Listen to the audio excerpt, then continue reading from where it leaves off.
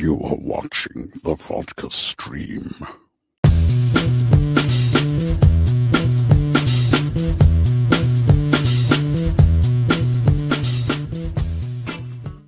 Who's gonna win tonight, right, guys? Holy Lord.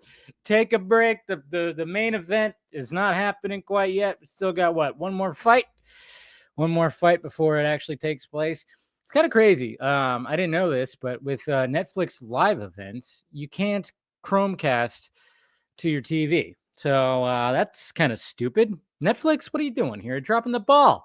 It's like everything else, YouTube, other things, live stuff.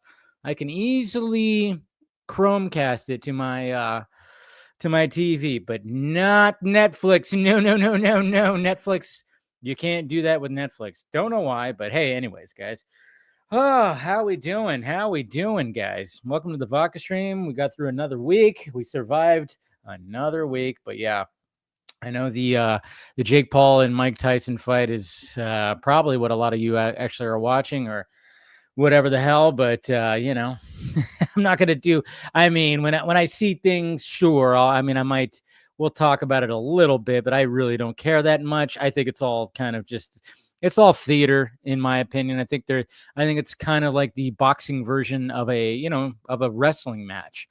I think there's parameters. I think, the thing that happened when it came to Tyson slapping Jake Paul last night, I think that it's all staged. I think it's all a ruse. And it's theater. It's theater. So, I as much as it seems like everybody is in favor of Mike Tyson winning because everybody hates Jake Paul. So I don't know. It's just, but I just go like, man, why do we make this guy famous, huh? Why is this guy even famous? Tell me that. Tell me why. Why is he famous? Anyways, so I'm going to be sipping red wine again tonight. But, of course, I got a shot of vodka that I'm going to be taking tonight in my Superman shot glass right here because, this is my shot to I'm dedicating this shot to the poor Superman costume that got ripped. They got ripped to shreds by the audition process of James Gunn Superman. So, if you have one, pour a drink. We're going to raise our glasses to that poor costume that saw the end, I guess you could say, and caused a lot of discourse and a lot of fanboys upset. But so I'm going to raise my glass to that Henry Cavill Superman costume that got ripped to shreds by other actors and James Gunn. So cheers. All right there. Oh, hey, let's turn on some music, huh? And for the beginning part, I've got some things I want to go over. Obviously, I'm going to talk about Red One for a little bit. Not that much. But hey, let's put on some of this. There we go. Put on some of that background music, huh? Set the fucking mood here. Let's set the mood here, guys. Much love to you, Phil. Of course, Phil will be part of the panel. Always love talking to Phil. I don't know if we're going to go heavy on the fast food. I will say, though, man, I've had my fill of fast food. If you guys tuned in last week to the beginning of the Vodka stream, we were talking about just fast food, burger and fries, and we were just kind of going over a lot of things like that. And it, I'm not really huge on it, especially during the week. But yesterday I had a burger and fries, and today I got some Chick-fil-A, 2 chicken sandwiches, spicy chicken sandwiches for lunch. I worked a half a day today. It was just one of those like, hey, my boss was like, yeah, take the rest of the day off. And I said, okay. And decided to go for a drive, run a couple of errands. And then I was like, I'm going to get some Chick-fil-A. So dove in some fast food the past couple of days. What's going on, Ryan? Good to see you. We got Mama Film Junkee here. Good to see you, Mom. Good to see you. Let's see. We got Tony Movie Chappie, D9L Blomkamp fan. Hey, Dave, who do you think has the worst movies, DC or Marvel? I would say, if I had to think about that, I would say Marvel, just because they have more movies and they have, so that just the ratios just kind of make it where it's like, oh yeah, they definitely have the worst movies. I'm talking about all Marvel, not just Marvel Studios. I'm talking about all Marvel. Fox Marvel before, Sony Marvel. I would say DC always had, to me, always had a better track record. I'm not saying they don't have bad movies, but you know. Yep. Who's watching the Netflix fights? I was watching it. I put it on like an hour before live right now. I was checking it out. So they have one of those announcer guys. So one of those announcer guys that sounds like this. That's right. Oh, he took a right to the chest. Oh my God. And I think Roy Jones Jr. is like the opposite. So then it's just like there's two different kind of voices right there. And I think Rosie Perez was sitting down with the commentators too. So interesting choices to call the fights. Very interesting choices. What's going on, Braden? I'm watching your stream and I'm watching Jake Paul versus Mike Tyson. Like I said, I figured there was going to be people that were going to be watching, doing a simultaneous, and I'll be checking it out too. We'll be I'll be seeing what happens. But like I said, I think it's all just it's WrestleMania when it comes to boxing. Not the fights that are prior, but I think the Jake Paul and Tyson one. I mean, they got some pretty hefty bags. They got some pretty hefty money bags for this. What's going on, Ovi? Hello. We got Jeffrey Lane. What is happening? Salud, Mr. Trevino. What is happening, sir? Good to see ya. We got Music Man. The guy Sophia was fucking in the Penguin. Better not be the Scarecrow. That's all I could say. Yeah, we'll talk about that. We got Jeffrey. Got a question for me. Do you believe the DCEU is in another universe and maybe we might get a Kingdom Come future with the DCEU? 100%, Jeffrey. 100%. I think there's always an opportunity, and that's why, like, when it comes to even like the discourse, when it comes to all the crazy Snyderverse stuff, I don't ever rule out everybody coming back, but when it comes to just like a newer Kingdom Come type of story, I would love to see that happen. Like Zack just comes back, like, all right, I'm gonna make one big giant Justice League story. Maybe it'll be a series, and it'll be like 8 hours long, and he could just like bring everybody back, and everybody's older, and everybody is doing, and he does like a version of Kingdom Come or something like that. I do not rule that out. I don't rule that part out. But we're going to be talking about some Zack Snyder stuff, of course. So, yeah, the poor super suit. Oh my God. Also, I watched Jonah Hex. What a piece of shit that was. Yep, I would say that.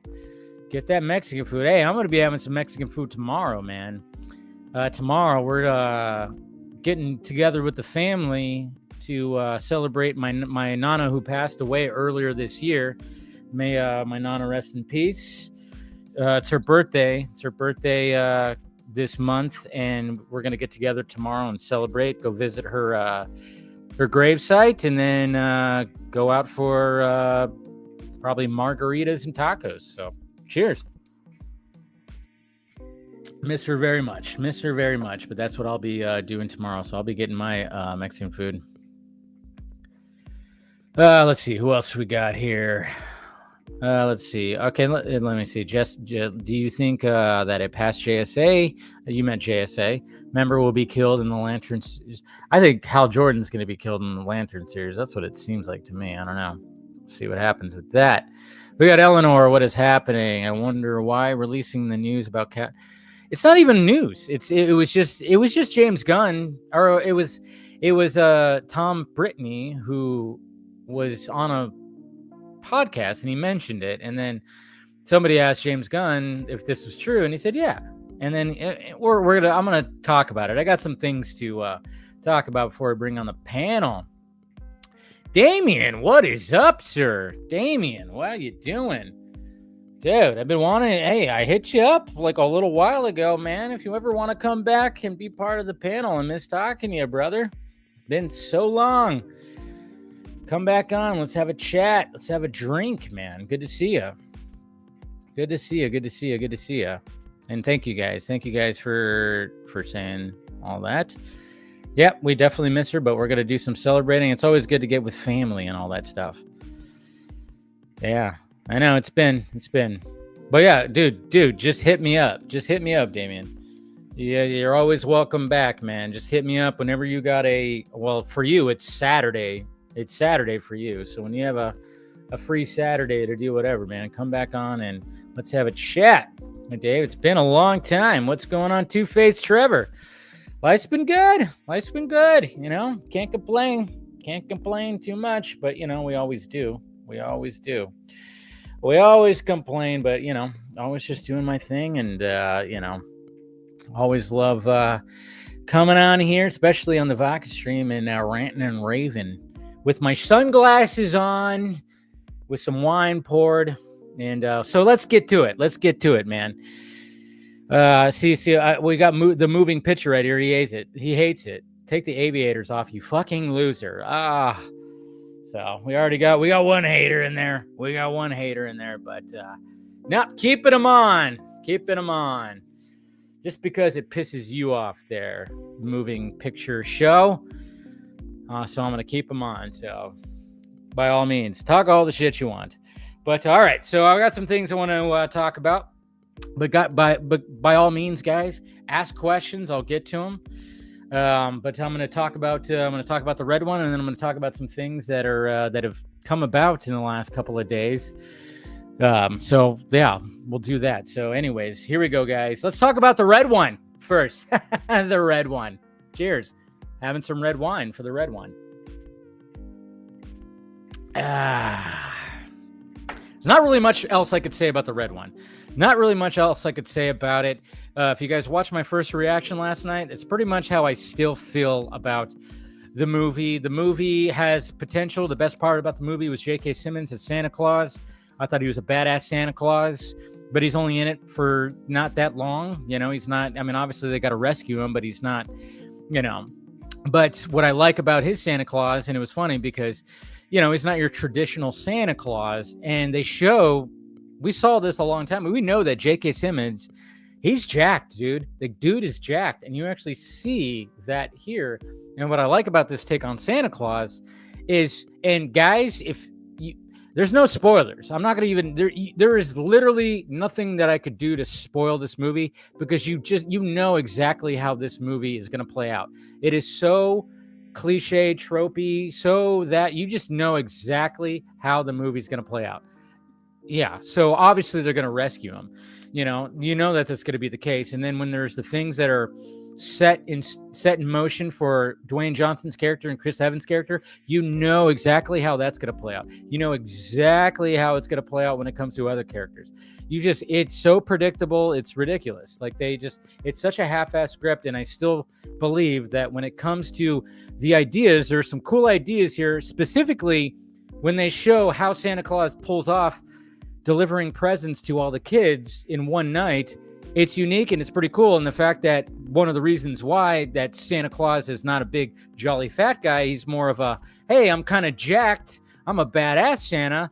They show that, and I thought that's cool. I thought that was cool. And I thought there was other little elements too when it comes to adding to the mystery of Santa Claus is pretty cool, but the execution was not there. Dwayne Johnson, and poor Dwayne Johnson, because I saw at the opening credits that it was stored by Hiram Garcia, his representative, and of course his partner when it comes to $7 Theater. He came up with the story idea, and I'm like, oh wow, this is 100% a $7 production. And I'm just kind of going, yeah, you should have had somebody else come in, maybe two other people to come in and just take a gander at the script, punch it up a little bit, make it a little bit wittier, make it a little bit not so cliche when it comes to certain things.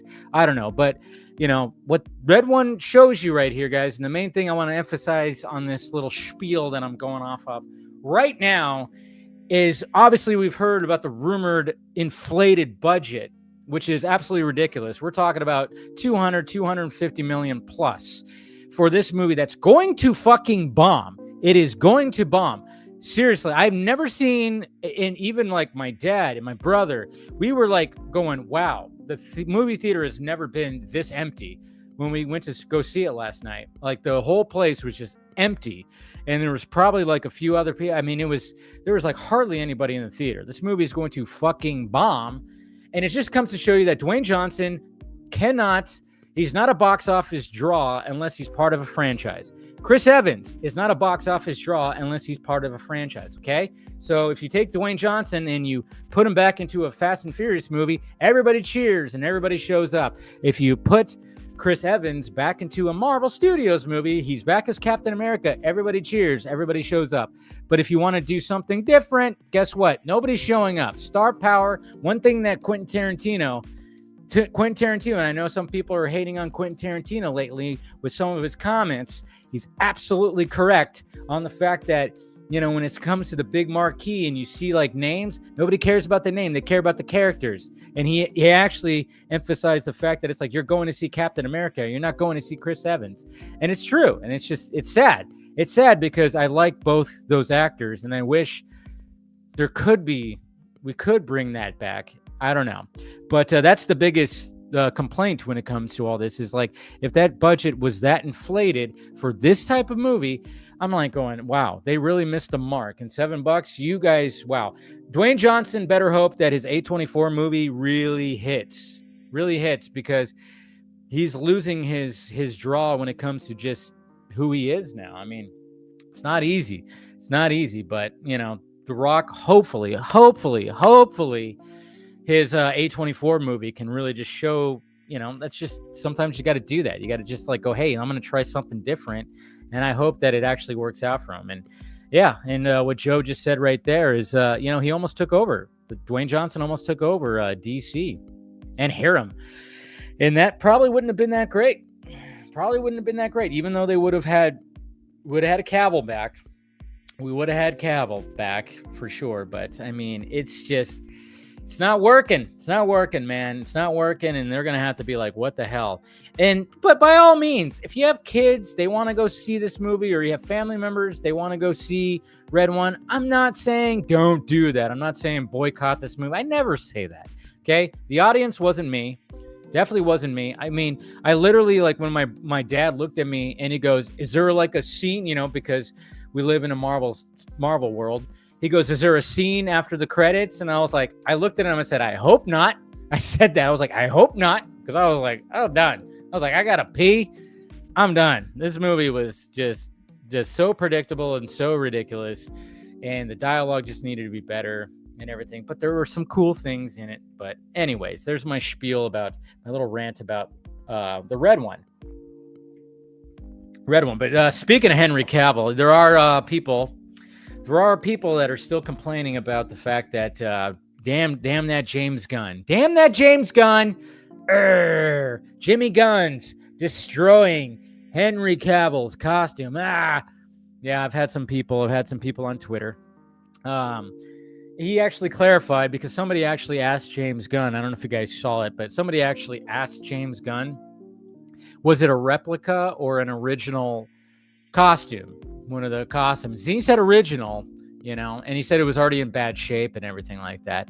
And then it was kind of funny because it just added more to this crazy discourse. Again, grown men getting very upset about a Superman costume getting ripped because, you know, they used one of Henry Cavill's Superman costumes, which apparently, you know, there's only like one. I don't know if these guys think there's only one costume, even though Jay Leva went on Twitter and explained that there are numerous costumes that they make. They make numerous regular costumes. There's like two kind of like costumes that 100% Cavill will make. There's like two different costumes. One, I mean, anytime they make costumes, they make a costume that is like for like some really cool shots. They'll make a costume that's tweaked for like really cool like shots. And then of course, costumes that, you know, that he normally would wear. And then of course they have the stunt costumes that you can move around in a lot more. And so when Gunn actually said that, oh, it was one of the original. Oh yeah, it was funny. I like, because I tweeted out, and of course there's people. I had somebody in my mentions say that I'm using this as a James Gunn protection. I went, wow, yeah, you caught me, because I don't know if you guys know this, but James Gunn appointed me to his James Gunn Protection Agency. That's right, the JGPA. I'm leading that. I'm protecting James Gunn at all costs. So, you know, if you guys ever even tried to attempt to throw any shade at him, I'm going to protect that man at all costs because I'm part of this. I'm part of that. That's absolutely ridiculous. I'm just like, again, why are we... And again, I said this on Wednesday's show, I believe. I said, guys, if you are that pressed about one of Henry Cavill's costumes getting ripped because they had to use it for other actors who are not the same size as Henry Cavill, and the suit got ripped up, just go to the Warner Brothers tour. Go to one of the Warner Brothers tours. I think there's one in London, right? Also, and one in LA. You have a perfectly preserved Henry Cavill Superman costume that you can actually look at and take pictures with. It's beautiful. It's awesome. You can look at it up close. It's great. It's fantastic. And I'm sure that Henry Cavill himself probably has one of those costumes in his house. Zack, I'm wondering if he has one of them too. Probably does too. So I'm pretty sure that there's some preserved costumes right there. But, you know, again, I get it. You got to throw hate at the man with everything that he does. Everything that James Gunn does, you have to hate him while also wanting him to give you what you want, which is release, restore, sell, whatever the fuck. I don't understand it. Make it make sense. It doesn't. It doesn't, but what can you do? But speaking of Zack Snyder, did you guys see this? So Zack, we're wondering if the UFC movie was actually going to be his next movie, but that's not going to be his next movie. And then we can have a little sigh of relief. Take a deep breath. I could take a little deep breath because I was worried. And you guys, if you guys watch me frequently, and I've even clipped it out in videos from Film Junkee Live, I was a little nervous that maybe Netflix was done with Zack after what was going on with Rebel Moon. And Rebel Moon, you know, while doing numbers, not doing maybe the numbers that they wanted him to do. And then, of course, Las Vegas apparently was canceled, according to Jay Oliva and even Zack himself. And then we don't think there's going to be a Planet of the Dead. And then they haven't greenlit Rebel Moon 3. So, and then there was this whole UFC movie that was coming out. But then all of a sudden we got this THR article that came out that shows, of course, this right here, Zack Snyder to direct and co-write LAPD action thriller for Netflix. Exclusive! So this is cool. And what they're emphasizing here, which is I think is great, what they're emphasizing big time right here is the fact that it's going to be very grounded. There's not going to be special effects bonanza. It's going to be a pretty grounded action little thriller right here. And I'm just going, bring it. And even in this article right here, and like I said, because I was worried, and I'll even say like, hey, I'll put it out there. And I'm not afraid to like say like, yeah, I was worried. And because I saw some people, they were like, I thought you guys were saying that Dan Lin hated this guy. And I was like, I wasn't sure because I was hearing that. I was being told that from a source that he was not a fan of Zack and all this stuff. And I was worried about all that. And then I told you guys when I saw Rebel Moon Part 2, but not the director's cut, I actually peed next to Dan Lin. And I was like, you know, making the jokes I should have peed on his foot. But anyways, but it says right here, a quote from Zack that said years ago, Dan and I had a conversation about our shared interest in telling a compelling and visceral character-driven story set within the intense, complex, and captivating landscape of the LAPD. It's a conservation that has stuck with me, said Zack. And then he said right here, so as you would expect, I'm very excited to now have an opportunity to partner with Dan along with the rest of the amazing partners at Netflix in developing this story. So there you go. So Zack's a busy man right now, developing the 300 prequel series with Warner Brothers, and then also developing this story, which I'm all for. And I'm kind of wondering, though. Does he utilize the slow motion? Does he utilize slow-mo in this movie? Because I wouldn't be surprised if Zack, you know, because if you think about it, Man of Steel is the only Zack Snyder film that actually doesn't have slow motion in it so much. I think he didn't do that. And so I'm kind of wondering if he goes, do I do it again? Do I do it again where I don't have slow motion? And to me, I mean, I'm all about some Zack Snyder slow-mo, but I'm just kind of wondering, does he actually do it again? Does he do it again? I don't know. It's kind of interesting. It's kind of interesting to think about. So, but cheers to Zach, man. I'm glad that, because I was worried. I was 100%. You guys heard me. I was worried because we didn't get a green light for Rebel Moon Part 3. Las Vegas got apparently canceled, and we just weren't hearing anything about that. And then I kind of wondered too, like maybe this is one of those, like, hey, remember the conversation that we had about doing like a small grounded movie? Let's do one of those before we start getting back into all your universes we have. We had you play with all this stuff right here, but let's do this before we start going back to that. So I hope that this movie gets made, gets released, probably going to be coming out in 2026. I imagine it's going to be coming out in 2026. That then after it gets done and gets completed, that Rebel Moon Part 3 gets greenlit. Maybe Planet of the Dead also gets fully greenlit, so you can have those two movies lined up with Netflix, and maybe that'll be okay. So we could get at least those stories. That's what I can only hope. That's what I can only hope is like when it comes to that. So we'll see what happens, but I don't think they're gonna do the whole like, hey, we have the regular cuts and then the director's cuts. I think they're gonna probably not do that this time. That was just an experiment, a total experiment that Zach was all about. Okay, I know a lot of people want to blame Netflix, but we got to remember that Zach was all about it too. It's just like one of those things. It made sense. But it just didn't work. Obviously, just didn't work. So, all right. And what else did I want to talk about? Oh, yeah. Well, let's talk about this because I have a fucking tweet that's blowing up right now. I don't know if you guys saw this, but yeah, I got a tweet that's blowing up. And I was just like, oh, okay. Because we woke up and it was just, so this comes, this is all about the Bat universe. Hey, look at that. Taladia Plays. Good to see you, brother. 8 months as a member. Yeah. 16th. Yeah, there you go. Yeah, it's your birthday. Happy birthday, man. So thank you for being a dedicated member there. Much appreciated. So, but yeah. So now when it comes to Matt Reeves' Bat Universe, so something came about that pretty much everybody missed until people at Reddit didn't miss it. But yeah, something very interesting came about, and I'm sure a lot of you guys saw it, especially if you're on Twitter or whatever the hell. And it was this shot right here, which I apparently was from episode 4. When it comes to what's his name? Oh man, I remember his name, Theo Rossi, right? Guy who played Rush. Man, now I'm blanking on names here. That's right. Hold on. Let me pull this up here.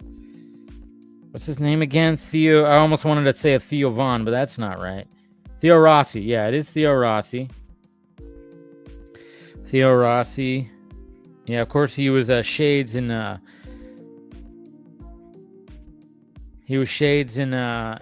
Luke Cage, so which was great. Yeah, I remember it was like everybody was talking about that. But anyways, so when it comes to Theo Rossi's character playing Julian Rush, and everybody's just kind of going like, who's this guy? Is he useless? What's he going on? What's going on right here? I mean, what is happening? But we have this image right here from episode 4, apparently, of the Penguin that shows his office. So we have this image, and this image was like floating around, and obviously you could see right there, what the fuck? What the hell is this glove right here? We got a glove? Is that Freddy Krueger's glove? Or is that a certain Batman villain's glove? Oh, what's going on over here? Is this a mask? Some kind of mask? And even the way that this is sticking up right here almost looks like that whatchamacallit thing. Huh? What? So I got that sent to me like when I woke up, was scrolling through my feed, saw that and got it sent to me, and I went, oh wow, what? How do we miss that? When it came to the Julian Ross what's his name? Julian Ross, right? Ross, whatever the fuck. Damn, totally just blanking right now on names. Names are eluding me right now, guys. Sorry. Ross. You know why? Rush. Jesus Christ. The reason why that's messing me up is because his last name is Rossi. So I'm like, Rush? There we go. Rush. Jesus Christ. But so it's kind of crazy because Boba Talks, and you guys know who Boba Talks is. Boba Talks was commenting about this on Twitter today as well. And he mentioned in a video that he did in December, back in December, he did a video where he talked about that there was going to be a Professor Crane, Dr. Crane, whatever the hell, that was going to be in this movie. And that's who Theo Rossi was actually going to be playing. He was going to be playing Crane, but they ended up changing it. So, and then of course, Boba Talks did an update video today talking about it. So make sure you guys check that out. But, so apparently at one point they were going to have Crane in there, but then it's kind of interesting because then it's like, well, wait a minute. He was going to be, but he's not. But you kept those little Easter eggs in there and you're teasing Scarecrow. So there's a potential of a Scarecrow in the Batman Part 2, or is it just going to be nothing? That's what's interesting. Is he actually Crane and the Julian Rush name is just an alias? It's a fake name. It's just like that. Is that what he's doing? Maybe it could be. Who knows? Or is he working with Crane? Because then you start realizing, oh wow, the technology that he used on Sophia, and then also on Penguin's mom, on Oz's mom, that whole lighting thing where you're trying to basically stir up memories and emotions and kind of stuff like that. It fits. I know there was people that were maybe even suspecting that he could be like, maybe he's Hugo Strange or something like that. But I know there was like speculation that maybe he was even part of being Crane right there. But it is interesting. But yeah, that was like the big thing that was happening today. And like I said, when I got it sent to me, I was like, all right, well, let's post and see what everybody's saying. And yeah, that freaking tweet is blowing up, which is always fun because it's cool to see the reactions, because most people are like, holy shit. And then, of course, there's some people that absolutely hate it and absolutely hate him as an actor and stuff like that. I mean, I think he's a fine actor. He's been in different things. He pops up in things. He was in Army of the Dead. He was a dick. He was a dickhead, of course. I saw him in Luke Cage. He was great in Luke Cage.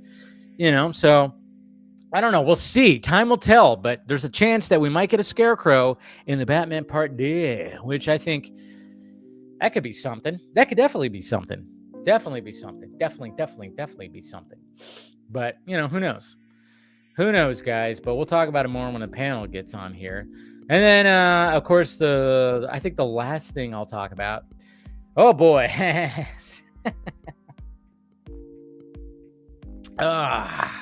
We got an update. When it comes to my buddy, Rachel Zegler. Rachel Zegler. That's right, guys. My buddy, Rachel Zegler, which I've explained why she's my buddy. You guys know when she kind of called me out on Twitter a while back, probably about a year ago or so. But I talked about how she went off on her Instagram on Wednesday. She started going viral and getting a lot of blowback on her little rant about basically saying, because Trump got nominated for the presidency, and she decided to go on like a big, huge rant that basically said that she hopes that Trump supporters and Trump voters never see peace, which was very fucking stupid because she's not a smart person. She's definitely not a smart person. She acts on emotion.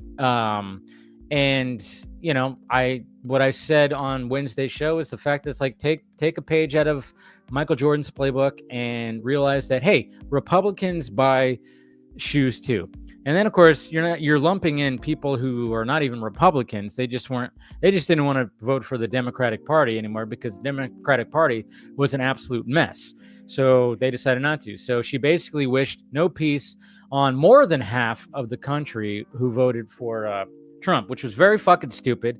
And I even said that, oh, wow, Disney and her reps are probably like, oh God, you have a fucking Snow White movie. And Disney was like, we got a movie that stars you. It's a Snow White live action movie that is already not being well received, coming out next year, that costs like probably $250 to $300 million plus that they need to be successful.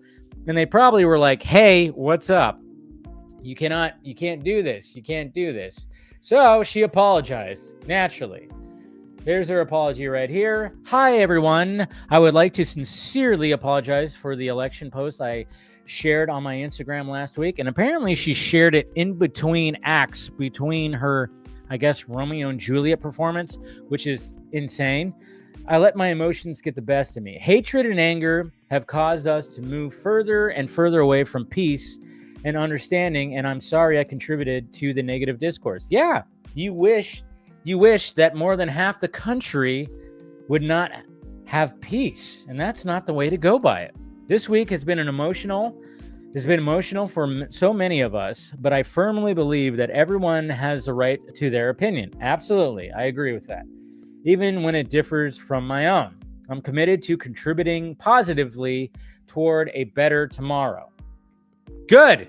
And you should be, help out your side of the aisle to get back into it. Because like I said, I think the main reason why Trump won by such a pretty landslide, it was because the Democratic Party really lost the message when it came to a lot of things.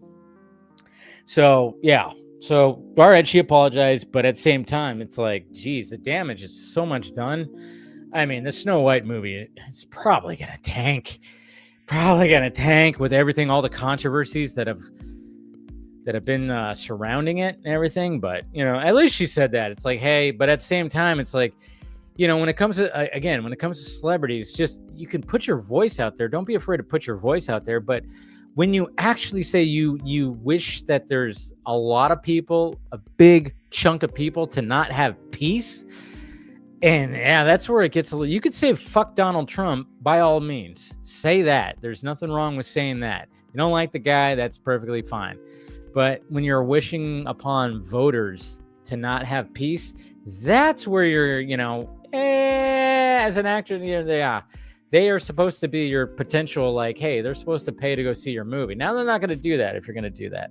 So again, just think about what Michael Jordan said. You don't have to agree with their politics, but they're still going to be, a customer essentially to what you're trying to sell. So don't alienate them. Just don't do that. And I think that's what the left really has to start realizing. Media and all that stuff, that, hey, there are the other sides. And I get it. There's loud people on the right side that think that the left, people on the left are just pure evil. It's the same thing. It's like, I would say to anybody who's very hard left or hard right, it's like, you got to realize there are majority of people are like in the middle. They're in the middle. A lot of us are just like in the middle, where we don't want to be told either side. And I don't like to take like a full on side. I don't like the tribalism that a lot of this has caused. So it's all insane. All right. So that's pretty much. So yeah, cheers, guys. Thank you for listening to me. Cheers to Rachel Zegler for apologizing. Cheers to Zack Snyder for getting his next movie. Cheers to Theo Rossi and Matt Reeves for just like, oh, what are you guys doing here? We'll see how that plays out. And then to the grown men who are still upset about a Superman costume getting ripped, relax, guys. It's going to be okay. Just go visit one of the Warner Brothers tours. Like I said, you'll see a perfectly preserved, pristine Henry Cavill Superman costume that is beautiful and gorgeous and everything. And like I said, Henry Cavill probably has one in his house. I know Ben Affleck has one of the BVS costumes in his house. He admitted to that. So, cheers. So what's happening? Is there anything like the fights? The main event hasn't started, has it? Has it? Probably not. I don't. Like I said, I don't really care all that much. I don't think so. It doesn't look like it, right? It hasn't started yet. Okay. Yeah, I'm scrolling through the feed and just double checking. Apparently, things aren't. There's like Netflix is having a problem too, because there's a lot of people tuning in. There's a lot of people tuning in on the live feed. Yeah, a lot of people are having problems with tuning in. And this is they have to work out the kinks when it comes to this. Yeah, a lot of people are like they're not being able to watch the live stream when it comes to that. So, anyways, all right, let's see what's you guys. That's right, Scarecrow, baby, Scarecrow. Possibly the doctor have to be Scarecrow because they gave him a lot of screen time. Could be. I mean, or he's working with them. Who knows? He's just a freak in the bedroom. Well, he does definitely have a freak. He's freak. Yeah. Yeah, Boba is great. Just got in. Scarecrow's my favorite Batman villain. Well, you might be seeing him again, so that's going to be good. It sounds like Hugo Strange. Okay, so you think it is Hugo Strange? What did Rachel say now? Well, so I think she's probably not going to say much of anything anymore. I think that's pretty much it. I think that's pretty much all she's going to say. I think she's realizing that, oh, wow, maybe I should not be saying this stuff. And her reps are probably going like, yeah, don't stop saying shit. Really, because it's not helping us. I mean, that's the thing. You have to realize that and that's what I keep on trying to tell people is like, I get it. You hate Trump. You hate all the stuff. You hate this. You hate that. But at the same time, and even people on the right who hate people on the left, it's like, don't just flat out just hate. Like, try to have a communication. Try to understand where they're coming from. I mean, I'm very middle ground. When it comes to this. I have friends and family who are conservative and who are liberal too. And when this stuff gets brought up, it's always interesting to get, the perspectives. But I'm pretty centered when it comes to things. Yeah, they probably did. Antonio Bader have Dave talked about Brittany and David. Oh yeah, I did. I talked about it. It's all gonna be okay. Yeah, it's all gonna be okay. There's like I said, there's plenty of preserved suits. I just wonder how much. I mean, yeah, I know Zach he always has props when it comes to his movies. He's shown the props from his movies. So, a Snow White movie, by the way, is going to tank. It might. It actually might. What's going on, Mr. Droga? The damage was already done. Pretty much. She's going to lose roles. Probably. It's just like there's things you could do and then there's things you don't, Like some celebrities will just like go like, well, I'm going to do this, I'm going to do that. But they don't wish no peace upon like most of the population of the United States. It's like, that's not a way to do it. It's just not a way to do it. You could think it, you could say it privately. Don't put it out there on a public fucking platform. That's just not good optics when you're an actress. She's very talented, but it just seems, yeah, no doubt. She's not like a bad actress or anything like that. She can act. She's not terrible. Disney made her do this. That's what I believe. Yeah, 100%. Yeah, that movie is already in trouble. You got two controversial actresses in the two predominant roles. One because of the Middle East, and the other because, yeah. Oh, I know. And then of course there are fans out there that are trying to pit both of them like against each other. Also, that's going to be interesting when it comes to that press junket. Are they going to have them separate? I don't know. I don't know what's going to happen with that. When it comes to Gal Gadot, I don't even know, like, what's even going to be the future with her. The fact that she's like, shocker, guys, and is an Israeli actress is taking the side of Israel. Surprising, I know. But, yeah, I just kind of wonder when it comes to all that, because that's an interesting thing. That's an interesting back and forth when it comes to that whole thing. It really is. In my opinion, I have no dog in the fight because I don't know that much about the whole Middle East conflict. I don't know the ins and outs. I've listened to things. I've listened to podcasts of people who are much smarter than me. I mean, for the most part, it's not an equal. It's not a one side or the other thing. I mean, there's gruesome shit on both that are happening on both sides, which is usually the case. But then everybody gets so tribal about things. And I think a lot of people take a side and they have no idea what the hell is even happening. People just want to take a side to be accepted. The main reason for the landslide, the left, and is karma. The left, that's interesting. That'll mess up your tongue right there. The left. I think Gal and her didn't get along too. So there could be that whole thing. Who knows what's going to be happening again? Cheers again there, Two-Face. Cheers again.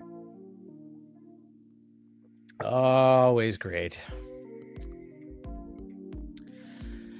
What's going on, Fear Jason? Always good to see you, buddy. Okay, so we got one fight left. We got the female fighters. Yeah, I heard that was supposed to be a good one, too. So, let's see. That Netflix show sounds like it could fit Snyder's style because most universes he makes and movies don't do great and stop before it's finished. I'm not trying to hate. I just yeah. I mean, I get that. I mean, that's why I was a little traumatized, and that's why I was worried about it, because it wouldn't be the first time that a studio just kind of goes like, "Sorry, Zach, it didn't work out," and I hate that. My thing is, she keeps on doing this. She's gonna be playing a supportive role as some drug addict licking the damn toilet seat in a romantic comedy.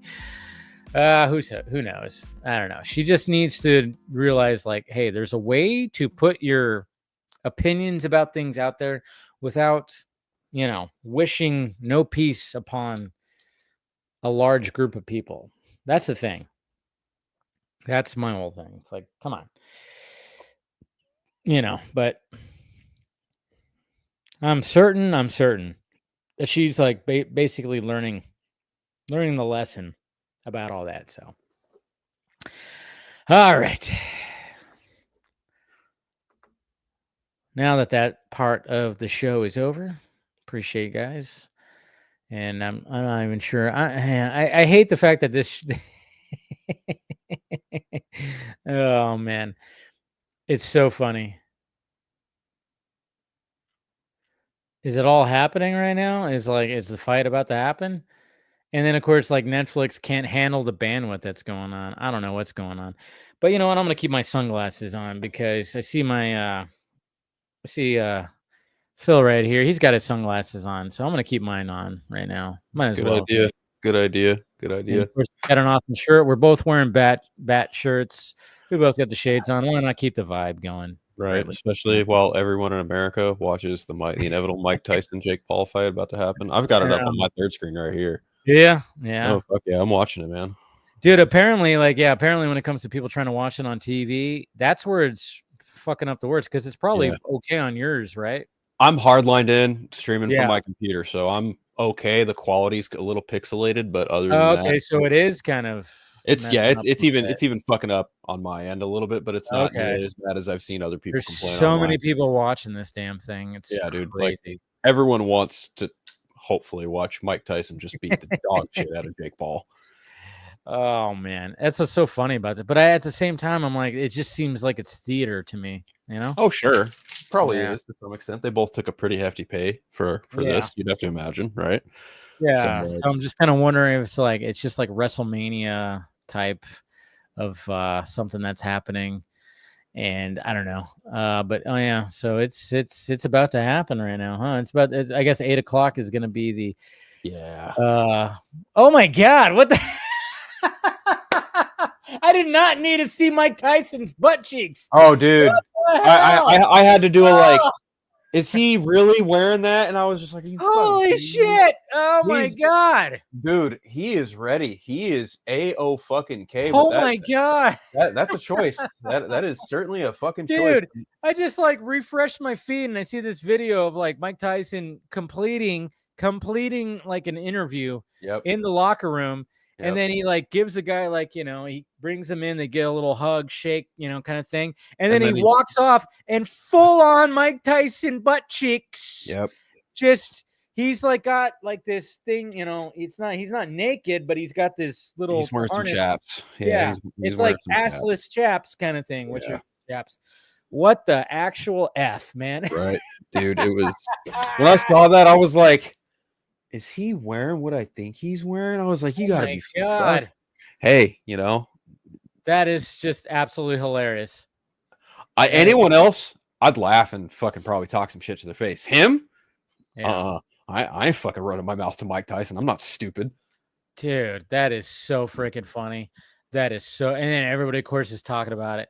Yeah. They're like, "Oh my God, we just saw Mike Tyson's ass cheeks," and he's 58 years old. He's in better shape than all of us. Yep. Crazy, crazy. Because the dude looks. I mean, hey, you know what? Yeah, dude's a stud. He's still, he's looking good. He's definitely looking good. But yeah, I was not expecting to see that. Good thing I didn't bring it up. Almost like, hey, check out this thing when it comes to Mike Tyson being talked about. And goddamn, good thing I didn't fucking bring that up because man. Ooh, this is gonna be very interesting. And we got Austin joining right now. What's going on, sir? What's up, guys? How you doing? Phil, I was watching your stream earlier. I just didn't have time to get in the chat and stuff, but It happens. Good shit. Yeah. Thumbs up, mate. Thumbs up. All right, I'm taking the sunglasses off now. There you go. Yeah. How's it going, man? How's it going? Are you watching the fight too?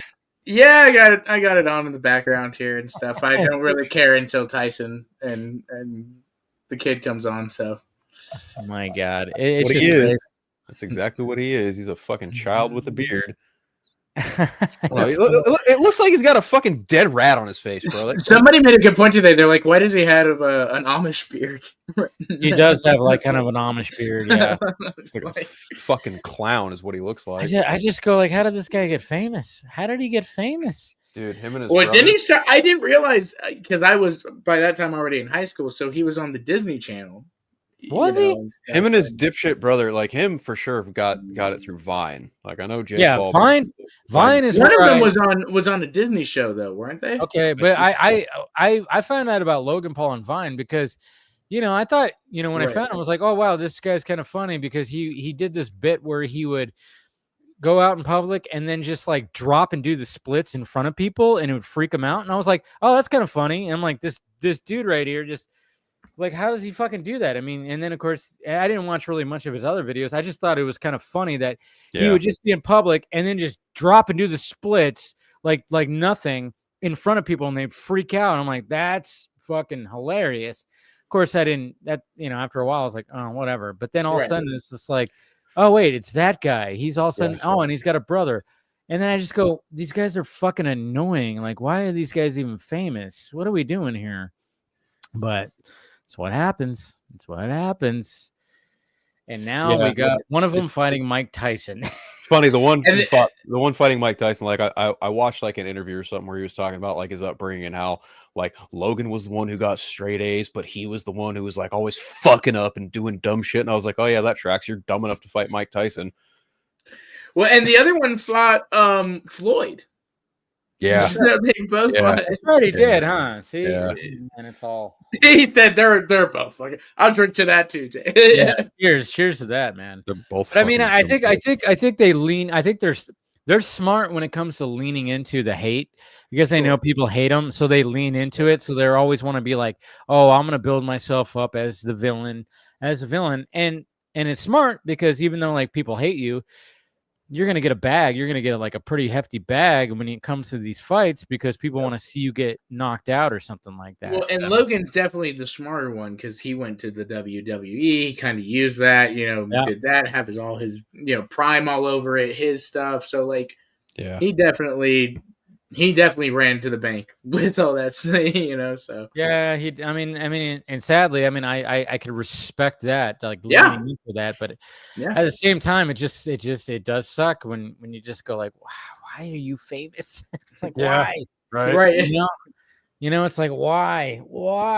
And then it's like, everything you do is just garbage. But then at the same time, they know it is. And they're like, yep, this is how we make our money.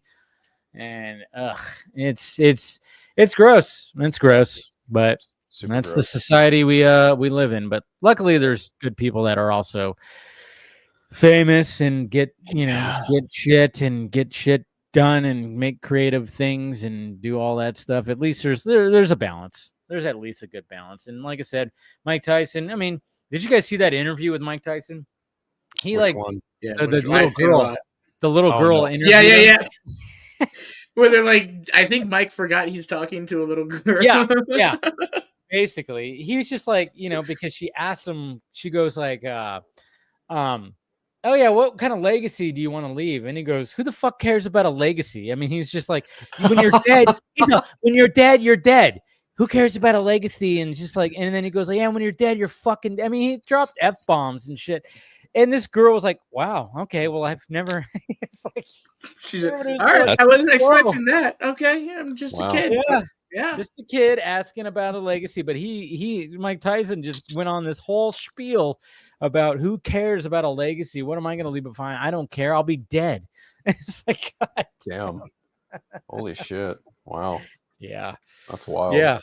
I mean, like you said, the only thing he cares about is he mentioned impressing his kids. Yeah. Which makes me think, oh yeah, he's really gonna knock this kid out.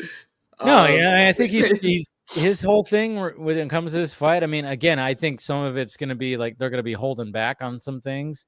I don't think, but then again, I kind of hope not, because I'm like, just bring out, hey, they talk too much shit for them to be holding back and stuff. Like let it. No. Jake Paul talks too much fucking shit. Jake Paul talks way too much fucking shit. Sure. I watched the press conference where they both were present and they had every other fighter, like they've got them all fighting right now. Yeah. Mike Tyson just sat there with his hands just like this. Didn't say a fucking word unless he was asked a question. Jake Paul, I'm gonna win. I'm gonna fucking knock you out. Just watch. There's a reason why Mike Tyson slapped the shit out of him yesterday, because he fucking deserved it.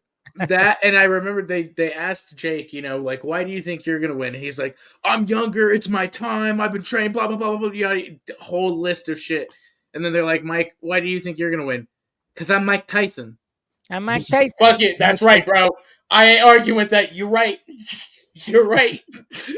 That's all you need. Look, all it's gonna take for Mike Tyson to win this fight is Jake to hit him one good time, and then it's going to be and piss him off. It's gonna flip something in Mike Tyson, and he's just going to turn into a fucking machine, and Jake Paul is going to wish he never signed up for any of this.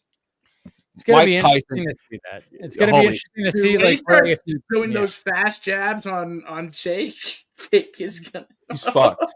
It's fucking done, bro. He's cooked. Yeah, I don't know. It's going to be interesting to see, because, I mean, who knows with Mike Tyson? I mean, yeah, like I said, you do something wrong, even if they were like, okay, we're going to coordinate this. And if Jake just goes off the script for a little bit and does something where it pisses off Mike, oh, you're done. Right. All of a sudden, you're gonna hear like the Phil Collins song, dun dun dun dun dun dun dun. I can feel it, and then he's just gonna go, ah, boom, and just knock him the fuck out. Yeah. Which I think we all do want to see, obviously, but it's just, I don't know. It's such a weird thing. I think all this build up, everybody's gonna be like, that was it. I think it's gonna be ended up being one of those. Yeah, it might be. I don't know. I hope not, but I don't really care either way. I wasn't one of those that was like, oh, I can't wait to watch this fight. I actually thought it was tomorrow night, not tonight, but good on, these other fighters that are doing like the 3 fights that are they're on one of the biggest stages right now, fighting for their lives and their careers. And I watched the one before this. I didn't see the first fight. It was the second fight. And I was watching that one, and I was like, all right, that seemed like a pretty good fight. And that was it ended up being a draw. It ended up being a tie. The second fight and that was the second time they fought each other. Yeah. So now, I guess they're gonna have to do a tiebreaker. But it was a pretty decent fight. I was like, okay, So, but yeah, we'll see what happens. I know. And then, of course, we got the 2 ladies fighting, and I know that's a big deal too when it comes to women's boxing. So that should be 8 to 10 right now. It's almost done.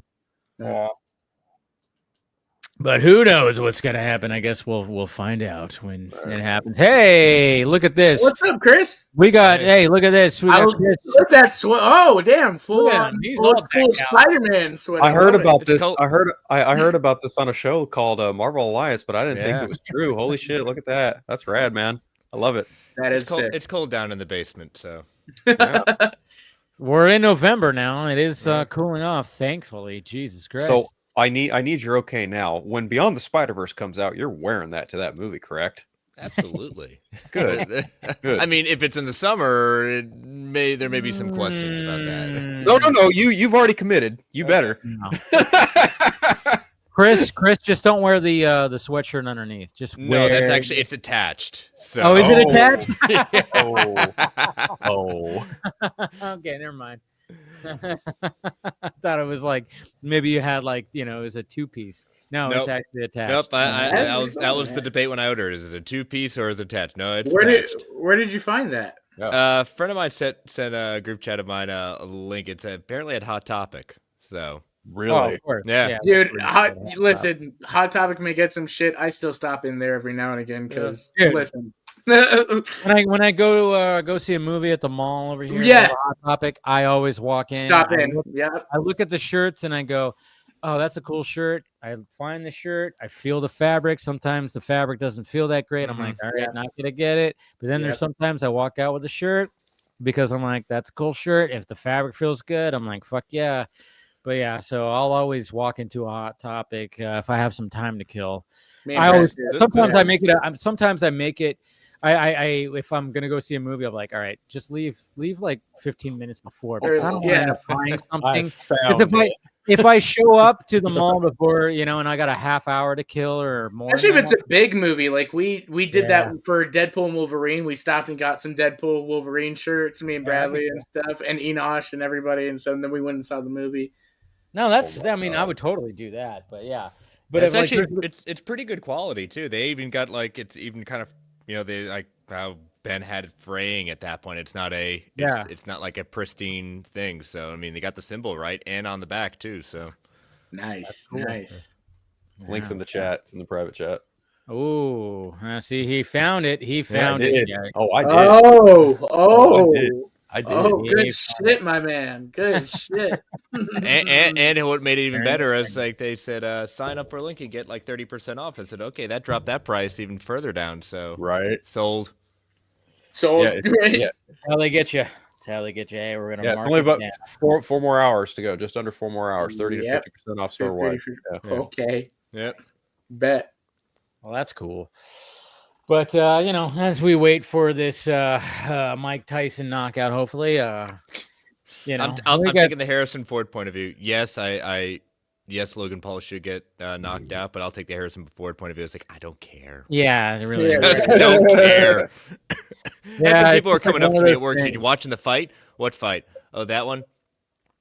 I'll watch the highlights on Twitter because that'll tell me everything. That's pretty much what's going to happen. I'm just going to refresh, and then it's like, I mean, that's the thing about nowadays. Anytime there's a fight, I'm like, well, I'm not going to pay. Obviously, if I'm like at home, if I'm not somewhere. I mean, I've gone to parties or whatever the hell, and they have the fight on, and that's cool. And I totally, one of my good friends, he's all about.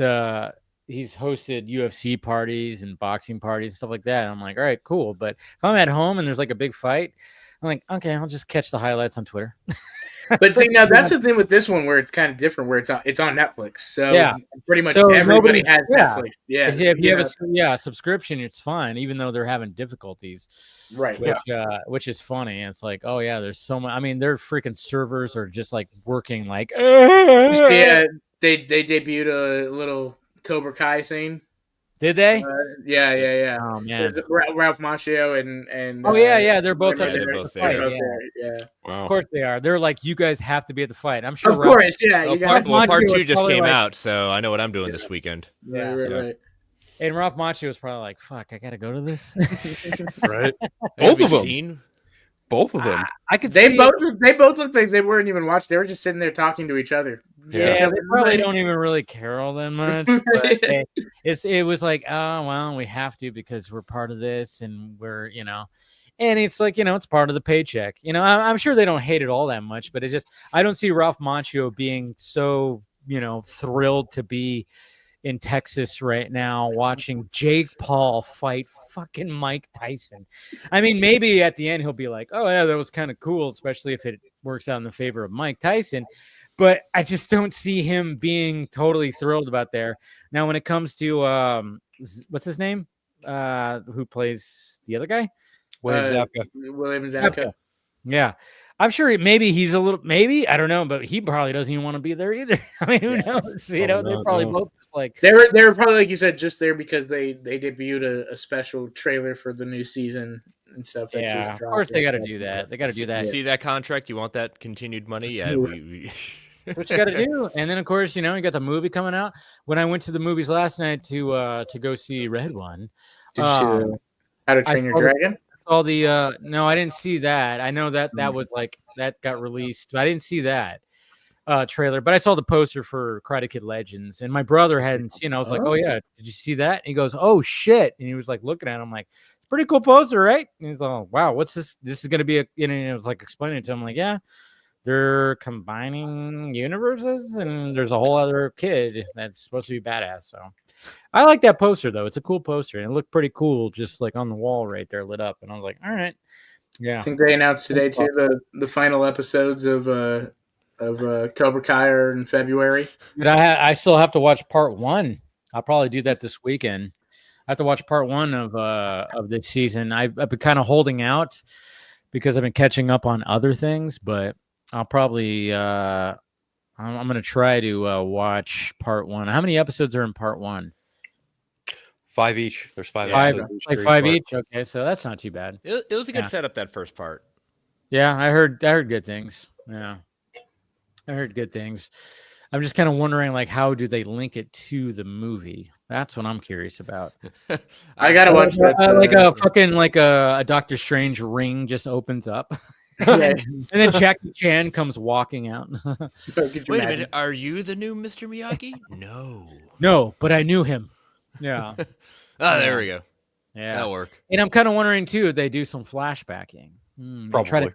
Try to set up that supposed rumored Mr. Miyagi prequel series that they want to do, or prequel movie. I forgot it was a series of movie, but they should. I think they should. Just Mr. Miyagi was such a interesting character, and I know the mystery of him is cool and all, but at the same time, it's like, well, you already did backstories for the bad guys in Cobra Kai, and those were really cool. And I was like, all right, well, just do one for Mr. Miyagi. We'll just call it Miyagi. Yes, Miyagi. And you know what?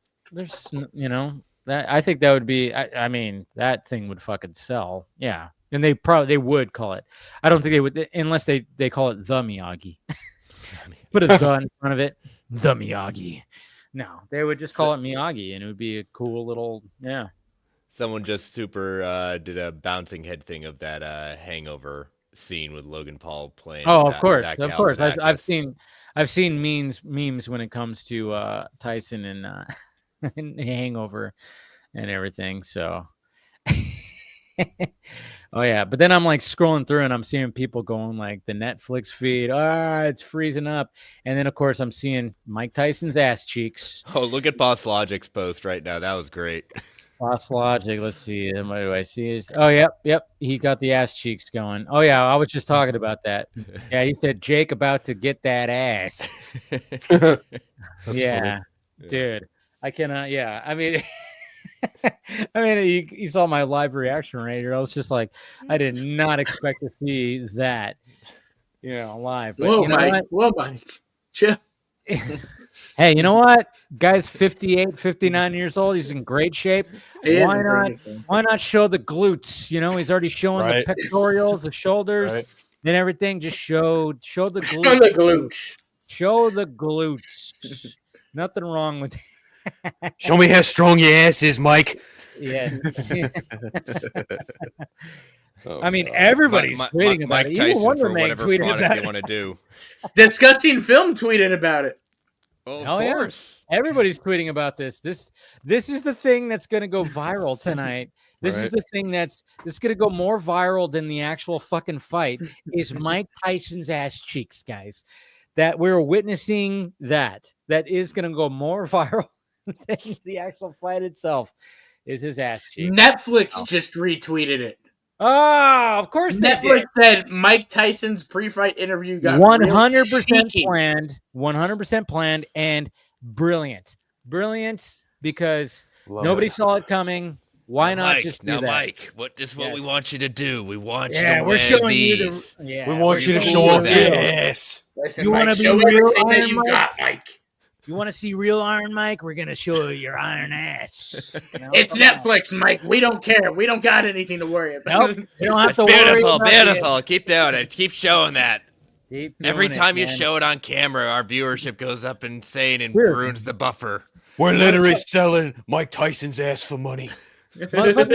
He should come out to the ring like that. Might as well just walk out. Oh, you think he's not?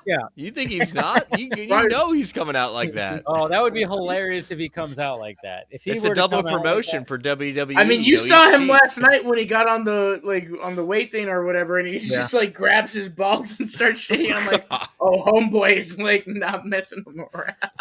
Dude, and that guy just does not give a shit. Oh, it's so great. It's so great. You know, I don't mind it. Hey, bring it on. This is the madness. The November is going down in history of just pure madness in the U.S. That's for damn sure. Pure madness. Win the election. A Gladiator sequel. It's actually getting better reviews than any of us thought. Hey, remember, Madam Web happened too. Yes. But I'm just saying, Madam Web. That was nobody was surprised by that. Yeah, exactly. I was like, no, that expectation. Hey, listen. Pepsi got a damn good paycheck from that Madam Web movie. Okay, speaking of that, did you guys see that Coca-Cola released an AI-generated commercial for for Polar Bear commercial, the Christmas commercial? Did you guys see that? Why not just have them CGI the polar bear shit again? Like here's the thing. Here's the thing with that. In this day and age, if you are that tone deaf as a corporation, and it's like we are AI generated this, and you are trying to do a holiday, thing that everyone looks forward to in the sense of like, okay, what's going to be the theme this year? And you just said, yeah, we're AI generated. I don't think this is going to go the way you think it is, and you are completely tone deaf to the entire creative process in this country. 100% tone deaf because first off, anytime those commercials when they come out every year and they have new ones, how often do you see human beings in those commercials? It's always the polar bears. Yeah. Always the bears. This one had human beings, and anytime you do AI human beings, there's a creepiness factor to it. Like, I don't know how many times I didn't even watch it just because once I saw that, I said, nope, not giving them the click. I don't care who's doing it. I'm not giving them the click. Dude, yeah, I watched it, and there's literal kids and shit. I'm like, when the fuck has there been kids in these commercials? And now you got AI kids. That makes it even worse because it just adds to the creepy factor. And you guys did that? Like, what are we doing here? I mean, anytime when it came to the polar bear commercials, like, it was always just like, hey, what are the polar bears doing this year? Are they ice skating? Are they building a snowman? Are they doing something? It was always that. And then, of course, they share a Coke. You see a shooting star. And then we just go, oh, it's Christmas time. You know how they fix this? You know how they fix it? Oh, tell me. You bring Mike Tyson's, ass cheeks. Right there, Merry Christmas. Merry Christmas, guys. He just starts walking up. Here's our new Christmas vanilla flavor for you. He gives the polar bear a big hug, and it's just like, why? Oh, my God. Dude, I mean, I'm telling you, yeah. That's Merry Christmas and Happy New Year. Again, all this was totally planned. It had to be. And if it wasn't, Jesus Christ. But now all of a sudden, like, everybody's going to be like, we have to make a meme or a commercial. Mike Tyson, you got to show up in our podcast with your ass cheeks out. His ass cheeks are going to be so famous for like the next. His ass cheeks are the new Hawktua. Fucking A, man. That's what's happening right now. Mike Tyson's ass cheeks are the new Hawktua. That's happening right now. Who's actually probably going to be her next guest on her show? Probably. He's going to show up with his ass cheeks hanging out. Yeah. I forget she has a podcast. Holy Lord. But yeah, her and Pookie. Oh yeah, I saw that. She had her boyfriend on and she made it. I don't watch it. They actually showed her face. They actually showed his face. Yeah. They did, yeah. I'm like, oh, so you're the guy who gets the talk to it on. You're the one that gets that, huh? You're the one that gets that. Yeah. Hey, you know what? Hey, if she wants to keep on, ride it as long as she can. She's adorable. Ride it as long as you can. And she has. And she's, you know what? Like I said, she's obviously a professional at this. So I mean, she's not. I mean, she's doing good things too. I'll give her that. She was doing like animal shelter stuff and all that stuff. And I'll give her that. It's like, hey, I'm not watching, but I'm like, power to you. I've watched a podcast where she was a guest on it, but I haven't watched her podcast. But gotta make the hustle work, you know. Yeah. So I mean, hey, you know, if you're gonna ride it out, and long as she's not, you know, doing it for just the sake of when I saw that she was actually going to like shelters and rescuing animals and putting money into that, I was like, all right, that's good, wholesome, I like it, you know. And then of course when I see her on podcasts going, oh yeah, I'm a crack baby, I was like, what? Or a meth baby? She said she's a meth baby apparently. I was like, holy shit. All right, but hey, you know, why not, you know. But besides Mike Tyson's ass cheeks, which I think will be a running theme tonight on the stream, probably. I mean, now you have to go back and change your thumbnail. I know. Yeah. I almost have to be like, damn, I have to put those ass cheeks on there. You got to sneak them in there somewhere. Oh, I'm waiting. I'm waiting for the artists out there, and I'm sure Boss Logic and all those guys, they're working. They are working on something now. I'm almost afraid. Who thought that they were going to be spending their time drawing that tonight? You know? Yeah, cutting out a shot of Mike Tyson's ass cheeks, and then putting them in some kind of thing. I mean, there's going to be some creative art that's going to be coming out, which is going to be. I love how the cameraman zoomed in after too. He's like, "Oh fuck, I forgot to." Whoops! Got that OLED screen. You got to see it. You know, just see it and smell-o-vision while you're at it too. Smell-o-vision. God damn. It's like every fifth tweet is just like his ass cheeks. It's like, what? It's fucking hilarious. Oh, it's fucking hilarious. But are any of you guys planning on seeing the Red One movie? I was going to, and then probably not. Bills happened, so I'm gonna go save my money for Gladiator next week. I have for me, Dave. So thank you. I have the AMC pass, and I'm still not gonna go see that. So I'm good. Good on you guys. Good on you guys. So I mean, unless you have kids that want to go see it, fine. But I mean, the only one here is Chris with kids, and I don't even think his kids probably. No, it's Moana 2 and Wicked. So see, there you go. And that's what was funny because like when I went to the theater last night, my dad, his wife, and my brother showed up, and we were all just surprised on how empty the movie theater. I mean, just like we went in there, and of course the movie theater we went to has like a little bar. So we're at the bar, and we order a drink, and then we're just going, what the fuck? I've never seen this place this empty. And then, of course, you get into the movie theater. There's probably like, I would say most 13, 14 other people in the movie theater besides us four. It was so empty. And I was just like, I told him, I was like, yeah, this movie's going to fucking tank. It's going to tank. Hopefully, you know what? I don't have high hopes. You guys enjoy it perfectly fine. And it was funny too, because I started it is the most predictable movie. First off, like when they set everything up, exactly from the setups in the first act, exactly how this movie is going to play out, because it's just so fucking cliche, so tropey, so everything. And you go, oh, okay, they're setting up Dwayne Johnson's character. And I don't think you guys even care about spoilers. No, go for it. No, he's putting in his resignation because he doesn't believe like people have that Christmas spirit or anything anymore. Sure. Lord. This is going to be his last Christmas that he's going to do it. And of course, the last Christmas, it's when Saint Nick gets fucking kidnapped. Right. Chris Evans, guess what? He's a deadbeat dad. Guess what happens? Oh, he's not America's dad? No, he's not America's dad. Not in this one. He's a deadbeat dad. But Mm. guess what happens in this version? Oh, Hail his Hydra. Do you believe that his son gets upset with him? Do you believe that his son ends up getting kidnapped? Wait. I've seen this story before. It's called the Santa Claus. Exactly. Everything is so cliche. The best, like what I said with both reaction and review, the best part about this is J.K. Simmons' the Santa Claus. He knocks it out of the park. J.K. Simmons understood the assignment. Everybody else, well, they just went with this shitty fucking script that just did not work. But luckily, when it came to him, he does not have a lot of screen time. But when he does, it's like J.K. Simmons did, and it was like, oh yeah, you're a unique Santa. I wish you were in this. They should have had so many scenes when he was in captivity of him just being J.K. Simmons.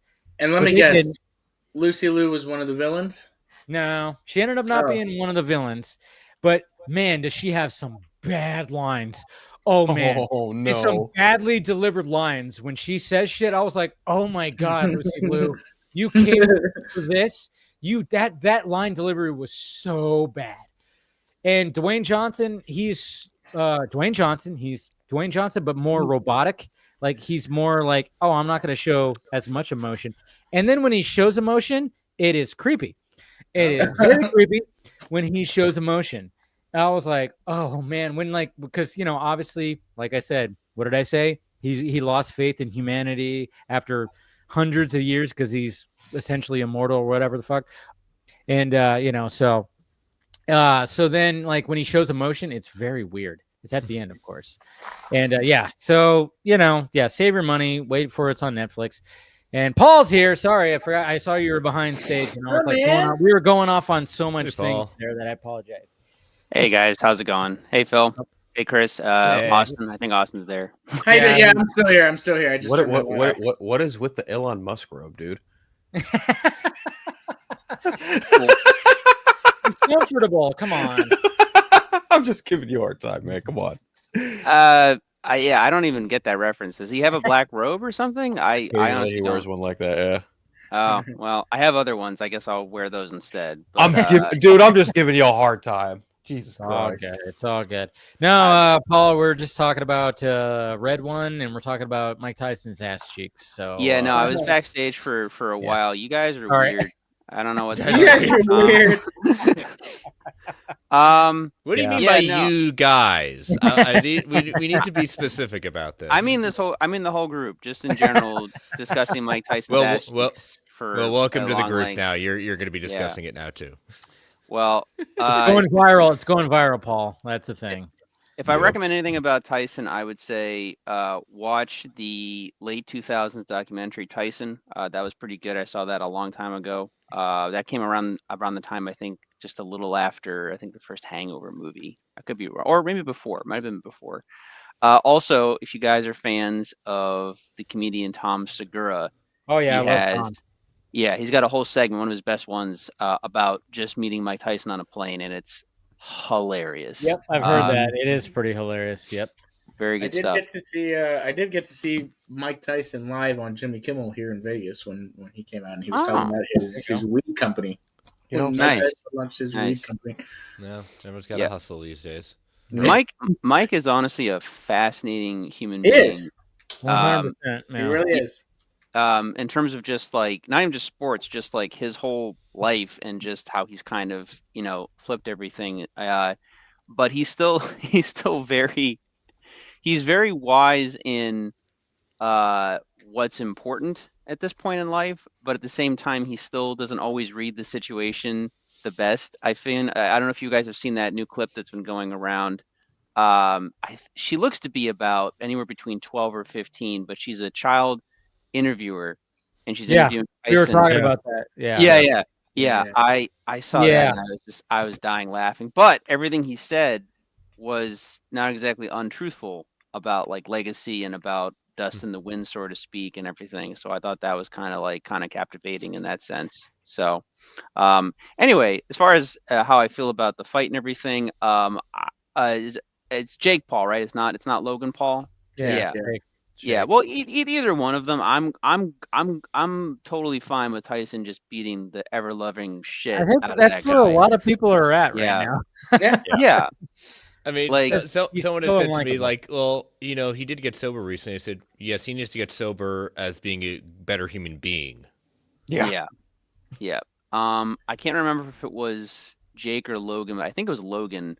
That's why I first remember hearing about them, was that controversy a long time ago where they were in the like suicide forest in Yeah, that was Japan. Logan. That was That was Logan. Logan. Yeah, that's where I first heard about those assholes and stuff. And I was like, who the fuck are these guys? And both of them are pretty awful. So I mean, I know Tyson is not exactly an uncontroversial figure, but I'm I'm in the camp of just being on more on his end of things and just seeing him, go to town at this point. Right. Like, yeah, I'll leave it at that. However, I have no desire to see any ass cheeks. I just want it to be a clean fight, straightforward, that kind of thing. So yeah. Yeah, that's not something I was gonna have on my bingo card tonight, but yep, that's gonna be a thing, and that's That's gonna a be 2024 thing. Add it. Yeah, it's just I mean, that's where we're gonna, we're at the end of the year here. That's what everybody's gonna be talking about, probably On the year-end review. It's gonna be there. Yeah. And on Red One, I think the second I saw the trailer for it, and I don't think I had no pretext of it before, and the trailer just showed up in one of these movies I was watching like a few months ago. I saw the trailer, and I think I cringed pretty much the whole way through the trailer. I think the second the polar bear bodyguard showed up, I was like, all right, The Rock, And Chris Evans' reaction to it, like, oh god. Yeah, I mean, well, I don't know. Actually, no. See, the thing is, Chris Evans, I think, other than J.K. Simmons, I think he's the most accomplished actor in that group. And I love Lucy Liu in the sense of like I'm a huge Kill Bill fan, and I know she deserves better.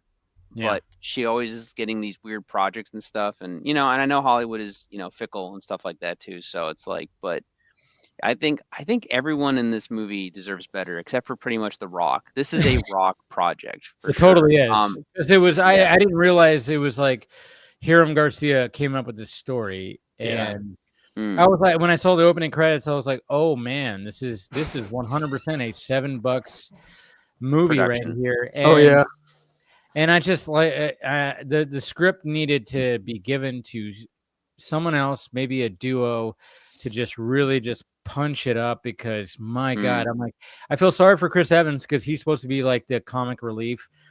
And I didn't know Jake Kasdan directed this. Yeah, yeah, it's the guy who did the Jumanji. Yes. Yeah. I mean, I expected, this is back then, like I like the original Jumanji movie a lot, and when I saw those trailers for the first one, or for the new one, I was like, no, this is gonna fucking tank. This is pretty much the way we're feeling about Red One, but the Jumanji movies were a genuine surprise, and even the sequel I thought was pretty funny, and like it's a different vibe, obviously, from the first original Robin Williams Jumanji. It's not as dark either, but what they worked with was really something. It was different. It was definitely a lot of Kevin Hart, The Rock back and forth, but like they made it work somehow, and it was an enjoyable like ride. I guess that's the best way to put it. Yeah. I agree. Also, seeing Kevin Hart explode from cake will never not be funny. The best part for me was Jack Black acting like the teenage girl or whatever. Yeah. That was absolutely hilarious. I remember I got an early screening. There was like a screening thing that was happening in my area where I lived, and I was like, cool. I mean, I had to drive a little bit. I had to drive like the next city over, but I remember just doing that on like a Thursday or a Wednesday. I don't know when it was. I think it was like a Wednesday or Tuesday or something like that. And then I was going, man, do I really want to do this? This movie is probably going to suck. Then I remember walking out going, wow, this movie is actually pretty damn entertaining, Yeah. But, what happened from then to this? I don't know. I haven't looked, but I'm assuming that the writing team was probably not the same as this. Probably one. not. No, probably and they didn't have Jack Black to probably help do some. I mean, Chris, the screenwriter was actually Chris Morgan. It was Chris Morgan. That's right, Chris. The guy that wrote Fast and Furious, Yeah, all the Fast and Furious Fate and the movies. Furious, Yeah. Furious 7, 47 Ronin. A lot of the Fast and Furious movies. I think they thought they had all the pieces there, but man, when you watch this movie, you go, okay, this is. Did it feel like a Christmas Fast and Furious? Maybe that's what it was. No, not necessarily. I mean, I guess it felt like more of like a Christmas XXX, I guess you could say, in a way, because the Vin Diesel XXX movies, maybe yeah, a little bit like that. I mean, there was like, and I say that, and because anytime there's a movie out there, no matter how much I don't enjoy it, or I always just go like, okay, find the good in it, and there are cool ideas in the movie. There's some world building things that they could do there, but I think there's way too much that were crammed into the movie first off. And then there's a lot of like I said, when they establish the two main characters and where they're at, when you got Dwayne Johnson's character who leads the ELF, the elite something, whatever fuck, I don't even know what the fuck, but yeah, of course it spells elf. When he's gonna be like, I'm gonna step down, I'm gonna resign from my role, even though he's been doing it for like, and he's got the most generic action hero name ever, Callum Drift. Yeah. And then my question is like, okay, so because you're dropping out because you're seeing that people are just not, they're more on the naughty list than they are on the nice list. But I'm like, what exactly do you plan on doing for the rest of your life when you are essentially almost an immortal who does not age all that quickly, and you've been living for hundreds of years? It's like, what do you plan on doing? Like, I just kind of go like, I started doing that whole thing. And then, of course, you got Chris Evans' character who's like he's got a kid. He's a deadbeat dad, doesn't really, speak to his kid. But then, of course, does in this. And, he stumbles on this whole thing because he's really, he knows how to pull off scams and, find people and shit like that. So, of course, immediately you go, oh, I already know. Like, by the end of this, Dwayne Johnson's character is not going to resign. He's going to find the faith in humanity again. And, oh, my God, is Chris Evans going to, find the love again with his kid? Oh, I wonder if that's going to – yeah, of course that's going to happen. It's like – my question is, why are Chris Evans' agents and some of these other people, like, saying, like, putting them in these projects? I would question their representation. Money. It's all I get the money, but Red One supposed to come out a while ago too. So like it was around the time when like rock was still popular and stuff, and they thought this would be a big thing. Like, well, I mean, obviously they want to release it, around this time. Right. But I thought it was held back like a year or so or something like that. Was it? I don't know. I don't know about that, but I didn't hear about that. But to be honest, I mean, I think when it comes to these kind of movies, they're trying to capture it's always trying to capture the Marvel, the MCU a little bit, because shit you not, Lucy Liu, what does she end up doing in this movie? She ends up pulling out two like club things that light up, similar to a little character in the MCU named Black Widow, wearing a tight black, outfit, and she's fucking people up, and I'm going, oh yeah, they're really trying to do that. Yeah, so I think they were trying to do like, hey, maybe we could there could be like a world building here. We can have sequels for every maybe every other like holiday season to build this world, which there are things that really work, and I thought J.K. Simmons as Santa Claus and the way that he operates was cool, but everything else was just the whole thing where Dwayne Johnson has this device where he could turn a micro machine or a Hot Wheels car into an actual car. It's fucking stupid. Like, it doesn't even make sense. Like, they don't even. He doesn't even wants to turn a Wonder Woman toy into a real person. Oh yeah, there's the joke because like, hey, but then of course like he goes like, it doesn't work that way. It's like, okay, so how does it exactly work? Right. Like it was a toy car, but now it's a running vehicle. But you couldn't turn like a figurine into an actual like moving person. Like, how does it actually? What is the technology? And the technology actually helps Dwayne Johnson be stronger and also make him turn miniature. And so it's almost like an Ant-Man thing. He'll like get small and then get bigger, like not like super small like Ant-Man, but he'll shrink to like elf size. And then, and that's how he kind of fights like some of these, abominable snowmen and shit like that. And the VFX did not look all that great sometimes. It was just that is a weirder thing because I did just look it up. Yeah, it was supposed to come out in Christmas of last year, so they had a whole year to work on whatever. That's what's sad is like when they postpone and they try to fix this shit, and then it ends up being probably worse than what it would have been back then. I don't know, but it ends up being even more of a meme. Like you saw that clip of Dwayne Johnson saying, "Oh, I went to the IMAX screen that Chris Nolan went to, and I wanted to be sitting." And I said, "This is the game changer for game over for that saying."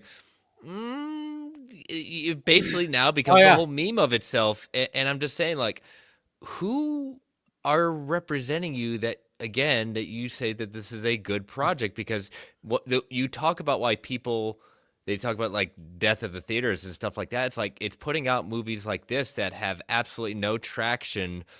I'm not even trying to say that like who asked for this. That's not what I'm saying. I'm just saying like you're just not putting out a good product, and people will continue to stay home and not go to the theaters. And then you have him in the same week say, because he just did that movie with the Safdie brothers, going like, "Oh yeah, I want to do more stuff like that. That's more, has more depth and stuff." And you're like, yeah. Hopefully that'll like I mean, that's where Dwayne Johnson's career is at right now. It's like, okay, dude, like when it came to the blockbusters and stuff, you were like a dominated force, but at the same time, the reason why you were a dominating force is because you showed up in already existing franchises.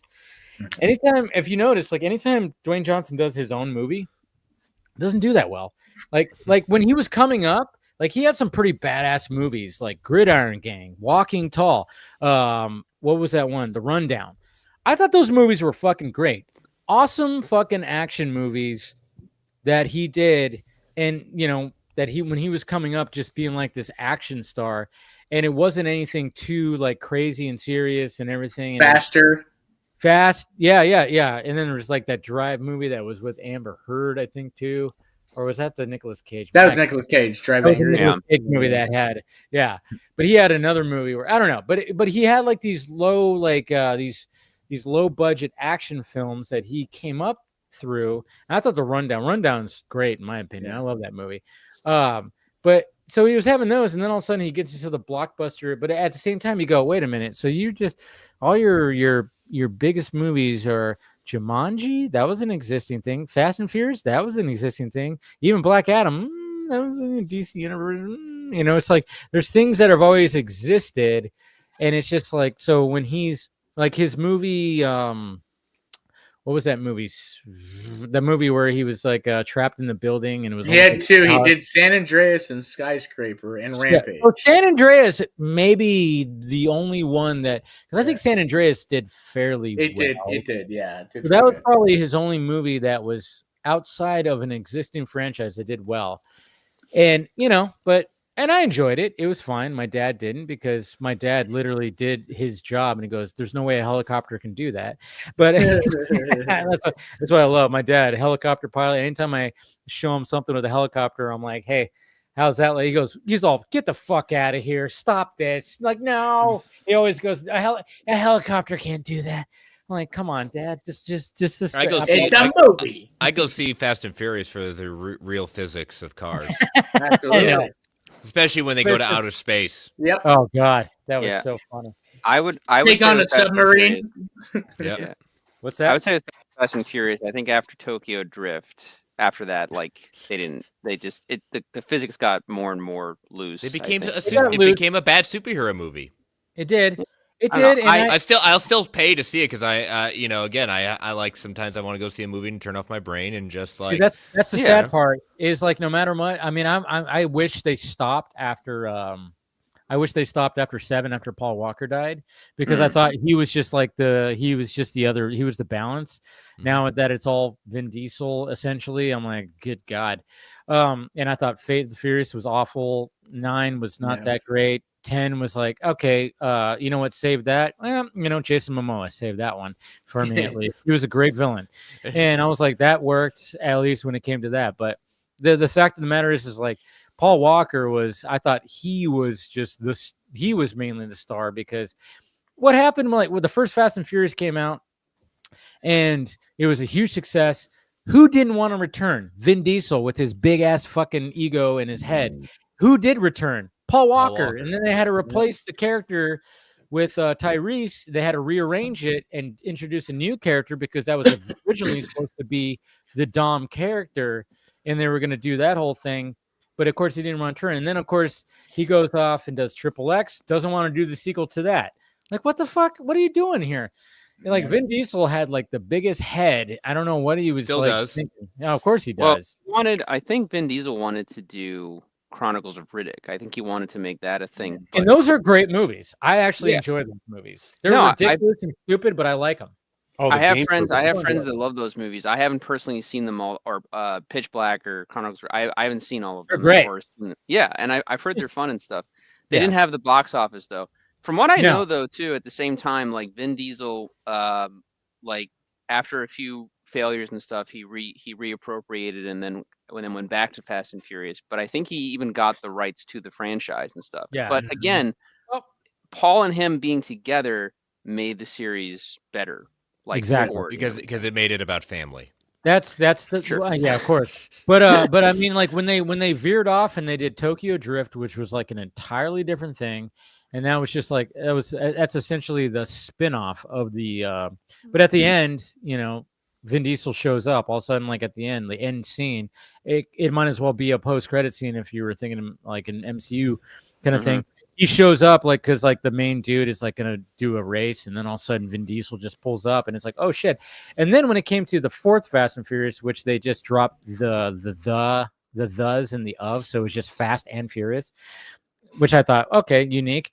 And I thought it was cool because then they brought everybody back together. So we got Vin Diesel, we got Paul Walker, we got Jordana Brewster, Michelle Rodriguez, Michelle Rodriguez. Yeah. The 4 of them came back, and it was like, okay, we're getting the band back together. And now Paul Walker's character, Brian O'Connor, he's like a FBI agent who is chasing after Vin, or chasing after Dom. So then it's like this whole thing. And I actually really like that movie. Like this is before it was this is where they started getting ridiculous a little bit, but it wasn't as ridiculous when it came to 5. That's where it really goes, okay, now we're just going to. We've got cars driving a safe in the middle of the street. Yeah, they're going to defy gravity and all this kind of stuff. It's going to get really ridiculous. But I think the 4th one was just like, it's literally the bridge of like, hey, we get the band back together. It's an interesting story. Yes, there's some things where it gets pretty ridiculous, but it's not so ridiculous. So I have a special place for the 4th one in my ranking of them, where it's in the top 3. And some people just go, eh. And I'm like, what? Fucking really? I'm like that was like the bridge. This is why we have all these other movies. It like, Tokyo Drift to this. I mean, come on. It was a reunion, and it wasn't as crazy. And then, of course, the 5th one, the opening scene, you have fucking Paul Walker and Vin Diesel flying off a bridge into a canyon, and they just leap off and then just land in the water like nothing. It's a cool scene. Don't get me wrong. But it's just like, that's where it started getting crazy ridiculous, and it started turning into heist movies, Yeah. I think it also can't be understated how important Justin Lin behind the scenes was to that franchise and stuff too. Like, he definitely revitalized it, because people like the fans of the franchise, myself included to a degree. I'm not a hardcore fan, but they'll tell you that like Tokyo Drift was a low point, but it was also a high point like simultaneously, because it is kind of like it's a fan favorite of that series. Totally is. It's like a cult classic for all that shit. Right. But Justin Lin basically took hold of the franchise for a little while, and up until I think 7, and then I think James Wan did 7, and then they had a bunch of. I don't know. Did Lin come back for 8? He did 8. I think he did 8. He did 8 and 9, but he bowed out of 10 because. Oh yeah, Right. Remember that awkward video where like yes, Vin Diesel was like, "Hey, Justin," and Justin Lin looked like he was being held hostage. Yeah. How's the movie going? It's great. Yeah, can't do this, dude. And that just showed you everything you needed to know right there. It was like, dude, oh man, he's not directing this movie. Vin Diesel's directing this movie. It's like, and you just wanted to go, Justin, blink twice to say send help, and then he dropped out, and then it just kind of shows you. I mean, but like I said, the thing that saved that one was Jason Momoa was having so much fun being that villain. And if you have a good villain, and I think that's why these movies also do well, is they have good villains. Like it's not so much, there's only so many times you can hear fucking Vin Diesel go, family. It's all about family, you know? You can have all that, sure. But the villains have been pretty fucking good. You have Jason Statham. You have what's his name? Luke Edwards, who was a villain at one point, who's of course Jason Statham's brother. And then of course Jason Statham, they end up being good. And then you have Charlize Theron, who ends up being a villain. And then you have Jason Momoa. I mean, they've been pretty good, and even previous villains who are not like the big names. Yeah, I think what's helped is obviously it's like the crazy action sequences, sure, but I think the villains have always been better than just the, family. It's always like, okay, you do this, you do that, and then all of a sudden it's like, oh yeah, it's all about family. We got to be together and all this stuff. And then of course the ending scene is they go into the backyard and sit around a fucking picnic table and have some party. Have some Coronas, have a barbecue. Yeah. Yo, Charlize Theron's at the fight right now. That's hella funny. She's there. Joe Manganiello's there. Simu Liu's there. She looking at those ass cheeks going like, good on you, Iron Mike. Right. I swear to God, it doesn't matter. It doesn't matter. I like when I refresh, I scroll and I'm seeing ass cheeks. I mean, I'm going to be seeing Mike Tyson's ass cheeks. Yes, you are. All night. That's all I'm seeing. People are retweeting, I'm like, God damn it, guys! Like, fucking stop it. Shaq's there too. My God, man. Oh yeah, I think is Dwayne Johnson there too? Might be. I don't know. No, he's not. He's not. I just he posted something, but he's at some premiere. It was a video from like last week where he showed up in like London or something like that at a premiere or at a screening of Red One. I mean, good on him for doing that. It's not going to help his movie. The movie's going to fucking tank. Probably. But it's just kind of. Remember, in Hollywood, you feel upwards. So yeah. But at the same time, like going back to Red One and everything, it's just like the pieces were there. Like I'm all about a different take on the whole Santa Claus mythology. Like that's what my ultimate favorite one. I mean, it's not my ultimate favorite. I mean, my favorite Christmas movie is Christmas Vacation. I'll always that's always top. But like my second, maybe third is always the Santa Claus with Tim Allen. And I just love that movie. Like the first one, of course, like when it came to the sequels, it got a little crazier. I'll appreciate them. And then of course, even they have the Disney Plus series, which went it further, but they at least built a nice little, like if you watch the Santa Claus, and this, obviously it was released back in the 90s. The way that they took the Santa Claus mythos and kind of just flipped it on its head, rearranged it. They did such a good job, and they did such a good job. It was like, this is how this is. This is how this is. But we're not going to just like throw a bunch of shit out there and just be crazy with it. And so then when that was so successful, then they're like, all right, now we're going to get crazier. And then now we're going to get crazier. And I'm like, yeah, the sequel's maybe not as great. Sure. Because the second one, I thought they was kind of cool because like, oh, you have the Mrs. Claus. So now he's got to find a mate. Okay, that works because it just works with the fucking story. And then of course, with the third one, you had this Jack Frost character. Martin Short comes in. Doesn't really work that well. But then when it came to the sequel series, like I haven't watched the second season, but the first season was actually not bad.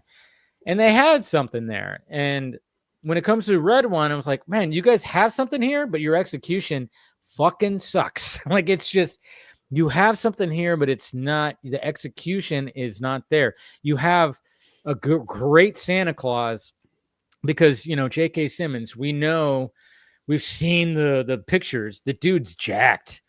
The dude is jacked. And then we see him like working out, and like, you know, Dwayne Johnson's character's like, you know, spotting him and shit like that. And they're talking, but it's just like, they do this thing where they go like, you know, he has to be in shape because when it comes to Christmas night, he burns. And I forgot how many calories they say he burns. That's why he has to eat the cookies and do all stuff. And I was like, all right, that makes sense. And then when they actually show him doing it, he's doing ninja stuff. Like he's like dropping in, and the way that they do it when they show him doing like the Santa Claus thing, I was like, that's cool. Yeah. Why is this not more of the movie? Like, this is like really cool shit right here. But you guys took all this time about him getting kidnapped by a fucking crazy witch. And it's like, and you had this whole thing over here when you had a really cool thing right here that was like pretty creative when it came to the whole Santa Claus mythos, and the reason why you have a Santa who's jacked and who needs to eat cookies to refuel. I was like, damn it. And that was only like 2 minutes of the movie. Like, come on. Yeah. Yeah. I mean, growing up, I always thought Jesus that like Christ. less.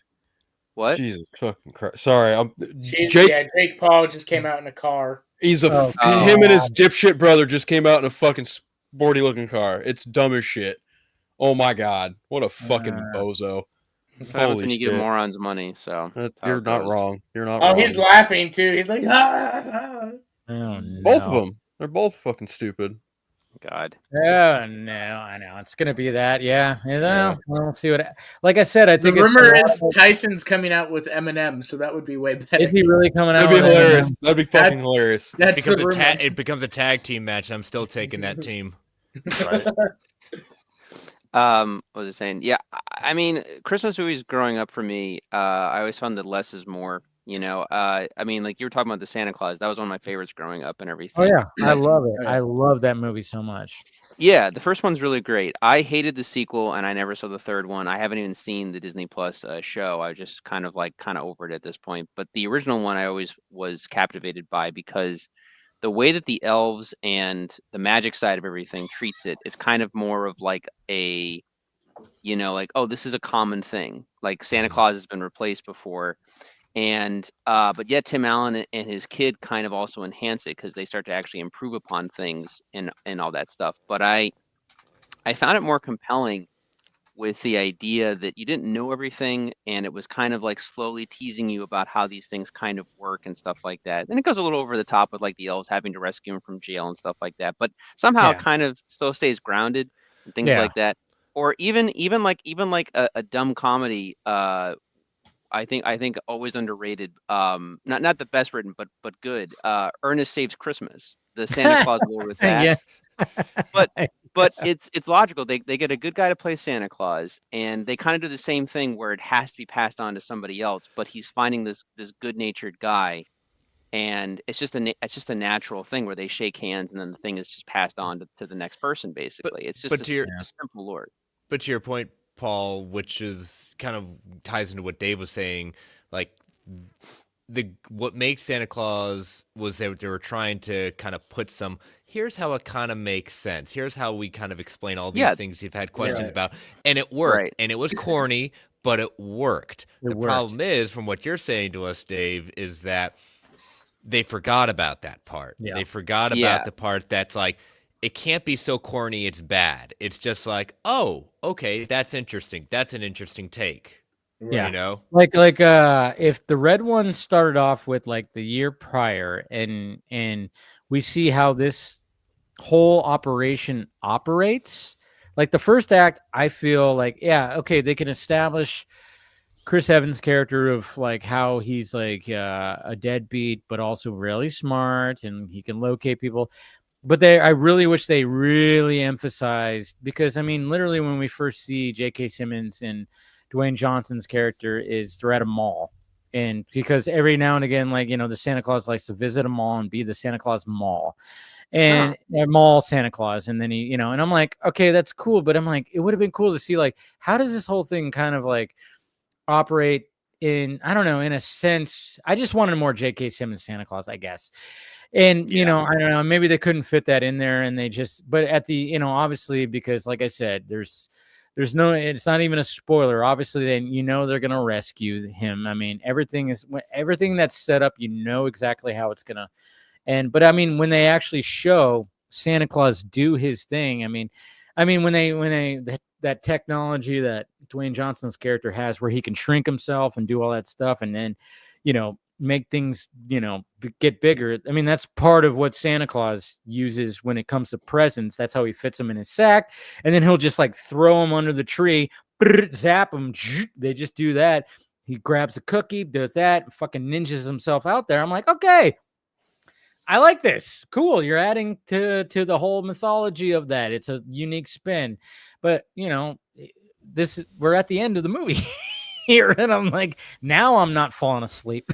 You know, it's like, and I'm like, hey, it's just, I don't know. It was just kind of interesting, even to the point where, like, there's literally, when this whole sequence is happening, like Santa is like, you know, launching down, and he lands on a rooftop that has a bunch of lights on it. He ends up stepping on a bulb. One of the elves like launches down, and he pulls out a thing, replaces the bulb real quick. I'm like, that's cool. I'm just like, this is cool. That it's so ridiculous. It's cool. Why can't this whole movie be more like this? You know, like, that was the thing. I thought there was just little things that just, if you're gonna go really ridiculous, do it where people just go, oh, that's so stupid, it's cool, you know. But sadly, they were trying to do this whole, like, okay, we got these characters, deadbeat dad, we got this guy who's retiring, who's lost faith in humanity, and now they had to rescue Santa, and they're fighting abominable whatever the hell, I can't even say it right now. Yeah, even in the trailers, the snowman stuff looks so stupid. Oh, it's so stupid. I'm good. Stupid. Oh, you know how they defeat them? All you have to do is take off their carrot noses, and they disintegrate. Oh, wow! Their Achilles heel. Christ. I'll write that down in my apocalypse survival guide. Yep. Yeah, it's so stupid. Yeah, like Dwayne Johnson, he just like he ends up doing that, and he goes, "Oh my god!" It's like, "Oh, revelation! You tear off their carrot noses, they just disintegrate." Oh, it's like, really? Couldn't it come up with something a little bit more, you know? Yeah, I think just having it be more grounded or something. I mean, or just like you said with that one sequence, maybe just give us more of those and try to figure. Yeah, if it hadn't even been like a rock vehicle, it might have been better. You know, I think what they needed to do was really emphasize, you know, when Santa gets kidnapped, they should have had more scenes where he's like in captivity, showing him, because I mean, we got this witch who is, because then there's Krampus. Krampus is in there. Krampus is, you know, he's in it because he's in this version. Is he really supposed to be Santa Claus's dad, or not dad, but brother? Is that the mythology? Because they do that in here. I don't know what the actual mythology is. I think it's more of just like I think they're in league together in the lore. I know they did a Krampus movie way back, but I haven't seen it. See, but I don't know the mythology when it comes to all that, because in this movie they're brothers, which is weird, you know. And of course, like you know, Dwayne Johnson and Chris Evans have to go find him and be like, "Hey, we need help. Your brother, this, that, and this."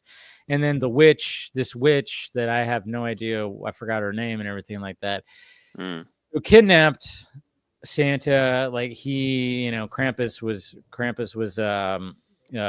like almost married to her or something like that, so that's why they do it. And then you know what they do? Oh my god, you know what they do? And I couldn't believe it, guys. I was like, you know how like now, like with MMA and all this stuff, you know, like the whole slap fighting thing, you know, where people stand and they slap each other, you know how that's that was in the trailer where him and Chris Evans have to fight trolls or something, and then but that's Krampus. That's Krampus' world. So Dwayne Johnson and Krampus have a slap battle. It's so stupid. It's like, what the it's like, what do we what? It's just like, oh my god. I'm like, wow, they're really gonna do this? Like, they're gonna oh my god. So yeah, my feed for the Netflix thing is like just went out. Like, this shit is Netflix is having a heart attack right now, by the way. Buffering, it ain't that good. It ain't that good. So you gotta wait till I will say it was funny though that Jake Paul came out with the car and all this. Oh, God. Mike came out by himself. Yep. Ass cheeks came out.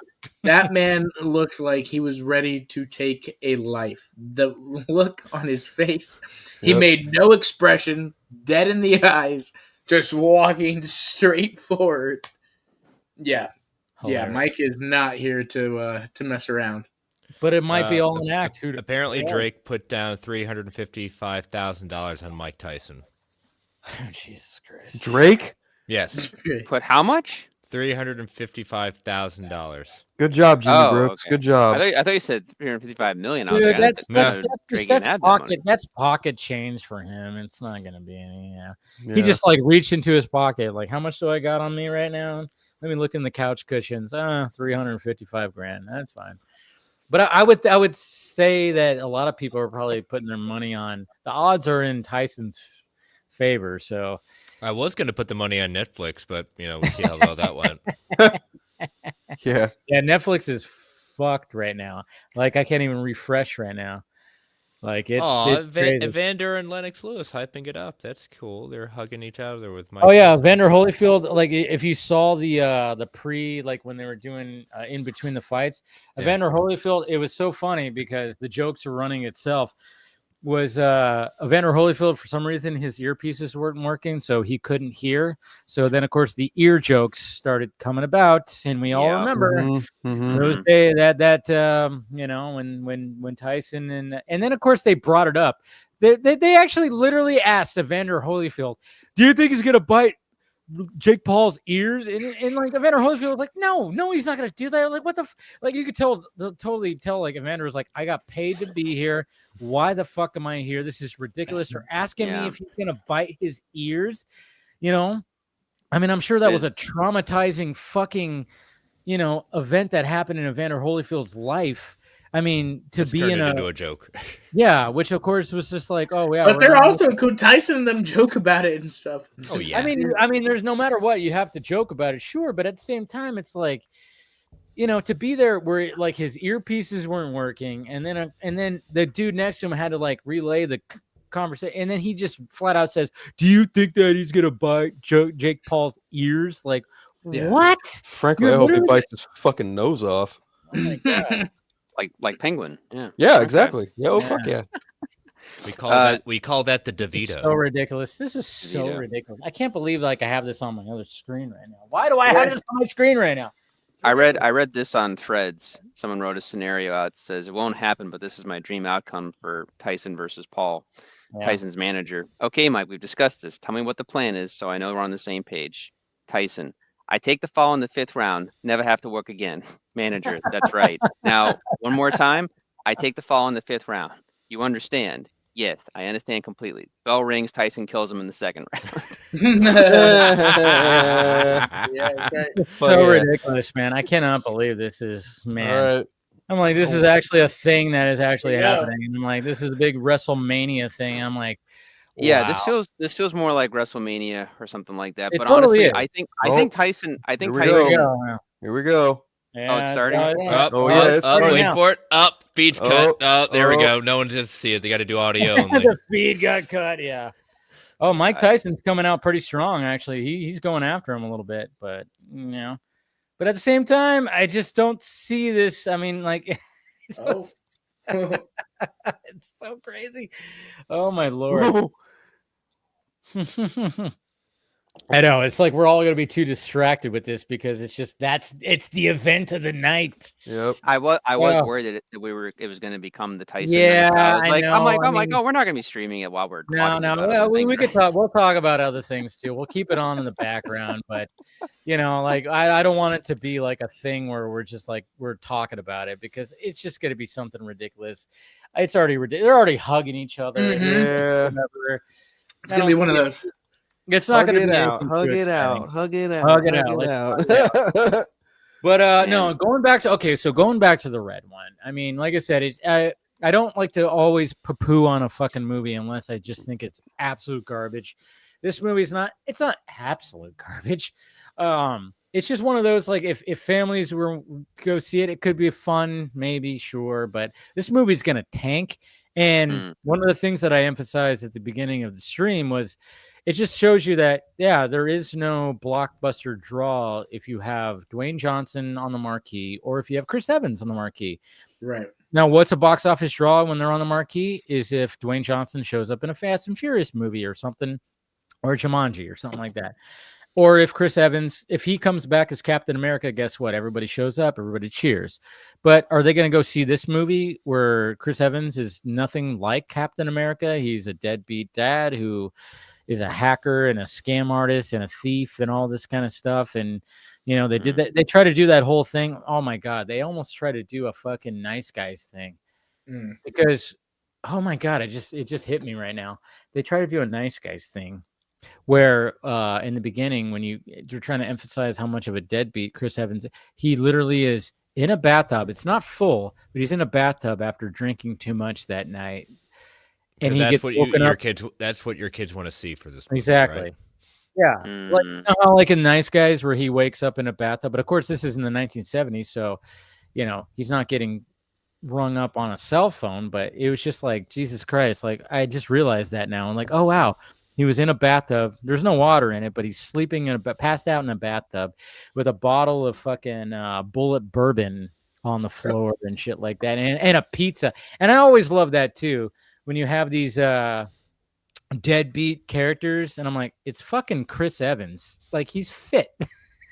It's like, you know, you know how they always do that. It's like, oh yeah, this guy has a terrible diet, and then when he picks up his kid, he needs some food, so he goes and gets some churros. I'm like, this guy should be like chunky if he's eating like that he's eating. But yet it's fucking Chris Evans. So, you know, if he were to take his shirt off, yeah, he's not going to be Captain America like buff, but he's going to be pretty ripped, right?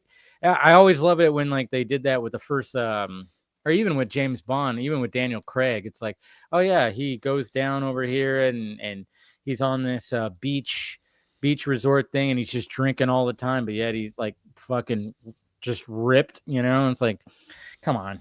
You know, you could be like have like a guy who's like got shoulders but gut.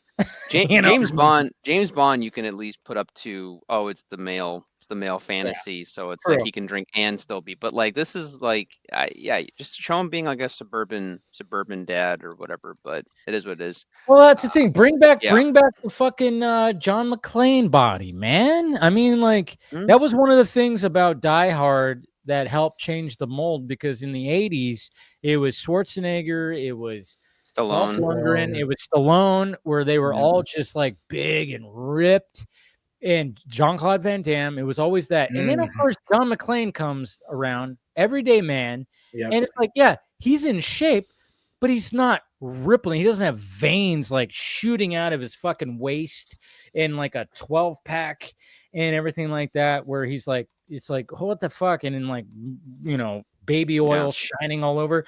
That's what makes Die Hard such a classic, is like you're seeing this guy who's wearing a tank top the whole time, and then he ends up shirtless, but he's not, he's like, yeah, he's in shape, he's fit, but he's not rippling. And like, you know, when you see him like hold his gun, it's not like bicep vein. Boop, boop, boop, you know? No, he's just a guy. That was a huge risk for them though, because I remember reading about when the trailer came out originally, like some of the producers were in the theater, like at a mass screening for some other movie, and they heard laughter in the theater because at the time he was only the moonlighting guy, you know? So like, it was a risk, but of course, you know, Die Hard, of course, is Die Hard. Everyone knows what fucking Die Hard is now, but like, I mean, they were probably sweating before the movie came out for sure, but you know, all the disadvantages made the advantage of that movie. It just worked out that way, you know? Yeah, I mean, but what I'm saying is like when it comes to these superhero roles, like I understand, like, you know, I mean, obviously if you know, an actor gets one, it's like, oh yeah, you're gonna get paid to get in ridiculous shape. Sure, fine, do it if they want you to do it, but make it make sense, because I'm sorry, but I don't think Paul Rudd needed to get super ripped for the first Ant-Man movie. For Ant-Man, yeah, sure. Yeah. You know, and he, of course, he had that shot of him where they showed him, you know, abs and everything. I'm like, for one shot, he had to like go through all that. And then the biggest one was Nicolas Cage in Ghost Rider, when he got in big time shape for that. And then he had his scene where he was literally just walking after he got out of the shower, so he's like baby oiled up, and he walks across and he sees himself in the mirror, and then he's like doing the whole thing of like, am I going to turn into that skull guy? But like the whole time it's like, oh yeah, you this is your shirtless moment. You got in ridiculous shape. But I'm like, why are you going to get ridiculous shape to play a fucking skeleton? You know, it's like one of those things where it's like, I don't know. I think they need to, just don't. I mean, we always talk about that. It's like, yeah, okay, you're Captain America, is your, but even Tony Stark, it's like, Robert Downey Jr. got in pretty good shape, but he wasn't like the others. He wasn't Thor. He wasn't Steve Yeah, Rogers. well, there's not many times where Tony's like shirtless and stuff. Though in the Yeah. first Iron Man, he was pretty ripped, if I remember correctly. But you don't really see him in even in the that. second one too, and he's like trying to get that laser thing. I mean, he's in like his tank top thing, and he's like in good shape, but he's not.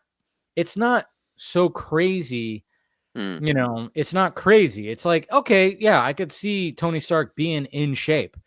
But he's not like, if he were to take his shirt off, it's like, yeah, he's not going to be just, and just be crazy ripped and jacked, And I think like, that's what I liked about what Matt Reeves did with Pattinson. Like, and I don't know how many times I got fucking people in my mentions going like, he needs to be bigger. He needs to be more ripped. I'm like, he's in a good amount of shape. That's a way that a real, almost like a real life Batman, the shape that he's in, he's like, yeah, he's not just like, just totally, he's like in a good shape. You've got Pattinson doing that. If you look at the old Keaton movies, he's definitely not ripped, but he's definitely strong. And Burton makes the whole point that his muscles are like built in the suit. Like that's kind of the joke in a sense, but it's like, it's his armor, right? Because that's how Batman works.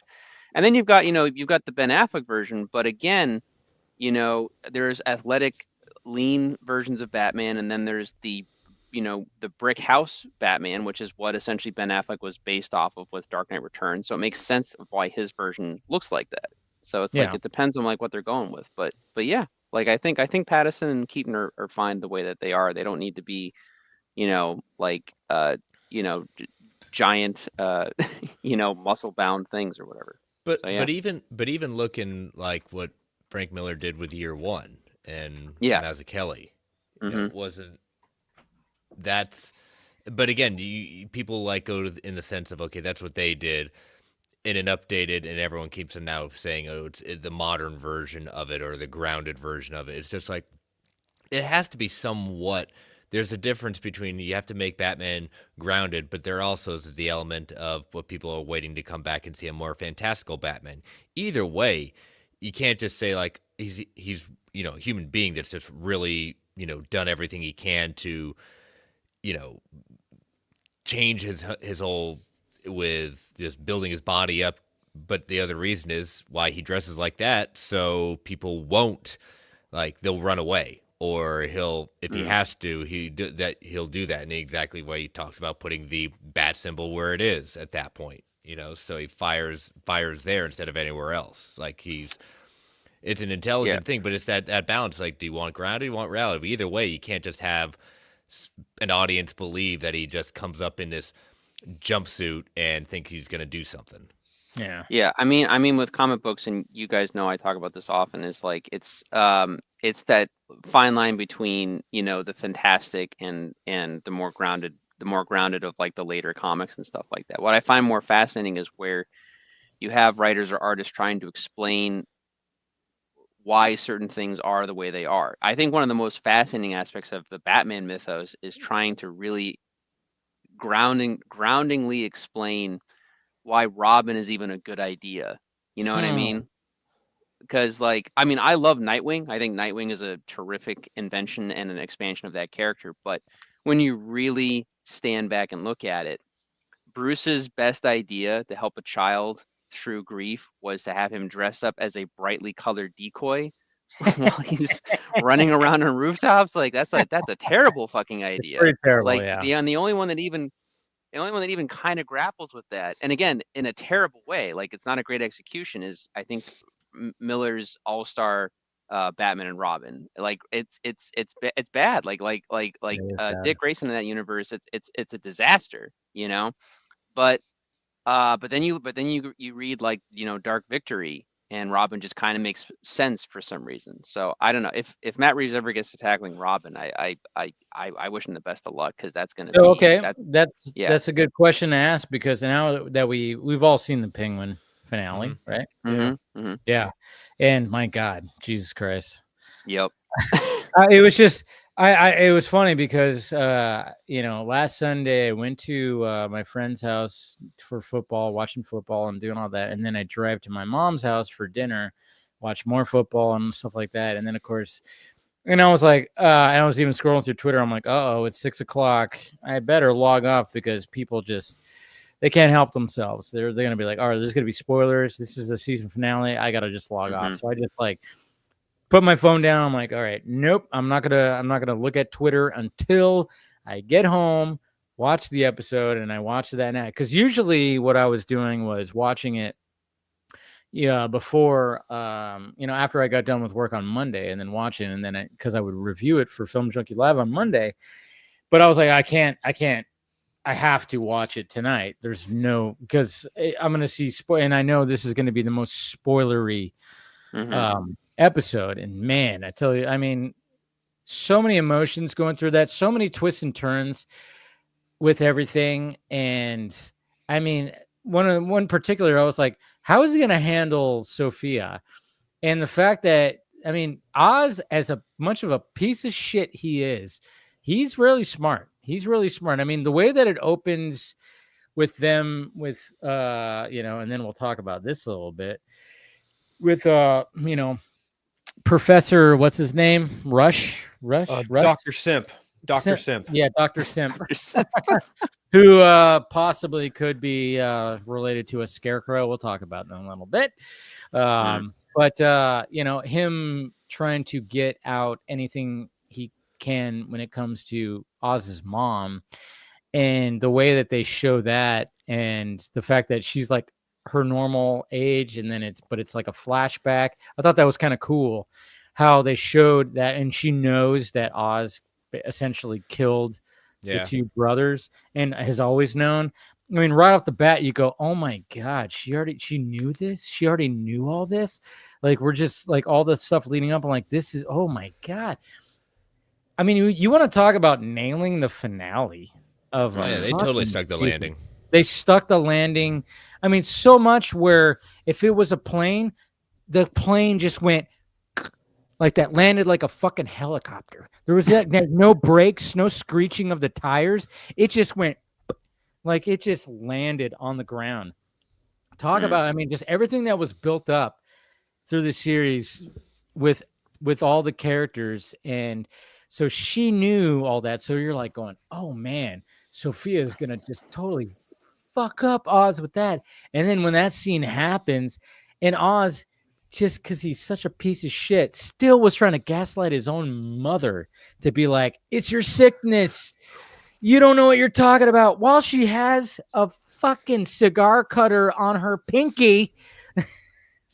Good Lord. But that's what it comes down to, it in the sense of two things. One, Oz is a survivor. He will do everything and anything to survive. Yep. And that goes back to the next point. He will do anything that only benefits him, because that is how he has survived. And that is what he, like, his brother is making fun of him and getting the attention of his mother. He didn't like that. So fine, you're gone. He has no care at that point, because you even see when he's, with his mother looking at it and seeing the rain, like he thinks, but like you don't see him act.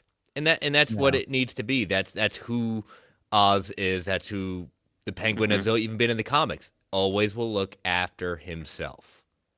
Yeah. No, they nail the character when it comes to that aspect, for sure. Like, and that's what I like. Is like, because even Colin Farrell, like very early on, and I love how people were passing around that interview where he goes, yeah, you might like Oz and relate to him and kind of think you're like, oh yeah, he's fine with like the first couple episodes, but after episode 8, after episode 8, they're gonna fucking hate this guy. I was even asking, he says, did HBO actually approve all this?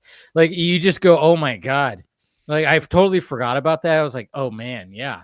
Because when you see how Oz reacts to everything and how he's super smart by turning back against Sophia, by getting everybody, because obviously she basically pulls everybody in who was working with Oz and says like, hey, you bring me Oz, you get all this, you get all what I have. I'm done. Fuck this. You get all this. I'm done. You get the territory, all that stuff. And then when she thinks like, okay, that's going to work. No, it doesn't work because man, I loved how that was such a, when Oz like starts grinning when she thinks she has him. And then all of a sudden everybody starts just blowing away all her dudes. Jesus Christ. And then, you see Vic, of course, being part of that. It was like, oh, there's the turn. And then it was like, okay, so what happens next? And then when he just drives her out to the river and then just has her walk, and you go, okay, there's no way he's just going to put a bullet in her head. Something's going to happen. And then I love how, again, it's just this series just nailed it. The way that it was shot, when you see the side profile and she's walking and you're just kind of going like, what's going to happen? And then the spotlight happens and the cops show up. Oz is gone.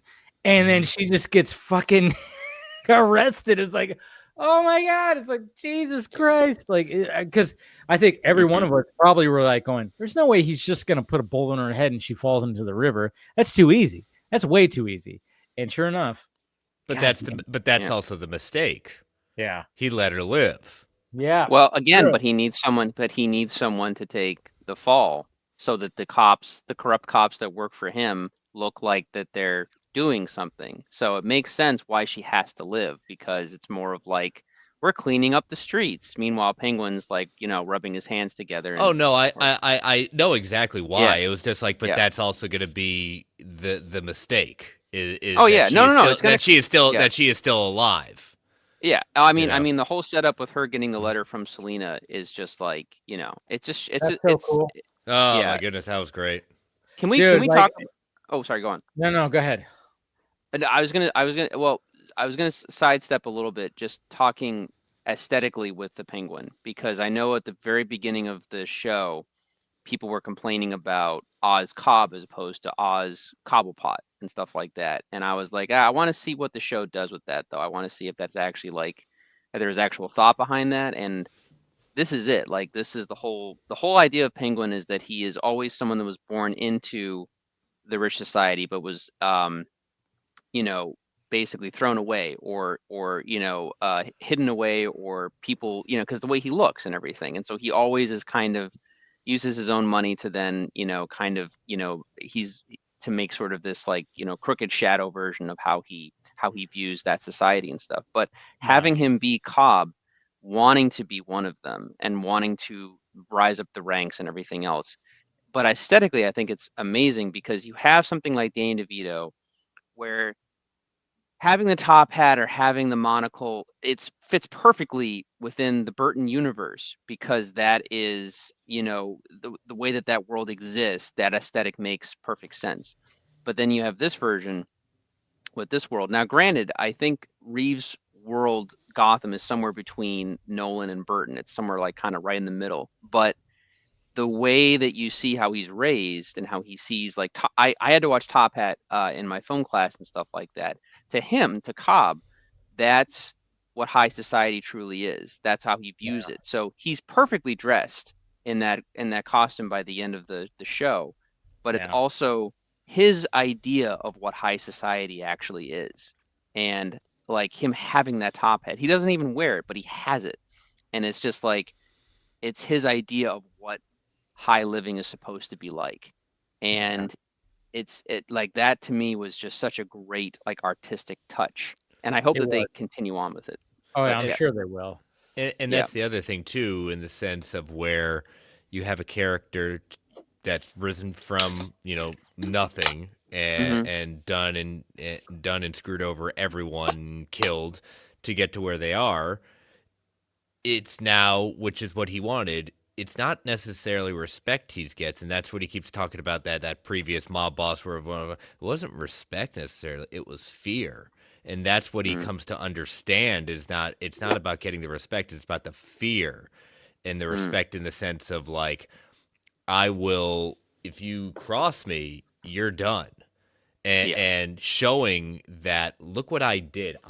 I was able to manipulate to take out an entire crime family, or and have two of others them, do, two of them, and manipulate it so that others did it for me. And the amount of trigger pulling I did doesn't even compare to what was the others that done, either because I moved the chess pieces on the board appropriately, or got other people to do the work for me at my orders. Yeah, there's and that's one of the reasons why Vic had to go in the end. Vic knew too much, and proved throughout this series that he was going to be a loose end that couldn't hold it together. And I was one of the people saying, "Oh yeah, he ain't making it to the end." Yeah. Oh yeah, I think a lot of us are kind of going like, okay, Vic is not going to survive, but how is he not going to survive? And when we all knew it was just, I think it was about to like, okay, exactly, not how, but also like, okay, like everything, we talked about earlier where, he knew too much and he'd seen, Penguin in the most vulnerable moments and stuff like that with his mom and stuff. But also too, what also made it more heartbreaking, Penguin wouldn't be alive if it weren't for Vic coming up with that plan. Yeah. To go. He doesn't care. He doesn't care about It's not even that. I think the turn happened was when Vic was about to leave. That's where if he I proposed the idea that if he had been loyal throughout, there was no wavering from him. If he never went with the girl, never had those second thoughts, there might have been a chance. The minute he did that, I said, yeah, he's gone. I don't care how Oz is happy he's back. He's already proven that he's a weak link. If push comes to shove, if he sees something that he's going to find out, he will take it. But when they were sitting on that little bench or whatever the hell they were sitting on, I remember I was like pacing. I was like, oh, here it is. Like, here it is. Fucking A. What is he? I was like, don't do it. I was like, Oz, don't do it. You're just going to pull your gun out and fucking blow his head off. But the fact that he choked him, that made it so much more personal and so much more worse. And I was like, and even though I hated it, I was like, bravo, writers, because I was like, that made it so much worse because I thought, oh man, he's just gonna be like, sorry, and then just pull out his gun and boom. But the fact that he just started choking him, so we actually see the struggle and see everything, and then oh man, it was heart-wrenching so much. And then he pulls out his wallet, takes his money, asshole, takes his license, throws it out into the river, and I was like, God damn! It was just one of those like. And kudos to the official, the Batman, the Penguin Twitter account. They've been doing a good job of marketing when it comes to him being missing. And then of course quote tweeting people that go like somebody. I remember they quote tweeted somebody saying like they use that one video of somebody like diving into their TV, and that was somebody was saying like, this is me diving into the TV and trying to rescue Vic, and then they put, did it work? And I was like, you sons of bitches. Oh, by the way, the fight is over. Nobody got knocked out. Who knew? Who thought somebody would have got knocked out? Of course not. I was gonna hope for a Superman Doomsday thing. They just knock each other out and nobody knows what more of a fucking Rocky 3? Rocky, yeah. That's where the Rocky 2 is when they both Rocky. It's Rocky 2 where Apollo and Rocky like hit each other at the same time. Yeah. Right. So now it's going to be up to decision. It's probably going to go to it's going to scoreboard. The scoreboard. Paul got 78 and Mike got 74. I think we all could have guessed that this wasn't going to fucking be a TKO or a KO or a fuck, It's just like but at the same time, even if Jake Paul wins, I think Tyson still wins because he's 58 years old. And he like went spar. He's got something in the basement, Mick. What the fuck? He sparred with somebody who's 30 years younger than him. So you know what? Kudos to Tyson. And like I said, he got his paycheck. He's gonna be memed up the literal ass cheeks. This is less Rocky 2. More. Oh yeah, Paul won. More, Paul won. More Balboa. Fucking stupid. Paul won. They're showing the unofficial scorecard, 78-74. So yeah, Jake Paul won. God damn it. Well, proving again he's going to be even more insufferable. Proving again that he beat. Do we think it'll be the end of Rocky 1 though, where Jake Paul is talking in a room with people and saying like, "I beat him, but I didn't win," or something like that, and then Tyson has to get he can have that debate too, but Netflix is going to see how bad the reaction was to this. Like, yep, this blew up in our face. We're not doing it like this again. Now they're gonna look at the numbers and be like, "Yes, we're definitely." I wish Tyson. Well, I mean, in the sense of like we got it, like the numbers will be there, but it's just like we got some work to do to make this better. Yeah, boxing. I mean, again, I think MMA is more the bigger thing. And boxing hasn't been like huge in this way in a while. Not even being a sports fan. See, okay. Thank you. Thank you for actually bringing that up. I was actually going to bring that up too, Paul. It was the fact that I think almost this was more of a ploy to get boxing back into where people are interested again. Because let's face it, UFC dominates fighting, combat sports. Nobody talks about boxing really anymore. Nope. This event is huge, so now they're going to be like, okay, so how do we do more of this kind of stuff? Bring boxing back to where it is. But yeah, Paul definitely won. Jake Paul was just declared the official winner. Yep, he just talking all that shit. I'm gonna knock Mike Tyson out. I'm gonna knock Mike. You didn't knock shit out. What a fucking bitch. Well, bro. to your point, Dave, in the sense of like the era of who knows the boxers anymore. Yeah, nobody knows. The names aren't there. I think it. I don't even know. Like, did it end with Tyson Holyfield? Maybe. Probably. Yeah, 20 years ago or whatever. Yeah. So it's ridiculous. No, there was the Floyd the Floyd Mayweather, yeah. But that also same thing, like build up, and then it basically was just a lame match, and then it just ended. I mean, that's this ended up being a similar thing too. It's like I don't know, the build up is always better than the outcome because it's like.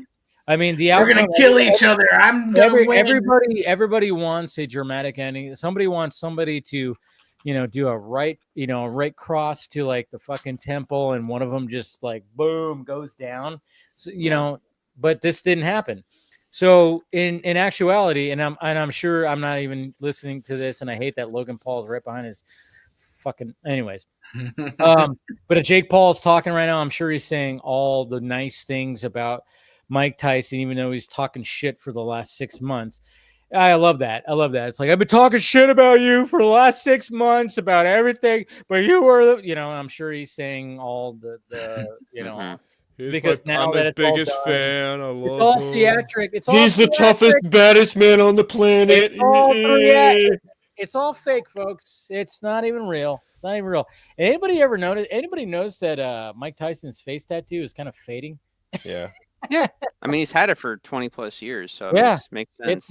It's not. He never got it retouched up. Even some of his other tattoos are. I know he's got a woman's face like tattooed on his left boob, and I'm not even sure who that is. Probably somebody he stoinked in the 90s. That's very eloquently put, Dave. Yes, I know. That's I was trying to be as PG as possible. But, good for Tyson. He's stuck in there for the entire 8 rounds, for a 58-year-old dude. I mean, come on. Yeah. But it's going to be interesting to see what happens with the outcome and all this kind of stuff. But, I mean, like, as much as we wanted, like, somebody to knock somebody else out, it's like it was never going to get to that point. No. And going back to the whole thing is, like, it's a gimmick. Totally. Netflix will get the numbers. They'll see exactly that. They'll hear the complaints about the stream. They'll work on that behind the scenes. But how many times can you pull off a gimmick and still get the numbers? Not only that, he can't fight people his own age. That's why he decided to fight Mike Tyson. And if he did fight someone his own age, he'd probably fucking lose. That's what's going to be then. You know what? And I'm kind of curious. Like one of the. He's a fucking chump. I just saw a funny tweet, right? Somebody posted Jake Paul has challenged Jimmy Carter, who's 100 years old. That's great. No, but that's the thing is like Jake Paul does not. I mean, if Jake Paul were to actually fight a legit boxer, he'd get his fucking ass knocked out. Well, like there's no doubt, you know. Well, it brings up the point, like why people gravitate towards UFC is just like it's quick, it's quicker, right. it's more brutal, and it's not set up like this. And boxing, when it came down to it, in its purest form, is a dance. Yeah, and people get bored by it. Yeah, now it's harder to. Now they do. It's hard, like with boxing, because you're only using your fists. You can kind of, orchestrate that a little bit more. That's why you always heard about like how, you fix fights and stuff like that. When it comes to UFC, kind of hard to do that when you're, wrestling. Closer quarters too. Grappling. Yeah. Yeah. Mm. But I mean, it's, because I mean, everybody even said that too. It's like when it comes to like, didn't Conor McGregor fight somebody who was a boxer? Yeah. The Pacquiao. Yeah, Pacquiao or somebody. But it was just like, yeah, but if you reverse it, there's no way that a boxer can do what a UFC fighter can do because you're grappling, you're fucking doing all that. The dude's going to get choked out within the first 7 seconds. I mean, there's no way. And it's not to knock like what a boxer does in order to do this in different form, but like it's more of literally a total body. You have to use all parts and you have to be trained in so many different ways of fighting in order to be effective at UFC. Yeah. Anyways, congrats to Fuckboy. I'm not even going to go that far. I'm not congratulating anybody. I don't even want to congratulate that at all. Yeah, that's why I told him that. I'm like, I don't even care. Like, this guy is just... As far as I'm concerned, he didn't knock him out. He didn't win shit. He's a fucking He didn't knock him out. He didn't knock out a fucking 58-year-old man, so he sucks. Yeah. But at the same time, maybe he wasn't supposed to. I don't know. Who knows? But I can't stand these guys. And, that's what it is. But at the same time, hey, Netflix got the views. We're talking about it. This is what it's all about. What they wanted. Going to be interesting to see what the next one's going to be because you better believe they're going to want to do more. Evander Holyfield's going to come out of retirement and fucking fight. He's going to fight he's going to fight Hawk Tua or something. I don't know. The thing I was seeing online, they're just getting endless shit about how badly the service was run there and the just how bad the service was and how poor the fight was. I'm sure. Yeah, for sure. Well, with everything. Anyways, turning that off now, closing that. I want to say one thing about the Penguin before I do forget because Colin Farrell brought it up.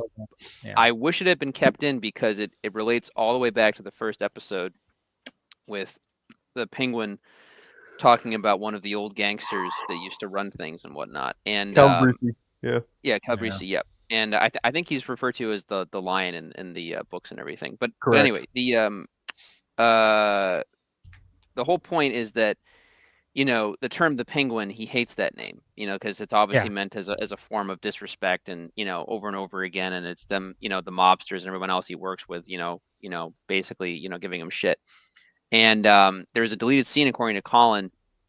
I think it's supposed to take place before he goes up to his penthouse or something like that. But he comes across, I think, like either a street kid or somebody who's like in crime, but like not part of any family or anything like that. But the kid sees him and knows right away who he is. He's like, and he doesn't mean it as a term of disrespect. He just knows the name. He's just like, "You're the Penguin, aren't you?" And instead of, getting mad at the kid or doing something, crazy like he does throughout the series, he basically looks at the kid and then he kind of like has acknowledgement. He smiles. He's like, "Hey, you tell, so-and-so or whoever, they're like the Penguin's like looking after, the neighborhood or whatever the case is," or something like that to that degree. And the kid like kind of acknowledges it and then, goes off into an alleyway or something like that. But like that was him embracing the title of the Penguin and using it kind of like how the other gangsters did for their titles. And it's like, okay, so like maybe it wasn't shot well, maybe it just didn't work well with the pacing or whatever, but I wish that had been kept in because that for me would have been the full circle moment from like, in a sense, Oz kind of got what he wanted at the very beginning of, the show. Because like as he was talking to Alberto before Alberto stupidly made fun of him and then, all that happened. Yeah, I mean, that's the thing. It's always been a sensitive topic about making fun. And the fact that he survived this long, I mean, when you look at the events of the Penguin, I mean, the fact that he survived a lot of things. He is a smart dude. We can't break that from him. And obviously he wants to do. I mean, he's the ultimate mama's boy. God damn, Jesus Christ. Right? Yeah, He's Jesus like Christ. the mama's boy. But I know, man. When oh god, and with the ending, he gets the penthouse, he gets the Rolls Royce. And he's basically now he's fully formed, like, hey, I'm the Penguin now. I got the top hat, even though you don't see him wear it. He's got the coat, he's got the suit, he's got the cane. The only thing he doesn't have is the monocle, which is funny. Maybe they'll have that later on, but and then he's in the penthouse. I mean, it has his mom's bed facing out to the city, and then she has a tear in her eye. She can't really move. Yeah. So it's kind of diabolical, but kind of like going, well, he did give her what she wanted, and she's crying probably because of that. Maybe, or no, maybe she's crying because she's trapped. She's still alive. That's what was so kind of like that was so kind of like dark about that. It was like, oh wait, maybe she's like kind of going like, yeah, this is what I wanted, but not like this kind of thing. Yep. So it's like a mixture of like, yes, Oz, you gave me what I wanted, but now I'm a vegetable and I know how you achieved this. Fuck you, kind of thing. So that's what was so. I remember just going, oh my god, she's crying probably because she's happy and also fucking sad at the same time. Right. And then to just tack on to that, his hooker girlfriend wearing the dressed dress as his mom. Okay, Yeah. not only that, his hooker girlfriend who sold him out to Sophia Falcone is dressed up like his mom. Here's the thing. I do not think that is the first time she has done that for him. I think that is their whole thing with both for the entire time of their relationship. That is their thing. It's so sick. It's like, dude, are you actually like getting? Are you getting off on this? Are you doing? It's Oedipus. It's Oedipus. Yeah, I mean it's Oedipus.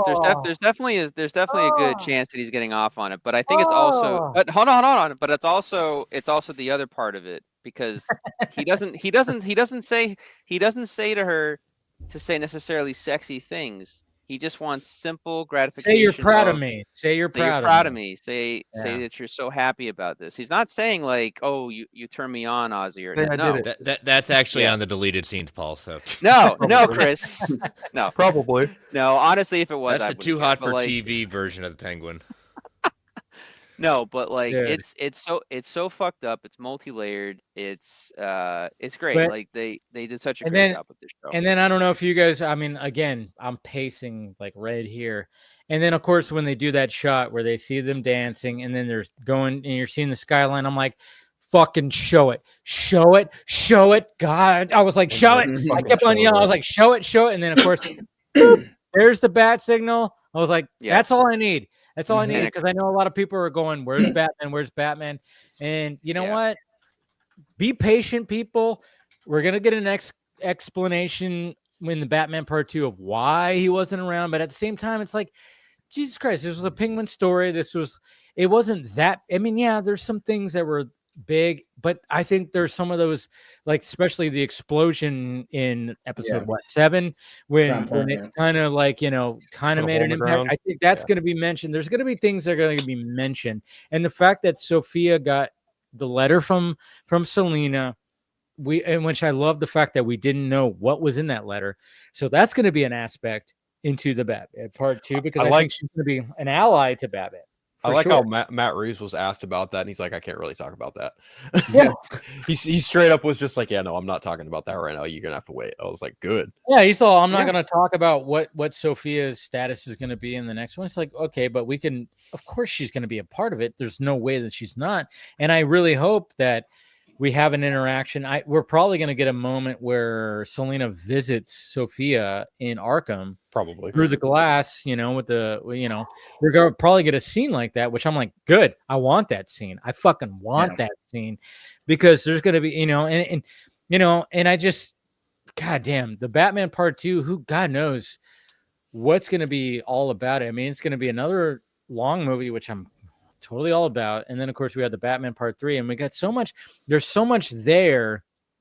And with the Penguin, I'm like, man, there's no way that the Batman Part 2 is. I just think it's gonna be so much. It's gonna be better than the first one. As much as I love the first one, it's gonna be a second. I think so the second too, one's yeah. gonna be better.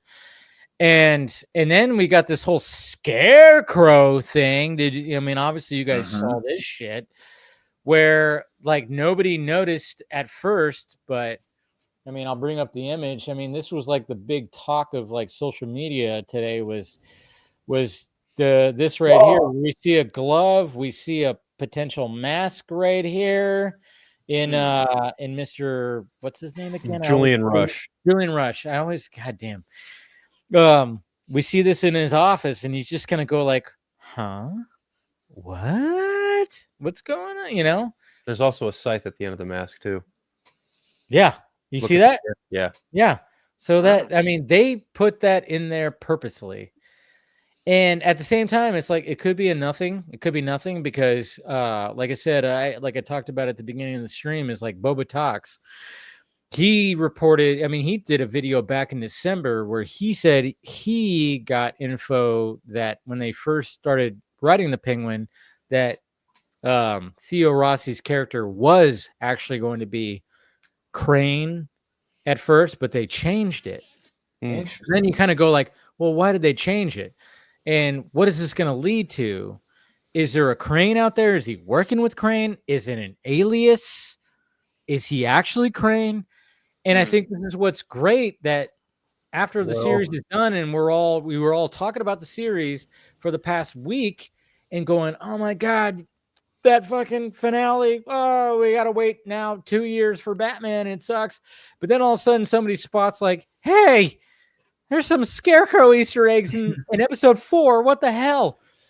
And then we're all starting to speculate and wonder. And it's just kind of cool because I'm sure Matt Reeves is sitting there watching social media going, oh yeah, he left it there for a reason. He could have easily taken out, redone the scene. Yeah, because like, you know, a familiar version of the Scarecrow is he initially started at Arkham University experimenting on college students. Yep. And I feel like there's a version of this story where like, you know, if he were to be, you know, reprimanded or removed from Arkham University under the name of Jonathan Crane, who's to say he didn't go to Arkham under a different alias? And even the drug Bliss, look at what it did to people. Yeah. Right. See, that's another thing. Is like the drug Bliss. It's like, and to the other extent too, like we see in the sense of unrequited love with Jonathan too. You know, in the sense of like not like Sophia's using him. She's not in love with him. No, he's in love with it's her. All about and pleasure. infatuated. It's all about pleasure. And so this is a way to get back at that point. He's going to be another one that they could easily bring back, and like you said, as an alias. As soon as I saw that image this morning, I went, oh, and then I started thinking, I'm like, oh yeah, that technology he was using on Sophia and Oz's mom, that light thing to bring out whatever the fuck. I'm like, oh, because I remember like the only thing that I saw online, and I was just kind of going like, maybe I just never thought of Scarecrow. I thought of more of a Hugo Strange type. You know, and I was like, maybe he's more of that type, but I just never thought about. But then I was like, oh yeah, I didn't even see that. And then I was like, that was all over the place, and now it's like blowing up on Twitter. Not to mention all the Court of Owls stuff too. Yeah, a lot of people are thinking about that too, because like when he was at the courthouse, when he was in the courtroom, you start kind of going like, So I'm just like going, man, Matt Reeves is really like. And this is, again, as much as we hate that he's taken so long for it, you just kind of go like, well, let's let him take his time, because he just seems like maybe we're just like, okay, we're waiting so long in between things. Sure. But at the same time, it was like help either. The way that, that didn't help. And then at the same time, I'm just kind of going like, well, they had to make sure the first Batman worked, right? Right. So, and it did. It made money, made Warner Brothers money, so they continued. And James Gunn is like, yep, he's in his own thing. He's doing it. I love what he's doing. Perfectly fine. So then it's like, okay. So I think like, and then of course the Penguin, they were kind of going, let's see if the Penguin works. Oh shit, that worked too. So now I'm just what I'm hoping is like Matt Reeves has been building, like literally just, building a fucking universe, not just the Batman 2 script. There's no fucking way He's just been building one script. He's building both the scripts for Batman 2 and 3, as well as some spin-off things. He's all, I got this. Now that everything's working, we're going to put all this into play. We got this. Like, I think that Matt Reeves for the past 2 years has just, with his writers and everything like that, has just been like, hey, let's do it like this. And James Gunn's like, yep, what you're doing, keep doing it, man. And that's great and everything like that. And we're going to do that because guess what? The Batman was a success. The Penguin was a big success too. So we're going with you. Yeah, of course we have to wait another 2 years for the Batman Part 2. But I think after that, we're going to have a bunch of fucking shit in this universe. We're going to have more spin-off. But you know what? Things. You know what, and though? I think the Batman Part 3 is not going to be, is going to be a shorter distance after too. Like, yeah, we're going to be waiting for the Batman Part 2, but guess what? That movie starts shooting soon. Yeah. And they're going to start adding people to the cast. And that means we're going to start seeing stuff from it when it's shooting. And also, you know, knock on wood, no pandemic, no fucking strikes, none of that shit happens, right? Yeah. Like, we get a smooth shoot, right? Like, if all things go according to plan for once when it comes to the Batman and the Batman universe, we get fucking set photos. We maybe get a new picture of Batman in an upgraded suit. Maybe, I don't know. Oh, I'm sure we'll get that. I fucking hope so. Like, yeah, it's gonna be a long wait, but at the same time, it's not gonna feel this long because we know full well that a Part 2 is next in the pipeline. It is coming, and even Matt Reeves talking about like how Bruce Wayne is like struggling with his idea of being Batman because he feels partially responsible for everything that happened with the Riddler. And like, even with the state of Gotham that it's in right now, it's very no man's land. Like, straight up, someone in like the second or third episode was like, Gotham is a no man's land, like outright deliberately. And Matt Reeves has said like, oh, if I say what we're doing, that's pretty much going to give away what the second film is. It's pretty much been on good authority for a while that the second film is taking its place from no man's land. And the biggest thing too is like when they, I've seen the meme where it's like the Riddler hates rich people. And to get back at rich people, he basically, you know, blew the seawalls, and it affected the poor people. But I'm like, yeah, okay, but there's something more to this than just that. Like, there's not, like, Matt Reeves didn't just be like, oh yeah, he was just stupid, and then he hired a bunch of Reddit fucking people to. The Riddler's not. We're not down with the Riddler. Nope. There's no way that the Riddler is not coming back in any of these movies. We're not done with the Riddler. We're going to find out more to like the whole entire, it's going to be, I think it's going to be, I said, I think what Matt Reeves has been brewing up for the past 2 years and probably past 3 years, if you think about it, because he probably already set it in motion when it came to the first Batman. He goes, oh, I know I have this, where we have this kind of story that's very intricate and very just like, oh, it's going to go like this, and then we can have some spin-offs. We can have this, we can have that. And now that the Batman was successful, the Penguin was successful, now I think Warner Brothers and DC Studios are going to be like, yep, all in. Do whatever the fuck you want, man. You got it. You got it. And I'm like, thank God, because, you know, God knows what's going to happen with the DCU. I'm hoping for the best, but as long as we have the Reeves verse, Jesus Christ. I mean, the Penguin even establishes in the last episode that Bel Real is putting together like a team of people to help clean up Gotham City. Yeah. And it's like, oh, that means you're going to hire a new squeaky clean district attorney. And that, who's that?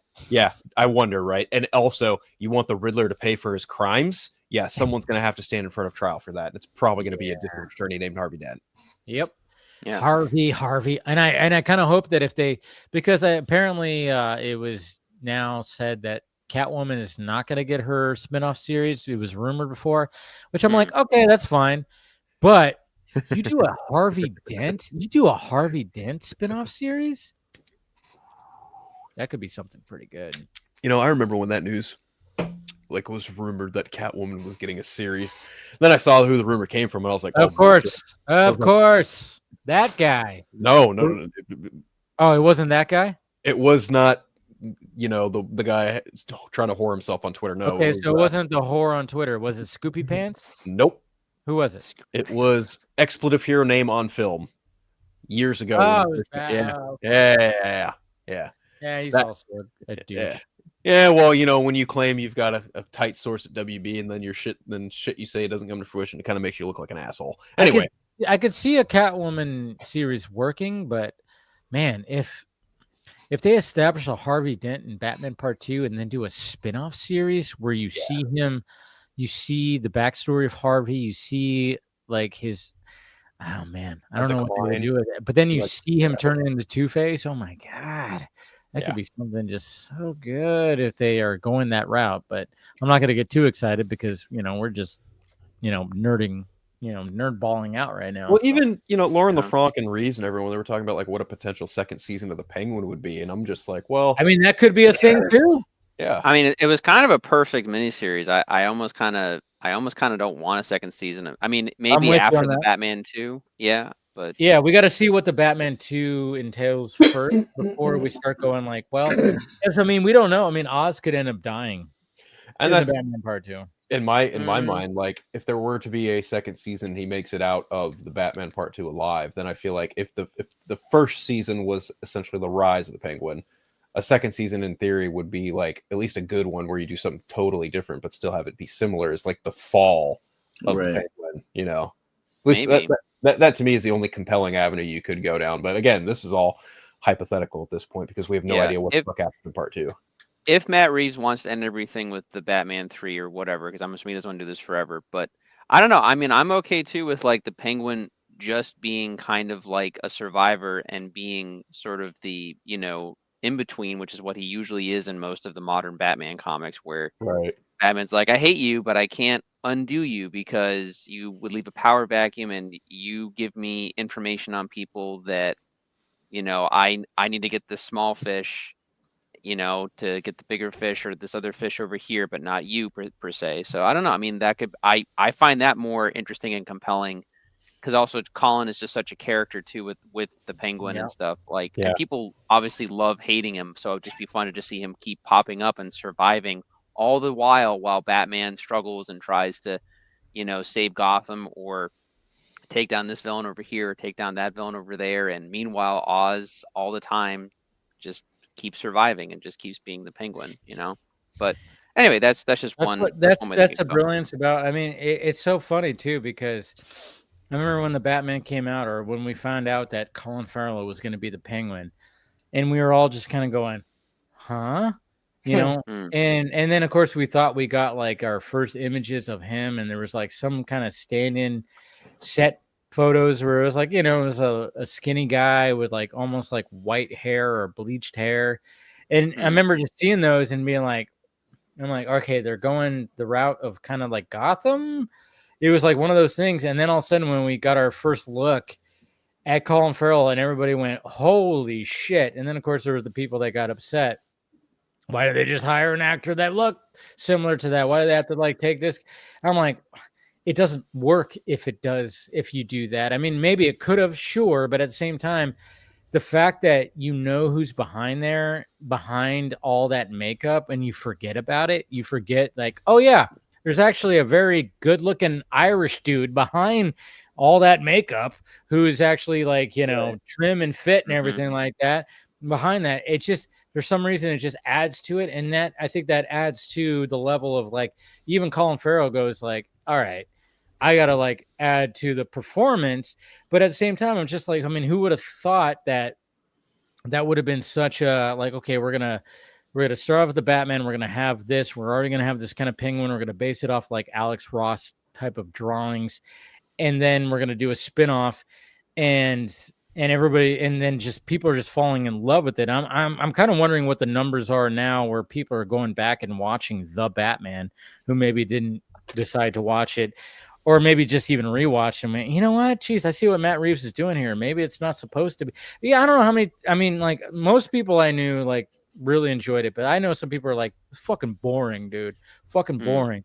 And then all of a sudden you watch the Penguin, and you go, well, the Penguin's not like action packed. So do you realize like what Matt Reeves is doing? He's not trying to just make like this. He's not trying to do what Tim Burton, Joel Schumacher did back in the 90s. It's not that. No. It's not that type of world where everything needs to be action packed. You have a Batman who who kicks ass. But at the same time, it's like, it's not quite that. So I don't know. If you were to equate the Batman movie to any run from the comics, to me, it's very much in the same era and vein of Denny O'Neil and Neil Adams. It's that dark detective noir Batman who's not super fucking jacked and ready, built like a brick shithouse, but he's lean, he's intelligent. Thank you. Tactical. He knows exactly. Well, he's still early in his years, but he's still pretty spry and pretty on his feet in terms of what he needs to do to figure shit out. And it's, to me, having read a lot of Denny O'Neil and Neil Adams stuff, I have got a fucking full shelf of Batman books for here, for crying out loud. Like to me, like the Batman movies speak to that era of comics more. I mean, for fuck's sake, Victor's origin meeting the Penguin is a straight riff off Jason Todd. Stealing the tires for sure. His I know. Like a lot of us went like, oh, okay, I see what you did there. Absolutely. I mean, yeah. Then there's, I mean, obviously, Jeff Loeb and Tim Sale are huge influences on this world as well. I mean, Long Halloween is shadowed over both the Batman and the Penguin, like everywhere. It's just huge influence. And like I said, if they do Robin, I hope that they take a lot from Dark Victory, because that to me is probably one of the best retellings of in a modern context of Dick Grayson, Robin, and stuff. And I think it was in the intro. I think Tim Sale was talking about it too, because he had like an adopted kid at that point, but he never liked Robin. He never liked the idea of Robin. And Jeff Loeb's like, no, this is gonna work. Like, we just have to do it this way. And Tim Sale was like, all right, let's see how this goes and stuff like that. And it was done very well. I think next to Robin's Reckoning in the animated series, it's one of the best intros to Robin in terms of like what I've seen in the multimedia of DC. Real quick side note too, by the way, in terms of multimedia, Phil knows what I'm talking about. I got issue 2 of Absolute Batman, and I've also still waiting on mine. Still waiting on mine. I won't spoil anything, but I will also say that Absolute Wonder Woman and by extension Absolute Superman are also very, very good. They slap. That's the best way I can put it. So I love it. They slap. I know. I still have yet to. I gotta go to I don't know where I gotta go. They're all sold out. That's the thing. So, but I'll catch up. I'll definitely catch up. I mean, I'm only going to like one comic book shop and they don't have it. I have to start making visits to other comic book shops for sure. Or I just order online and just be like, whatever the fuck. But you want a good place to order from? Sci-Fi Center. There's that. You could also Golden Apple Comics.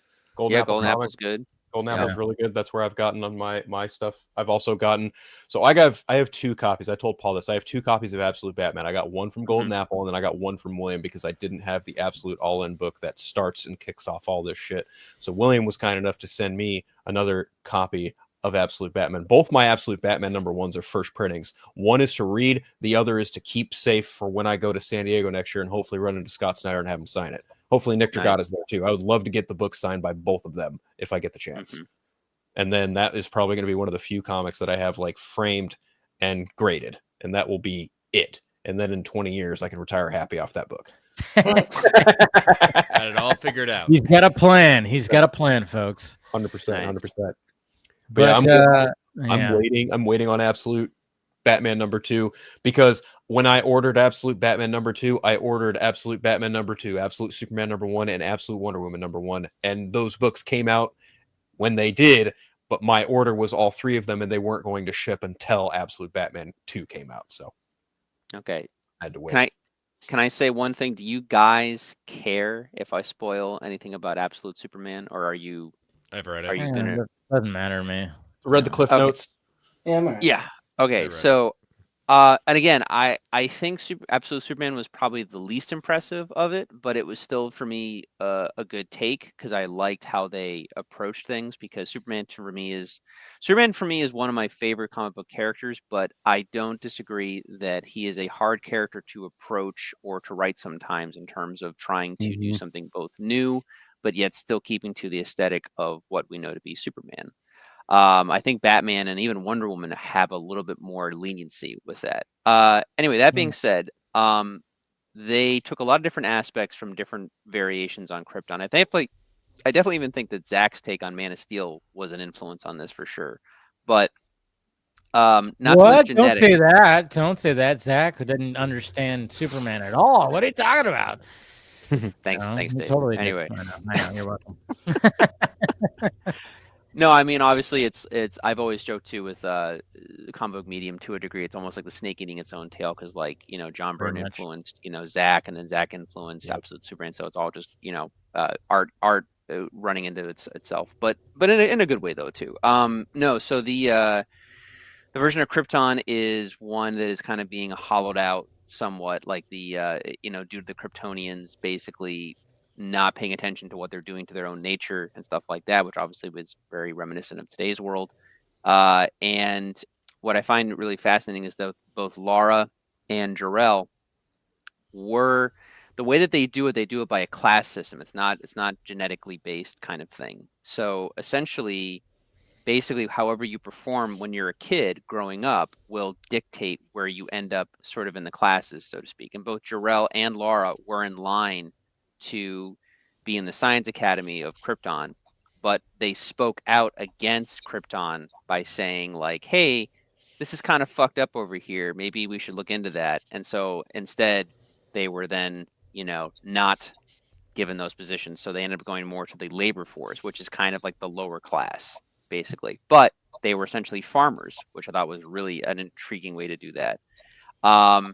So all that's nice and good, and obviously Krypton is falling apart. Jor-El, being one of the miners, is noticing all of the horrible, cracks that are in the system and stuff like that, and he survives a mine collapse. He goes to Laura, and the real nail, it goes back and forth in time as well. You're seeing Superman in the modern day on Earth and everything too, and how he kind of operates and works. But on the last Krypton flashback, at the very the very end page, you see that Clark has already or Kal-El has already been born, and he's lived on Krypton for quite some time. So he's got to be anywhere between 8 and 10. So in essence, he's basically what the original Supergirl essentially is. So this Clark, or this Kal-El, is going to be one that actually has memories with his parents and with Krypton, and clearly has lost them both, which I think is very, very, very compelling. Especially, I think it's going to affect his opinion as well on how he views not just himself but Earth and being an Earthling. So I think that'll be a very intriguing take going forward and stuff like that. Kryptonite does play a factor more so on Krypton, but it's not really magnified on. And this version of Superman seems to also have a powered suit, as well as something that absorbs, well, this isn't that far-fetched compared to other versions, but he's much more reliant on absorbing the sun and absorbing sunlight to then gain his power and to, reverberate his power. And his suit has kind of a connection, like the suit's able to talk to him. And the suit is much more practical and much more straightforward, and even says multiple times, it's like chaos. Sort of, yeah. And but the suit is even being like, what it reminds me of? You know what it really reminds me of? It reminds me of the concept that I think Tim Burton had for his suit for Nicolas Cage's Superman Lives. Because that's I didn't know about that. Yeah. So because I know what you're talking about. Yeah. The idea was that the suit was supposed to morph around him and kind of speak to him in a way. It was in a very organic. It was an organic idea, and in typical WB fashion, they were like, I don't know if this is gonna work. People at DC were like, I don't know if this is gonna work, and then here comes Jason Aaron, made it fucking work. Yeah, because it makes sense that you, being from an advanced society that is thousands of years ahead of us, would actually create technology that you could use. And also Superman being in a suit that is, near destructible as well. Not just like, oh, my mom sewed it up for me, that kind of thing. But the suit is more practical. The suit basically tells him more than once in the book that Earth is not necessarily worth saving. And that Earth may also be, a lost world the same way that Krypton was. So I was like, all right, that's cool. And I like that. It's at least different and new. So I thought that was really intriguing. So yeah. No, it seems like what they're doing with the Absolute universe, and I can't wait to start cracking open some of those. And yeah, it seems like they really figured out things like something different, a different route when it comes to DC, which is good. It's what DC needs. I think we're gonna right now. I'm just like, I'm really hoping there's a DC renaissance with especially after the last fucking 5, 6, 7, 8 years. Well, there's a small. I mean, the way it's been going, there's a small renaissance for a couple years every couple of years, basically. New 52. Yeah, but I'm talking about like with comic books and movies and content. Oh, you mean across all? Yeah, across the whole board. Yeah, you know. Mm-hmm. I'm gonna stick to comics and just keep my expectations there and just hope for the best for everything else. Just hope for the best for everything else. But anyways, Chris, I know you got to go. Yeah, get some sleep. Yeah. Get to sleep. Long week. Yeah, but Paul and I are on the same coast. Though apparently I chose to dress like Elon Musk and you chose to dress like Ben Reilly. So I guess overall you definitely win, Chris. So congratulations. Oh, well, it wasn't a competition, but all right, it wasn't a competition. All right, man. Well, plug anything you have to plug, but thank you obviously for joining. As always, it was an interesting discussion. Yeah, I'd have to say so. A lot about ass cheeks and Yeah. But as always, thanks for having me on, and check me out on Marvel Alliance. You can follow that on any podcatchers of choice, and catch me also. That's every Thursday night, and on the Geekverse Podcast YouTube channel, and catch me on Saturday afternoons on the Brave and the Boys channel, looking at the Organic Price Books Buyer's Guide. Check that out at 3 p.m. Eastern Standard Time. Nice. There it is. All right. Thanks, Chris. All right. Thank you all. Savage. Take care, Chris. See you, Chris. So, it's going to be interesting to see if the Scarecrow plays a part. I mean, it just, when that, like I said, I woke up, looked in my DMs, somebody sent me that image and everything, and I was like, oh, okay. What? How did I not see that? How is nobody talking about that? And it was like, that was like in episode 4 when we saw that shot that showed a potential glove and a mask. And I remember when Boba Talks mentioned something about Scarecrow in one of his videos, and he brought it up today too, and it was like, oh yeah, you didn't, and I remember there was whispers about Matt Reeves utilizing the Scarecrow, but then that got wiped away because there's always been this whole thing about either Clayface or Mr. Freeze. So Scarecrow, I mean, and I think a lot of people wanted to not talk like, oh yeah, Scarecrow is not going to happen because that happened, Nolan. We got to do something different here, because remember right after the Batman came out, and there was that Hollywood Reporter article that said that they were developing a Professor Pig, Scarecrow, and Clayface film. Yeah, well, I forgot about that. Yeah, and they were developing separate films about all 3 characters, and it's like, well, that to me just feels like maybe we can do something like this, and then maybe those ideas got morphed into other ideas that ended up somewhere else, because that's kind of a thing that happens.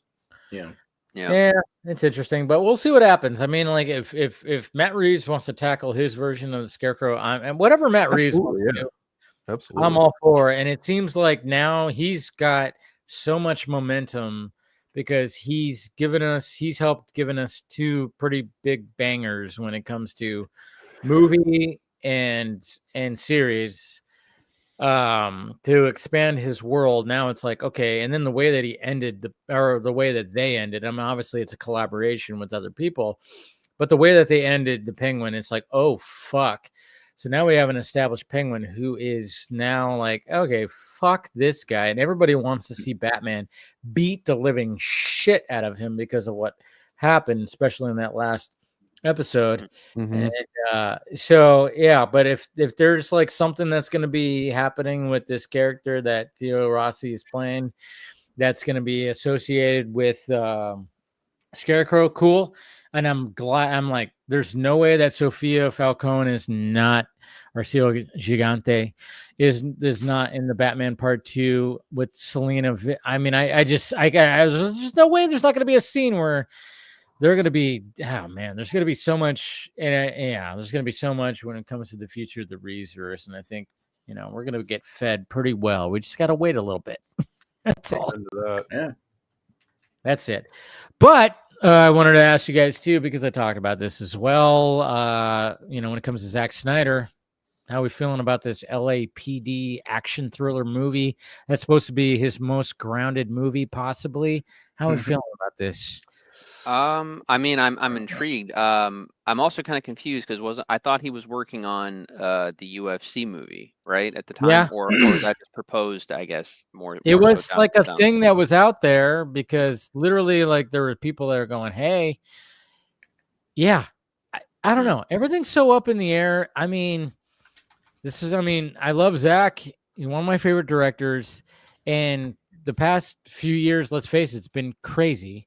And we've loved the fact that he got brought over to Netflix to be like, hey, come over here and bring your crazy ideas here. And he did. Love those crazy ideas. But then did those crazy ideas really work for Netflix? And now we got Scott, and there was always that thing where Scott Stuber, who brought him over, no longer there. Dan Lin came out. I was worried about that because of previous stuff. But then apparently when it comes to this article that came out about Zach doing this, he talked with Dan Lin, and Dan Lin was all about it. And it kind of made me think that with everything that's been happening with Netflix, and maybe they didn't fully what, the results weren't exactly what we thought it was going to be when it came to the whole concept of, hey, you release a PG-13 and then we get the Snyder cuts. Maybe, hey, okay, we let you play with your toys that you wanted to play. Now, how about you do something a little bit more subtle, half the budget, do something for us that maybe you want to do. And Zach has said in interviews, I want to do just a movie where it's not, I'm sitting in the village, as they call it, right, with all the monitors way offset because it's like a big, huge set that has a bunch of green screens everywhere, and it's all VFX that are going to be in the background. He's always said he wanted to do something more low key, and that's why we thought, okay, the UFC movie, that sounds like it's going to be it. But who knows what's going on with that? There could be some logistics with that, and maybe that's going to be the next one that he's going to do. But with this whole announcement of like, okay, he's going to do an LAPD more grounded action thriller, I'm like, all right, that's something. It's just, to me, if he was speaking with Dan Lin about it and they agreed, which I'm like, okay, okay, good. Dan Lin is good with him. They're not gonna like get rid of him. I was worried. I'm hey, damaged goods. I'm a Snyder fan who's damaged goods. When a studio starts like not greenlighting things and canceling things, like they cancel Las Vegas, I start worrying. But it sounds like Netflix is still gonna keep him around. But I think like maybe one of the negotiations they had, it was like, okay, we'll keep you, but we're gonna take a break from all your craziness over here. Let's do something different over here, a small action movie. And he's like, you know what? I want to do a small action movie because it's been crazy for the last fucking decade of my life. I've been making just special effects bonanza. I want to make something small. So I think they kind of came up with an agreement, and he's like, yeah, okay. And, this could be something pretty perfect. He's going to make like a cool fucking cop LAPD movie. Bring it. And I think it's something good for him. The only thing that I'm kind of not scratching my head at, but more like a little worried about is that he's co-writing it. And I've always felt that his writing is a little bit like, no, I mean, seriously. I mean, I think no.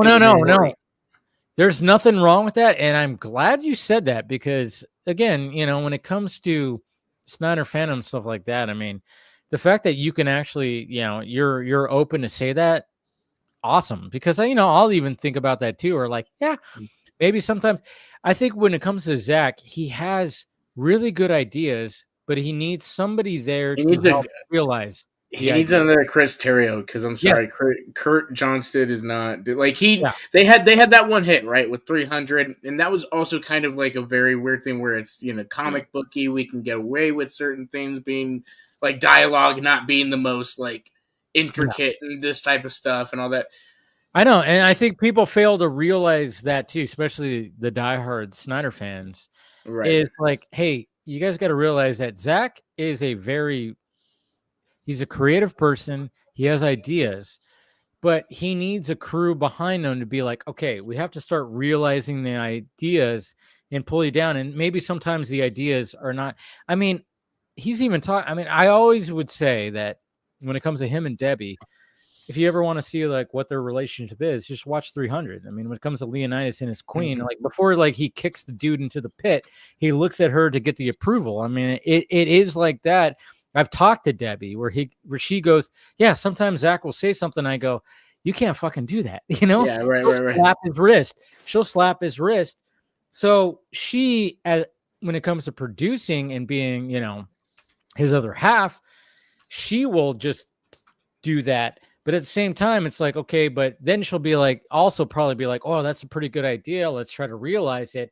And then maybe it's so just like off the cuff and so crazy where it's like, okay, you need to bring in a professional writer to somehow figure out. He needs somebody like that in the writer's room. Absolutely. Yeah. And I think like, because I've talked to somebody who saw the original BVS script, which didn't have Terrio's fingerprints on it. It was way more. It was Goyer, Snyder. It had Metallo. It had much more actiony set pieces, more than political. And I think that's when Ben Affleck was like, "Wait a minute, dude. You sold me on a certain kind of movie. This is not that movie." And a lot of people, but what's good about Zach is he's open to. He's like, all right, okay, if this is not the movie that we can't do, let's collaborate and let's try to like fix it. Let's try to bring the idea that we have here of Batman versus Superman, but let's bring it down to where we're not going to make this crazy, action movie, which I think a lot of, there's some fans out there probably would have preferred that, sure, but then. What I always say is BVS might end up being like, and it has turned into kind of a cult classic. I mean, I love it because I love the fact that it's these two powerhouses, two of my like all-time favorite comic book characters clashing in a way that I was like, oh, not exactly the way that I thought it would actually do, where it even surprised me in it. And I love that, but maybe, some people didn't like it, but fine. But at the same time, it's like you need somebody, or a writer like Chris Terrio. And then, of course, when it came to Justice League, it was like, all right, take that momentum and bring it into Justice League. And I think he did a great job of balancing out the heroes that needed to have origin stories and that and everything. But yeah. So I get it when people go, oh yeah, if Zach's writing, oh no, but it's like, and maybe he just needs like a little bit of something. And even if we're all like really good Zack Snyder fans, we can all realize there is a weakness. There is a little bit of a weakness when it comes to certain things where it goes, hey, Zach, scale it back a little bit. Scale it back a little bit when it comes to some of these ideas. And I would even say that there were some ideas in Rebel Moon, even in Army of the Dead, where it's like, whew, whoa. I mean, Army of the Dead less than Rebel Moon. There's some things in Rebel Moon I was like, whoa, I don't know what you're trying to go for right here, kind of thing. And maybe you're trying to go a little too, but at the same time, I appreciate that you're going for it for sure. But yeah, I would agree with even Austin. Like, I mean, in terms of just talking purely comic book stuff or just Justice League, like if tomorrow they greenlit 2 and 3 or whatever the case is, my first thing I would say would be like have Chris Terrio. Oh yeah, he would have to be on the writer's room of right. That. But have Zach be there for ideas, because Zach was the one to come up with all of like the time skipping and like taking from this book and that book. And then the Chris Terrio, as far as I know, as far as from what I've read up and stuff, like he pretty much just, dived head first into the lore, and then he'd be like, oh, what about this or what about that? And so like, so it was definitely a collaborative process, but that's what I like about Zach, and then he's able to make it. And BVS Ultimate is to me one of the most, like, we're not going to see a movie like that for a very long time, just because the fact that it was able to get made the way it was able to get made, like it was good budget, good effects, and then but we got Zack Snyder's Justice League, which for me is still one of the best superhero movies probably ever made, like in terms of just how that worked out. Now, as far as LAPD movie, I think that it's good. It's grounded. It's going to be something where, he can use the visual language with how Zach does action and stuff like that too.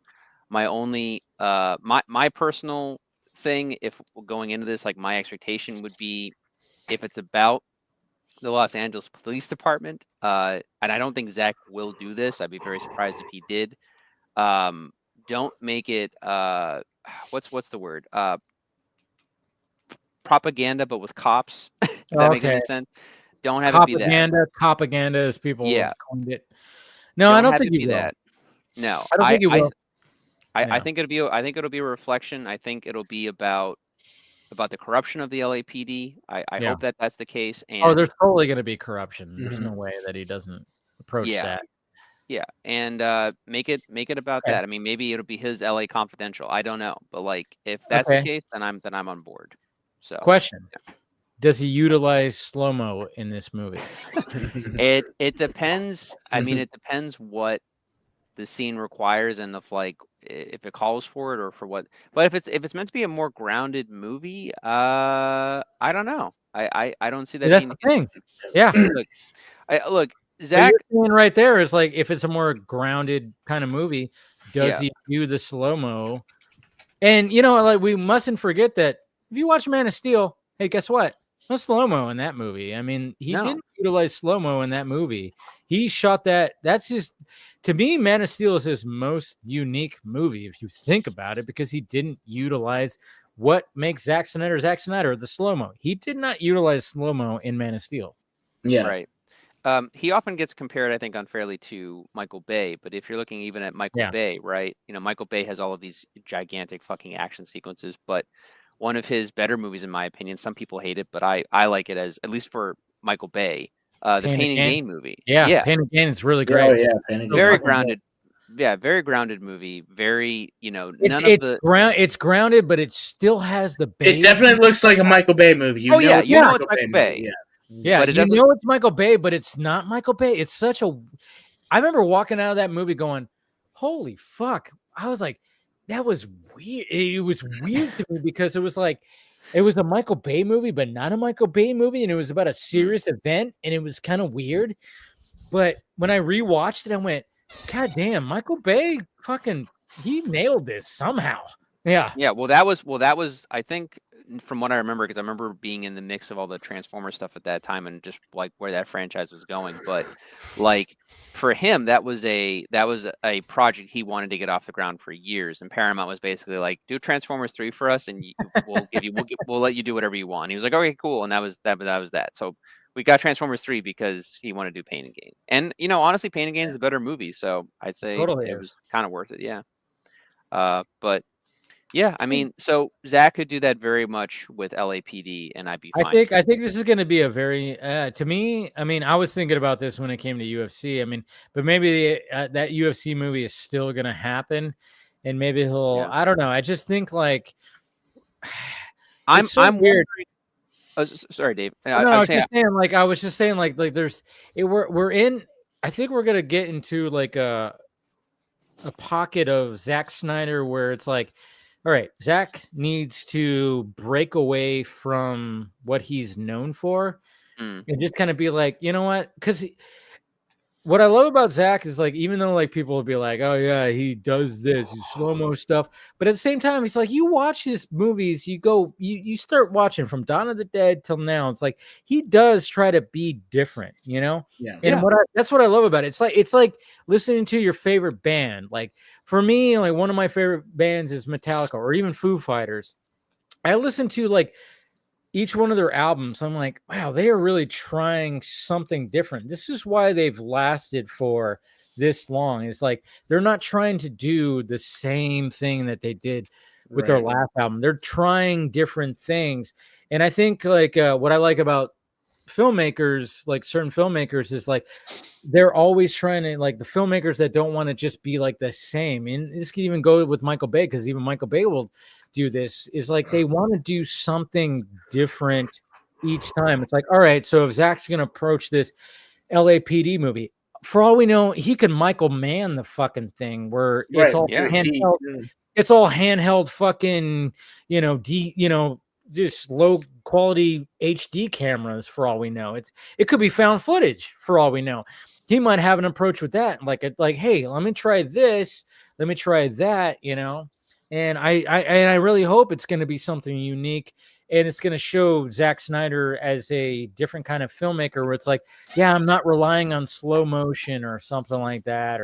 And maybe he won't. Maybe there won't be any slow motion. And then when he does the UFC movie, then he'll bring back the slow motion. Right, I don't know. Got it with that. Yeah, like which I think that would work for the UFC movie. This movie, maybe not. I don't know.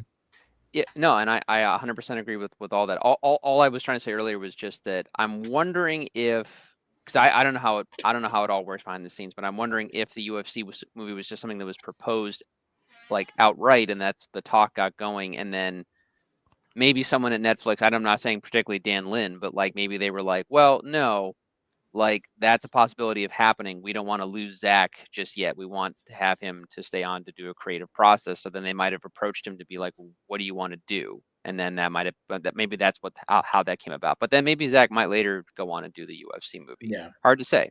I think he might do it because obviously everybody wants him, and I think there's just a lot of logistics with that UFC. They got to go through Dana and everybody. What's the story going to be? Is it true? Is it not? What it like? There's just a lot of things. Are we like? Before Zach even steps on board as a director or anything that they're like that they can pitch him for, you know what I mean? Like, which he's probably already going to do it. It seems like he has interest in stuff, but you know, they still obviously got to put a lot of things together before, you know, they just start shooting. Yeah, no, makes total sense. No, it's interesting, but Austin, I know you got to go. You got called into work. Yeah, I got to be up at 7 a.m. now. Yeah, so, well, that sucks. That's fun.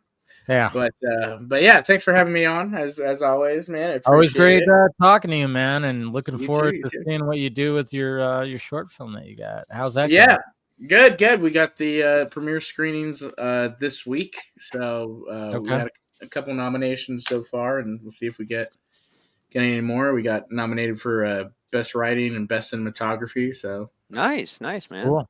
I like it. Yeah, I know you sent me some of the stuff you got nominated for. I'm like, man, congratulations, dude. Good job, man. Cool. Yeah, I like it. All right, can't wait to see the final product.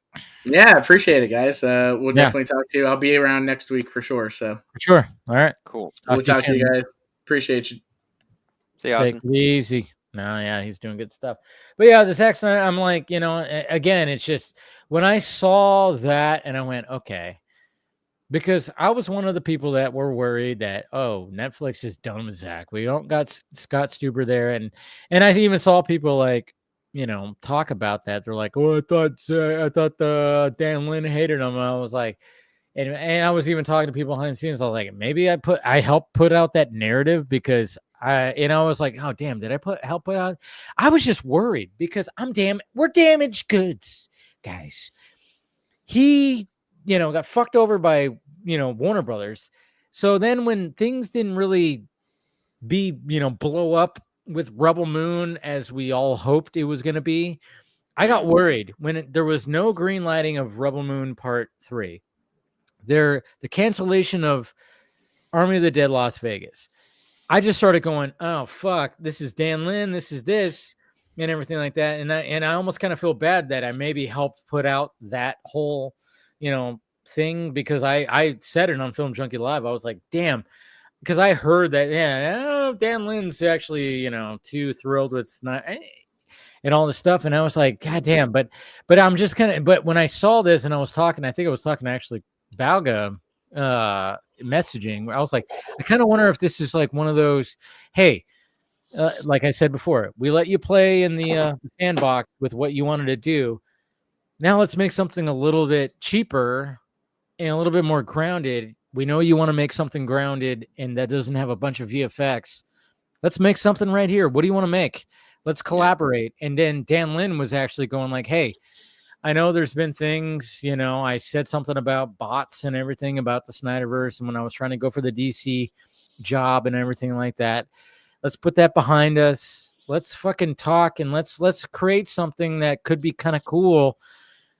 That, you know, you are still a brand. You are still a name. I mean, no matter what, when we hear Zack Snyder's name, you know, even if, you know, nobody who's an actual fan, Zack Snyder is still a name. He's still fucking somebody. So, and he's established that name, especially with what's happened in the past 5 6 years or whatever the fuck, it's like, so for him to just, I really think he does need to make something a little bit more grounded and a little bit like show people like, hey, I'm a filmmaker and I'm not just the slow-mo VFX bonanza guy. And, let me just show you that. I mean, yeah, I have outrageous ideas and I put them out there and whatever the fuck, you don't like them, whatever. But I can also make something like this, which I'm just kind of going like, I remember like David Ayer was going to make some kind of movie like this. And then I think even before, like Zach talked about, he wanted to make a SWAT team type of movie or like a SWAT movie. Well, he was up for that SWAT movie way back when. That's right. And then before what's his name got it. Yeah. Yeah, I don't remember who got it anymore, but it was, I forgot what his name was, but he was popular in that time. Wasn't Barry's? No. It was I forget, but it was it was a movie that kind of came and went. And I actually like that SWAT movie. I thought that SWAT movie was actually pretty good. In my opinion, I actually really enjoyed that movie. I think I saw pieces of it on TV like years ago, but I haven't. That was the other thing. That's Sam why. Jackson. Yeah. No. I was saying I think I remember why there was why he lost the job is because SWAT. He wanted R and it was a PG. Oh, he wanted R rated. Yeah, of course. Yeah. So that was it. Yeah, because Zach. But it's Zach. I think with the Netflix stuff, I think Rebel Moon would have done better if they had just released the director's cuts right off, because they weren't really going to theaters, not really, So just if they had just done the director's cuts right off the bat. It was an experiment that I was hoping that it would work, but it didn't work. Let's face it. I mean, no. Well, I mean, Zach look, was all about it, Yeah, I'm a big fan of him, obviously, but I just saw part one of I'll call it the theatrical cut. And I was like, okay, I never saw the part two, and I haven't even gotten to the director's cuts yet. And it's more so my own life. It's not so much I don't want to see them at some point, but no, I'm curious to see what you feel about them, because I lost interest myself, and I said that publicly. I was like, I'm not gonna lie, I'm not gonna sit here and just say that I'm not, because I went to the Rebel Moon premiere, saw it, and I was like, cool. But then I remember, at the dinner table afterwards, I was talking to Steven, and other people. I was like, okay, so if the PG-13 was like that was cool. Can you imagine what the R-rated cut's going to look like? I mean, we were already talking about it. So it's like, we were kind of had the idea of like, all right, this is what Zach wanted. But then what I came to realize too was like, oh, wait a minute, but we're Zack Snyder fans. So we're already thinking about that. But if there was somebody that has no idea, they're just kind of going like, all right, that was cool, but I thought it was going to be something crazier because it's Zack Snyder. And I keep hearing that Zack Snyder is like, he's going to do something crazier. And then when I saw part two, it was just kind of like, all right, I like, there's more action in this, but I'm just, at the same time, I'm sitting there going, yeah, but I know this is not the final cut. And then I started going, there are people out there that just don't know that there's supposed to be these other cuts, because Netflix are not doing a good marketing to just be like, hey, watch these versions, but then eventually we're going to get these. And then I lost interest, and I was like, God damn, because it took, there was a nice little gap. I think like the part two came out in like April and May. And then of course the other ones weren't coming out till August. And then I went to both of the screenings of the director's cuts, and seeing it on the big screen. I seriously went, oh shit, this is what it's supposed to be. Like, my God, like after watching those ones and not just being like the biggest fans of them, I was like, they're okay. But then I watched this and I was like, oh shit, yeah, here we go. I mean, I'm not saying it's like perfect. There's some things where I was like, Jesus Christ. No, they're flawed movies, right? From what I've heard. This sex scene is going on way too long. It was like and it's kind of crazy to say that, but at the same time, I'm like, I'm sitting here with like a bunch of strangers, and this sex scene is going on way too long. But but it's just like shit like that, where it's just like there's things where I go, yeah, there's things that could have been cut, but overall. And then I remember like that weekend I rewatched them on Netflix. And I'm like, God damn, Yeah, the whole gimmick of doing the PG-13 cuts into this, I get it. But at the same time, I'm like, I will never, if I want to watch Rebel Moon 1 and 2, I will never watch those, just like I will never watch the theatrical cut of BVS or, of course, Justice League. I will always watch, the extended director's cuts. The visionary of the director, of course. And so I think it was just an experiment that they thought maybe it could work and maybe it was going to be a marketing thing. And, for the most part, Zack tried his best. He went on Rogan. Every interview, he sold it. He explained these are different cuts. This different. He totally explained it. And, it's so funny, too, because everybody just blames Netflix. But I'm like, from what I gathered, it was a collaboration where Zack was totally going like, hey, let's try to do it like this, try to capitalize on certain things. He was all about it. So he is to blame too for the debacle as well, because he just thought, hey, but there's nothing wrong with that. Like, I don't go, oh, fuck him, for doing that. I just go, it made sense. Like, I totally understood what he was trying to do. It just didn't work. It just didn't work.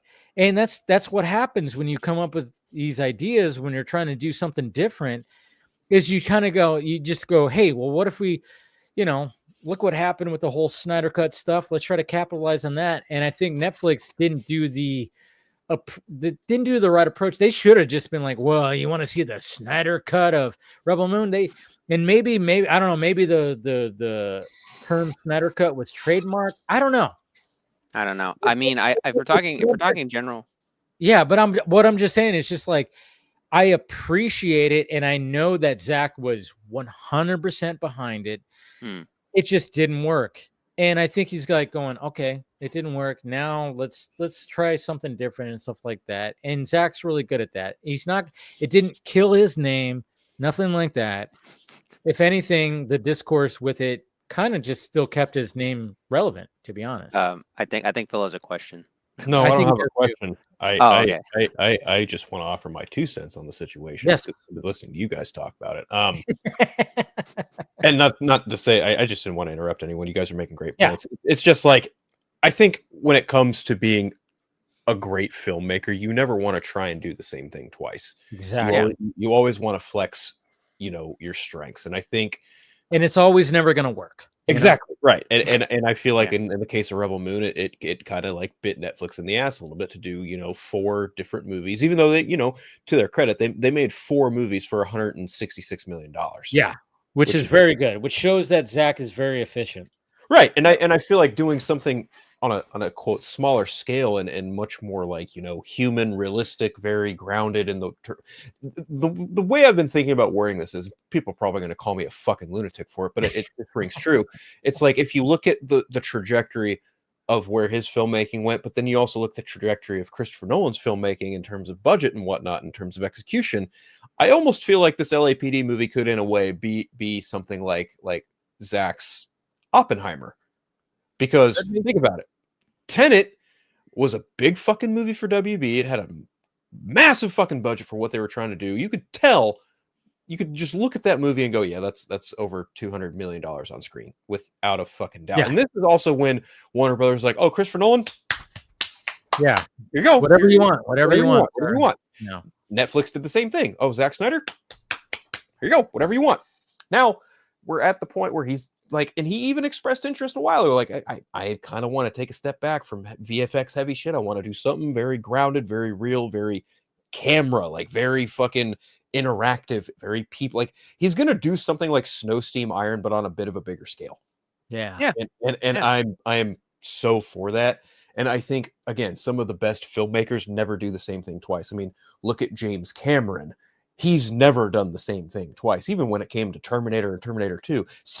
Similar in terms of like story. It's the same story, but it's two. Like, you look at both of those movies, you got a horror sci-fi for the first one, and then you got an action sci-fi for the next one. Yep. And it's like the only consistent things with Cameron is that he likes water, He does like he that. likes upping the ante with the effects. That's the only consistent thing with his career.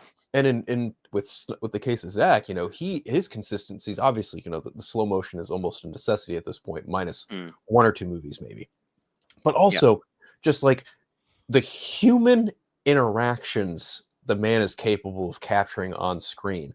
Look at any of his fucking movies, any human interactions, be it between Clark Kent and Martha Kent, or even fucking Bruce Wayne and Diana Prince, or fucking Cummings and what's her face from Army of the Dead, where she fucking shoots him in the fucking leg, calls him a cunt, like all that shit.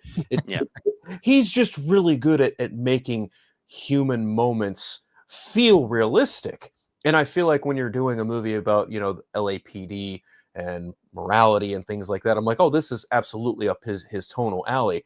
I'm excited. Like, Netflix? Sure. I don't give a fuck. Look at the way the landscape is changing as far as we digest movies. I mean, hell, we're also still it's going to be interesting to see if this lands in 2025, 26. I think it will, because if it lands in 2026, that means Christopher Nolan and Zack Snyder will both have films coming out. Ooh, and also Steven Spielberg gonna have his movie maybe too. Which thing is Spielberg working on next? He's doing a UFO movie. Yep. Oh, okay. All right, we'll see how that goes. He's doing a movie about something about UFOs. I don't know. We don't know. That's what's so great about that. Is like, oh yeah, Steven Spielberg. I mean, he's already has this cat. It's like, oh, it's about UFOs, and I'm like, hey, Steven Spielberg, dealing with aliens, sign me the fuck up. I mean, no matter what, I'll watch anything Steven Spielberg. But some of my favorite movies with him, are with aliens. I don't care what anybody says. His War of the Worlds fucking remake, the fucking sauce, man, with Tom Cruise running. I'm telling you. I mean, and then of course, we should talk about that a little bit too. Obviously, we got the Mission Impossible trailer that came out this right. But at the same time, I'm just like, the fact that like when I've watched the Steven Spielberg's War of the Worlds numerous times, because I just enjoy that movie so much, because it's Steven Spielberg and Tom Cruise collaborating together, and you literally have a scene where Tom Cruise is running through the town while the fucking aliens are zapping people, and he's running through and getting ashes of human beings thrown on him, and there's like a crazy one shot that happens, and I'm going, what the fuck? I mean, like, this is insane. So it's just, I mean, the level of like filmmaking and the fact that you're going, I know my actor is Tom Cruise. He is known for running. I'm going to have him run through a crazy fucking situation where aliens are zapping human beings to a fucking crisp, to ash, and he's running through it all. That scene is, I don't know how people don't even talk about that scene to this day more, because that was like, holy shit. And I just love that movie altogether. The fact that he did, I mean, he took an old story and just modernized it. And I thought he did. You have Morgan Freeman narrating it. Like, what? I mean, come on. You have the ultimate narrator of that movie. I'm like, that movie. So when I hear Steven Spielberg, aliens, okay. I'm there. I hope it's more aliens, because I mean, I'm not huge on Close Encounters, but I respect the gravitas of that movie. That movie scared the shit out of me when I was a kid. That's all I gotta say. I can see why. That abduction scene with the kid, where like, dude, that freaked me out, where I had nightmares. You can ask my mom. I had nightmares, but when I watched it, I'm like, ooh, yeah. And then there's like obviously E.T. and everything. Yeah. I never finished War of the Worlds. I was watching with a friend of mine, and I think we got to like the zapping alien stuff, and then he had to go. Like we were watching it in his car. He had like a portable DVD player, and I never had any inkling to like finish. You gotta watch, dude. Just watch it. I mean, it's not a perfect movie. There's some things where you're just gonna go, okay, but there are some things in there where you go, man, Spielberg, and there was like, man, you were fucking cooking right here. Rewatch it again. It's a good alien flick. I was gonna say War of the Worlds is the same thing with Spielberg as King Kong was with Peter Jackson, because when they were kids, their favorite movies were King Kong, and Spielberg's was War of the Worlds. So they was more of like, hey, I'm gonna remake this movie in modern day or in modern filmmaking in my way, because that's what I want to do, because I was obsessed with this movie when I was a child. And so for them, it's this sort of, it's like this. It's a passion project. Right, exactly, passion project. So. But yeah, I do want to finish it at some point, though, for looking back on a Tom Cruise movie, Dakota Fanning screaming her lungs out the entire film, from what I've heard. That's the thing that kind of gets annoying a little bit, where it's all right, they could have toned her down a little bit, where it's like, yeesh. And then, of course, there's the whole, like, his son is like a, fuck you, dad. It's like, hey, you the little shit. There's an alien invasion happening. Can you not hate your dad for just a moment? Just a little bit. So they do emphasize that's the thing that I don't like about War of the Worlds, is like they emphasize the fact that he's like not the best dad and all this stuff. And so they have to all work together, and it's just like, do we really have to do that part? Yeah. But for the most part, I mean, there's that scene I don't know if you got to that scene, Paul, but there's a scene. Like I said, when the aliens started coming out of the ground, that's when my friend had to go. So that's there's as far as a scene with Tim Robbins that you didn't see. Oh, yeah, I guess he's in that movie. I forgot about that. He's in the movie where he's like, hey, come over here. I got a shotgun. I got this. There's a very intense scene that happens in that dude's house. They're in the basement, and one of the alien things are coming down. And so it's one of those like in the basement, don't make a sound kind of scenes. And yeah, I think I've heard of this one. Yeah, the Tim Robbins is kind of like a little bit of a psycho. It's so intense. Yeah, you got to watch the full movie, man. Okay. Like I said, it's not a perfect movie. I will say there's things that I don't like about it, but for the most part, there are scenes where I go, whoa, Spielberg knew the fucking assignment when it came to this right here. You could tell it was a passion project. I mean, there are things in there that are really good, and I never sleep on that one. I love that movie. Okay, well, I'll definitely check it out. It's funny, though, too, because I'm a huge Spielberg fan in general, but I find it ironic that the kid elements or the kids element of it is, complained about, because Spielberg is so well known for working well with child actors and getting the best performances out of them and stuff like that. But I find it funny because, as you guys know, Hook is one of my favorite movies of all time. Fuck yeah, dude. That movie's amazing. So good. That movie is so goddamn good. But when I think back on it, because I've seen the movie so many fucking times, the annoying aspects of the kids in War of the Worlds is actually kind of apparent in Hook as well, because, he's got the two kids and everything. Yeah. And the young daughter, who's definitely more like connected to her mom, you can kind of tell, but she's like almost, I mean, she's young. She's got to be about 6 or 7 in the movie, probably, about that age. And but she's completely oblivious to a lot of things. Like literally the end of the fucking movie, like he's saving her. He's in Peter Pan garb, and she's like, Peter Pan's my dad. It's like, where were you? Like, did you not understand? Like, why would Captain Hook, like, just things like that? But then I think Spielberg is really emphasizing the father and son aspect, because it's so like upfront about father, because obviously his son was, Captain Hook was trying to be like, hey, you're my boy. No, there is no, and obviously that relates more to Spielberg too, because at that time, him and his dad had not made up yet at that point in real life. And Fableman's shows a lot of that. You can definitely check that movie out. But even Jack, to a degree, he's got to be like 10 or 11 in the movie. So again, you don't try to be too judgmental on the kid aspect of him, but like he breaks down crying when he's breaking all the clocks and everything, and I never thought about it as a kid when I was watching it, but my friend Derek, who had seen the movie a bunch of times too, pointed it out. He's like, Jack's kind of being like a little bit too judgmental. And I was like, what do you mean? He's like, well, understandably, he's more or less, he's sad and he's crying because his dad isn't spending enough time with him, obviously, which is fair. But he's also like complaining to Captain Hook that like his dad didn't do like, or try hard enough after he got the crap beat out of him by pirates. He's an out of shape, overweight guy having to climb, like the thing. He's exhausted. Like his son. Now, Grant, his son's just like, just touch my hand, Dad, and even Peter's just like, oh God, like he's just out of it. Like I understand what Jack was saying, but at the same time, Derek's like, this man just got the crap kicked out of him, and this kid's complaining about. So it's like that. It's so interesting to watch these movies as kids and adults. Yeah. Because like I haven't watched Hook in a while. Now like I want to watch Hook to watch it as a more of a grown up. I can't even remember the last time I watched that, but when I was a kid, me and my brother we were obsessed with that movie. So I can like I know start to finish that movie, but now I'm like going, I haven't watched that movie in fucking probably decades.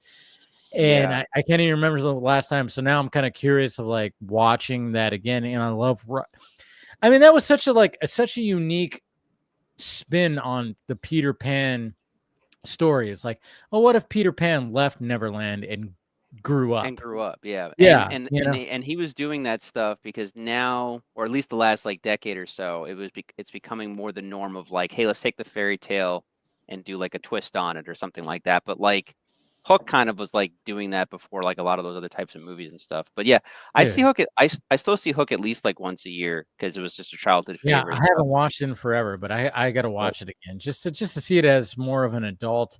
I can't even remember. But it's so funny because when that movie came out, it got shit on by critics. I found that out later when I was in high school, when you could actually look online and see what the old reviews were. And Rotten Tomatoes was just starting at that point, or just coming around. But I was so surprised because for me it was like I considered one of Spielberg's like top 5 at that time. It's perfect. But you have Robin Williams as Peter Pan as a grown-up, and then he finds his way back to Peter Pan, and it's perfect. And then you got Dustin Hoffman as Captain Hook. Are you kidding me? I mean, like, but he's unrecognizable because if you told me Dustin Hoffman was going to be Hook, I wouldn't have bought that at the time. But his makeup and his acting, he is that character. He disappears into it. You have to squint really hard to see Dustin Hoffman. You have to like. You got Bob Hoskins. You got Bob Hoskins as his like first Smee. Yeah.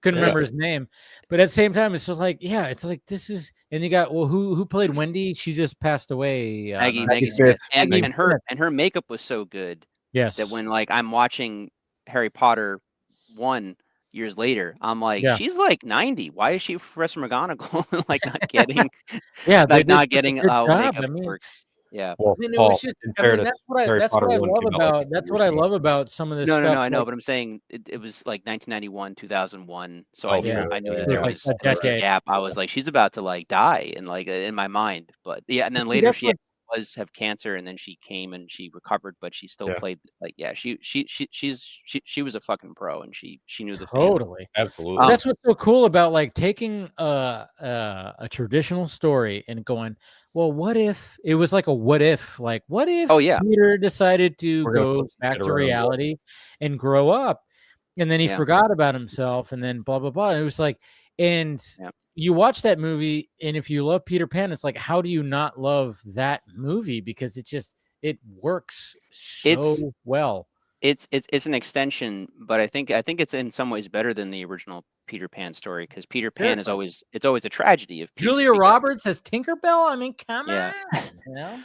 But Peter, the whole idea is that he never really grows up. He's always kind of stuck in Neverland, and then in Hook, it's the true tragedy becomes that Hook is the one who becomes trapped because he never gets his final adventure until the very end of the movie and stuff. But even then, even in those final moments, he quotes the literal book, and he's like, thus perish Peter Pan, because to him that's his legacy. Is the ending of a children's book essentially. But again, as you guys can tell, I've seen that movie too many times. But my favorite moment in the whole movie used to be one of my least favorites. More so because of like how the pacing goes and like what he ends up having to do anyway. But the moment where Rufio dies, and spoilers, but like Rufio dies, and then for a 30-year-old movie, right. But then Jack is like, the game is over. Jack is taken out of the illusion and stuff, and he says to Peter like, Dad, I want to go home. When I was a kid, I kind of hated the moment because it wasn't necessarily that I wasn't I wasn't like not agreeing with Jack, but it was more of like, well, no, he has to fight Hook because Hook is still a threat to him and his family and everything else. But then I realized that the whole point of the scene is not that. The whole point of the scene is to show one, that he's still Peter Pan, but he accepts the responsibility of Peter Banning and being the father and taking his son as the main priority and remembering that that's why he came back in the first place, you know, and like that's the whole fucking point. But the main thing too is like, again, it's like when you watch it as a kid and you watch it as an adult. As a kid, I just was so frustrated with that scene, but now as an adult, I can't think of how many times I've been hanging out with my friends, and you know, a lot of them have, you know, gotten married or have had kids, and you know, not kids trying to necessarily get attention, but a kid, something's wrong or they feel sick or you know something's up or whatever the case is, and they're like, Dad, can we go home? And like they'll be like, dude, I gotta go. And it's like, no, I get it, man, you know. And that's exactly what that scene is. It's like he's being both Peter and he's being the parent. And that's like, what's so great about that movie too, because there's a moment where he figures out that he's Peter Pan, and then he just falls completely back into being that child again. And then and then Tinkerbell goes, Peter, you grew up, you have kids and everything like that. And she like reminds him like, hey, you are part. And then he goes, oh shit, that's right. You're right. She accidentally reminds him because she's actually totally happy that he's back, and then he loves him, like but then they make out for 2 seconds, and he's like, and he doesn't say her name, he says his wife's, because that's who and then you know, if you knew the flashbacks, that's the whole reason he never landed in the first place, is that he finally grew up enough, he matured out of puberty to finally like, I'm gonna give her a real kiss, not the whole button little symbol kiss, whatever the fuck it was. And it was perfect because, like, but again, I like it in some ways better than the Peter Pan mythos or the original story, because it shows the real truth and true to Spielberg in many ways, which is that it's okay to grow up, just don't forget what made certain things special. Don't forget about what it was to be a kid, because that's the whole disconnect with Peter and his children in the first place, is that Peter is entirely just a grown up. He doesn't remember what it meant to have his child. He's a businessman. He's all about business. He hates flying, which they emphasize. It's like, which is hilarious. Yeah, it's hilarious. And he's on Pan Am, which is great. You know, like Do you guys? Because I've seen it too many times and I read all the trivia. But did you guys know that the voice of the pilot or over the intercom, that's Dustin Hoffman? Oh, really? I didn't know that. Hilarious. Oh, wow. And I think he's even doing his voice. Yeah, dude, I'm gonna watch this movie over the weekend. Rewatch. I haven't watched it in so long that I'm like, I can't wait now. when Robin Williams died, I took a brief break because I knew I wouldn't be able to make it through the movie without breaking down. And Spielberg himself, from what I've read, supposedly in trivia, is that he tried to rewatch the movie himself to honor his friend who had passed, and he couldn't finish it. It was hard, Yeah. And but no, I think it was during the pandemic, and this was like 6 years after Robin had passed, and I think I'd seen the movie like since then and everything, but for whatever reason, I was with my friend, we were working on projects together, and he had brought a bunch of movies and stuff, and I think that might have been the last time I watched Hook, was after Robin Williams died. I went on like a whole binge of watching the movies that I loved that he was in. So of course it was like the Miss Doubtfire, Birdcage, Aladdin. It was all that, but I watched Hook too because I just fucking loved that movie. I think that might have been the last time. So it's probably been a decade since I've watched Hook. So now I want to watch it again. I might watch it this weekend. You convinced me, Paul, and I can't wait to report back to see like how I feel about it 10 years later. But I'm sure I'm just gonna be like, it's still great. Still great. No, it's good. Our generation in particular grew up with that movie and loves that movie. The generation before us doesn't see it that way, but like everyone after us kind of does, which I think is good. And I think I like it because I know Spielberg is not, he looks at that movie and he sees all the flaws. So he's not like huge on that movie, but I think he knows by now that our generation, at the very least, and onwards, I think he's even said his own kids love that movie. So he's I mean, like I remember as a kid watching the imaginary eating the food. Yeah. Scene. I mean, like how I mean that totally resonated with every kid. I was like, can you imagine, like, because Steven, Spielberg did a good job of, like, because you have this adult who is like, and then he sees all the kids and they're just like snacking, and then he's just like, I don't see this. What are we doing? Because he's lost his way. And then, like, at one point where he goes, like, he's gonna like flip some whatever the hell, and he just like goes, I'm just gonna play the part and scoop something and flip it at this, at this one person, one of the kids. I think I'm pretty Rufio, yeah. Yeah, it was. No, I don't know if it was Rufio. No, it's Rufio because he finally, because they're doing Rufio. because he gets it because the scene's meant to connect with his being a lawyer, and you understand why Peter became a lawyer because he's a smart person, and then but it's a name calling contest, so he goes back. That's right. And then he does, like, he dips his spoon into the bowl, and then he just flings, and then you see, like, the color, actual stuff. Hit his face, and then all of a sudden, like, Peter goes, what the fuck? And then all of a sudden you see the reveal of all the food. Then he's just like, oh my dude, as a kid you go, oh my god, can you imagine that?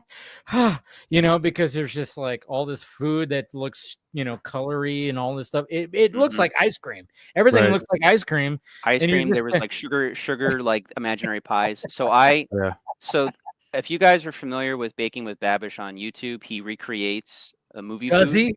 Yeah, and he did the imaginary pies. And the first half of the video he does entirely with like the ingredients, but like he's not touching anything. Like it's all awesome. Air, and then of course he does the real thing. But the recipe was on there. I sent that to a bakery. I had them make up the pies, and I did that for my birthday. And I remade. It's on my Instagram. I'll send it. I'll send it to you and Phil. That's awesome. How were they? They were delicious. They were great. It was actually very, very good. I mean, very, very sugary, obviously, but it was good. Everyone, all my friends know that I love that movie, so they were very happy to see all the pies and everything. But I got like blocks of cheese and the turkey legs. And God, I want to have a hook party now. Jesus Christ. I know, right? So fun, because that was again, like when you're a kid and you see that, when you're just like watching that movie, and then all of a sudden when he realizes, like, oh, he starts imagining the food. As a kid, you just go, oh my god, Yeah, it's great. That's what's so great about that movie. Oh my god, damn. Yeah, I might watch that movie this weekend. I think I'm going to. All right, you can watch Hook. I'll try. I'm catching up on a bunch of movies right now. I have to watch Longlegs, The Substance, Kinds of Kindness. I still haven't watched Substance, but Substance. Okay, so when it comes to Substance, and I've gotten people like going, "You need to watch this." I'm like, "Yeah, I will." And obviously the drawing factor is I know there's a shit ton of nudity when it comes to Demi Moore and what's her name? Margaret. Oh wow. Margaret Qualley, I believe, but she is Andy McDowell's daughter. Yeah, I know. Yeah. And I've seen some of the scenes. I'm like, yeah. But at the same time, I'm like, man, when it comes to body horror movies, I go, oh. I'm not the biggest body horror movie. It depends. If like Cronenberg's doing it, I'll probably check it out. But no, everyone I've talked to likes the movie a lot. Yeah. I know. I'm gonna watch. Was a huge fan of it, so I'm totally gonna watch it. But I just never was like, I wasn't going, hey, I'm gonna go out and try to seek it out or something like that. I was like, you know what, this is a movie I'm gonna watch at home. And I know I'm like, I'm probably gonna love this movie because it just, what I've seen and what I've heard, I'm like going, okay, great stuff. But yeah, it was just like, I'm not gonna watch it in the theaters. Fine.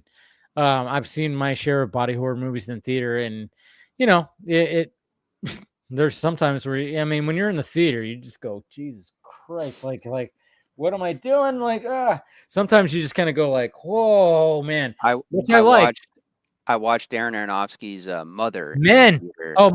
Mother, yes. Yeah, and it was me and my friend, and there was like 3 other people in the audience because it wasn't like a huge release and stuff. But like by the time she gives birth and it cuts to white, I had lost it. I was just like, "What the fuck is going on?" Like I said it out loud, and like the other people in the audience started laughing. And then I got the rest of what the movie was doing. But yeah, you probably be the same. Same thing. Same thing. I watched Mother in the movie theater, and I went, and then all of a sudden when it was like, and then all of a sudden when the baby got passed around. Oh no! Yeah, no.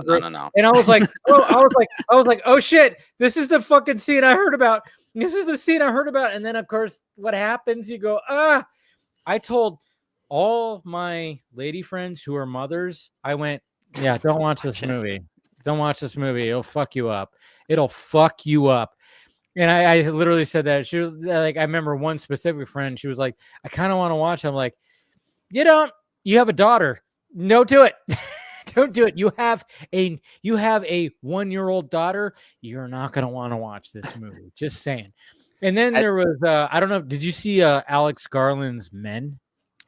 No, I know of it though, and I know that like it's basically two actors where it's the lady and then the guy ends up playing like every dude in the movie, right? Yeah, I haven't seen it. Which is really cool, but there is some body horror stuff when it comes to that too. Where I remember I was just like sitting in there, I was like going, I went like, Jesus, I was like, fuck, I'm like, boy, I can't watch this. I was like, damn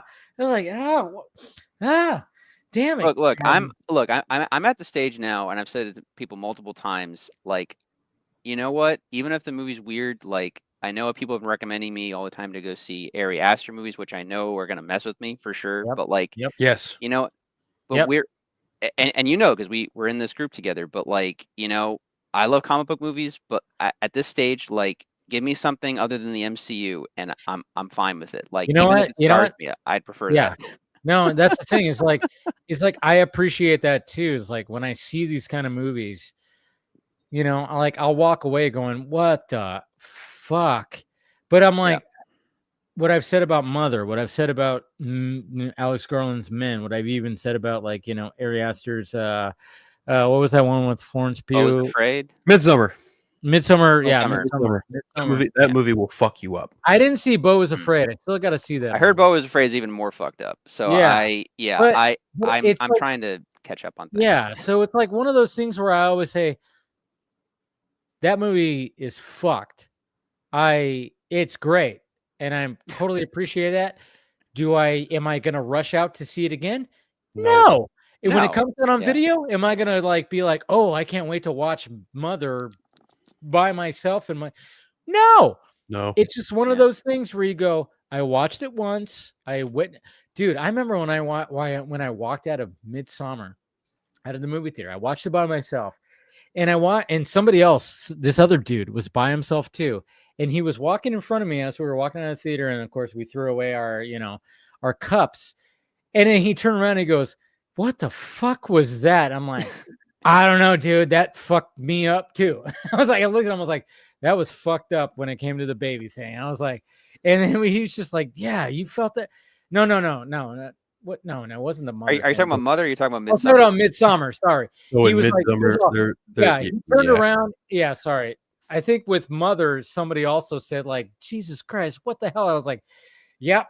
That fucked me up too, and I walked away. But when it came to Midsommar, this one dude, I remember we were just walking, and I could tell that he was totally just like, what the hell did I just watch? And I was feeling a little bit like that too. I was like, Jesus Christ. But I was like, I appreciated it. And then when he turned around, when we got out into the hallway, he goes, what the fuck did I just watch? I'm like, dude, I don't know either, but it felt like it was art. Kind of thing. It was like he went for it. I was like, and I even said, I was like, you know what? I'm gonna have nightmares about it. And then I walked away too. He laughed. I was like, I'm gonna have nightmares about it. And I walked away, and he laughed. And it was just like a moment. I love those moments, especially with somebody else who's also seen the movie by themselves. You know, you have like a connection because he was just kind of going like, what the fuck did I just watch? And I'm right there behind him, like, you know what, man? That was that was like some kind of art, and it's gonna fucking give me nightmares. And he laughed, and I laughed, and I walked away. And it was just kind of like a cool moment that you had with like a stranger who decided to go see this movie too during the day on a fucking like Thursday or something like that. It was just like, it's just I love those kind of moments. I've had many of those moments where I just go to a movie and there might be somebody else there too, and we just kind of like talk. I remember for a bit there when I was going to one movie theater, this was one dude who was like handicapped, but he always was at like I always saw him at the Thursday movies. And then one time I think it was with fuck, I can't remember which Marvel movie it was.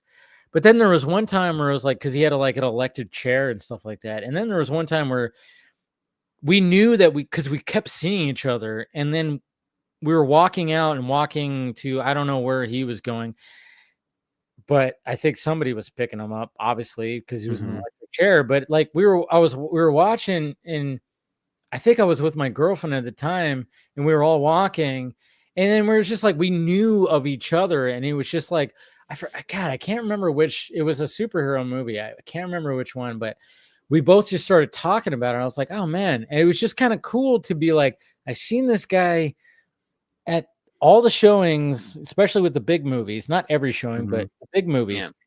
And he's handicapped and, you know, and everything. And he always would sit, and of course, in that part of the theater. And I always just like, man, I'm like, that's cool that I always just was like, thought it was cool that he show up for all the first showings. And then like one time I got to actually talk to him.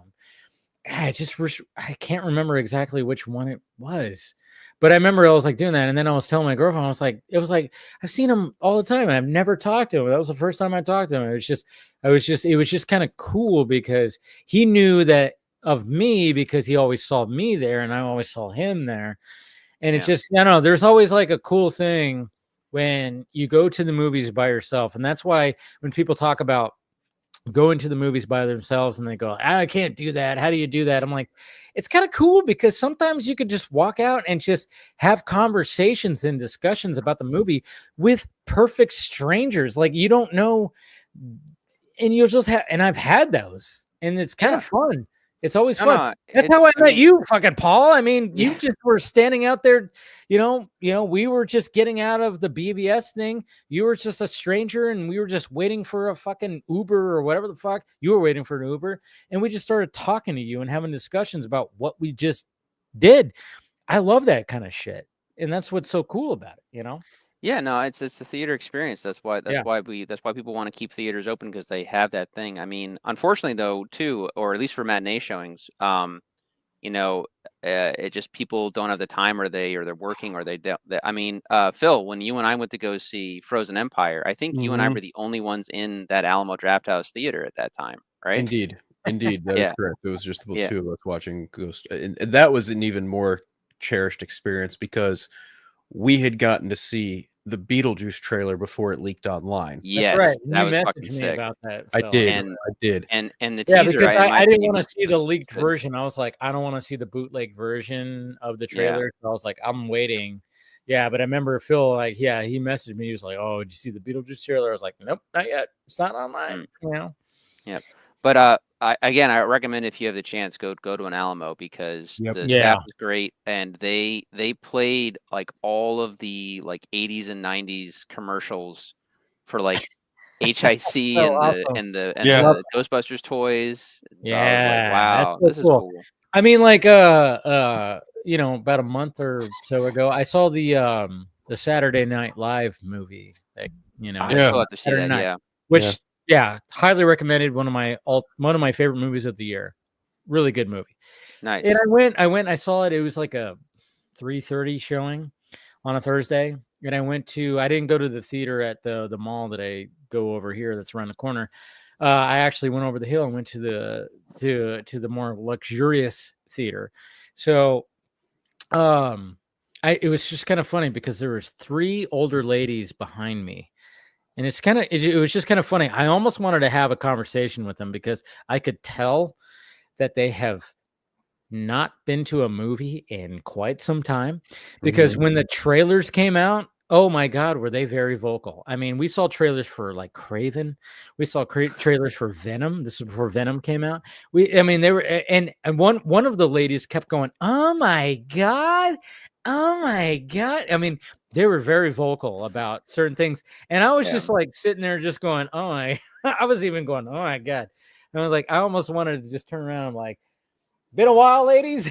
You know, it was just like one of those things. But I love that kind of shit where it's just like, you know, you never know who's going to be in the theater with you.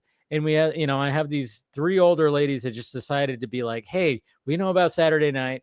And even throughout the movie, they were like going, they were saying things and stuff like that.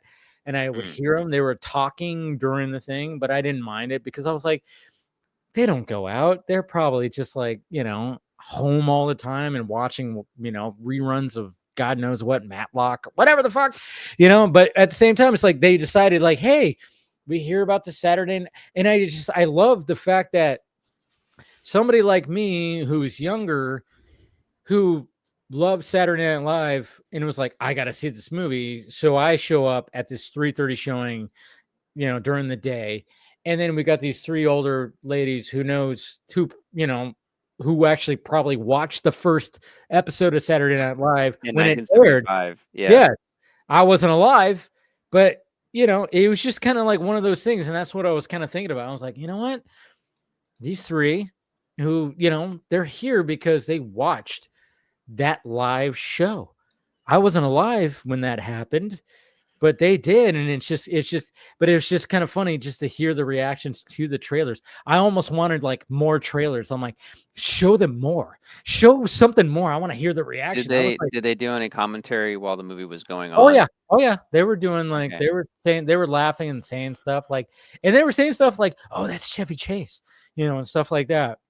They were like pinpointing like, oh, that's so-and-so, because I was like, yeah, they know they're here because they watched those early years of Saturday Night Live. And that's what I would like appreciate it. I was like, man, that was it to me. At first it was like, oh man, are they just gonna talk? You know, because one of the ladies, like, you know, during the trailers, her phone went off, of course. You know, and she's like, I thought I turned it off. And I'm like, oh no, they don't know. She doesn't know how to turn it off. She don't know how to turn it on silent. You know, it was like, yeah, her phone actually went off during the trailers, and I was like, oh boy. But at the same time, you know, but when we were watching the movie and they were talking, I was like, you know what? They're having a good time because, yeah, it seems like they actually were totally all about Saturday Night Live in those early years when it first started. So that's why they're here. So they're fucking going, oh, that's so-and-so. That's so-and-so.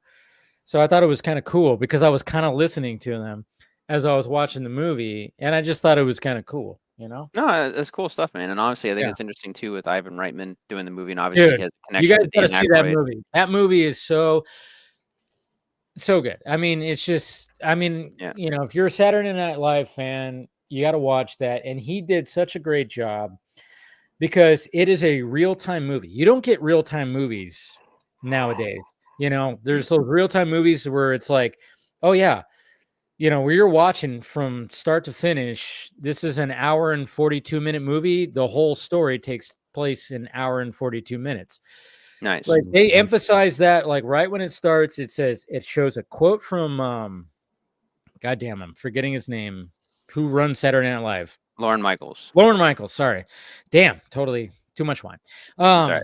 Yeah, it happens. But but you see a quote from him, and he says, like, I forgot exactly what it says. Well, you know, it says talking about just like, you know, meeting your deadline kind of thing.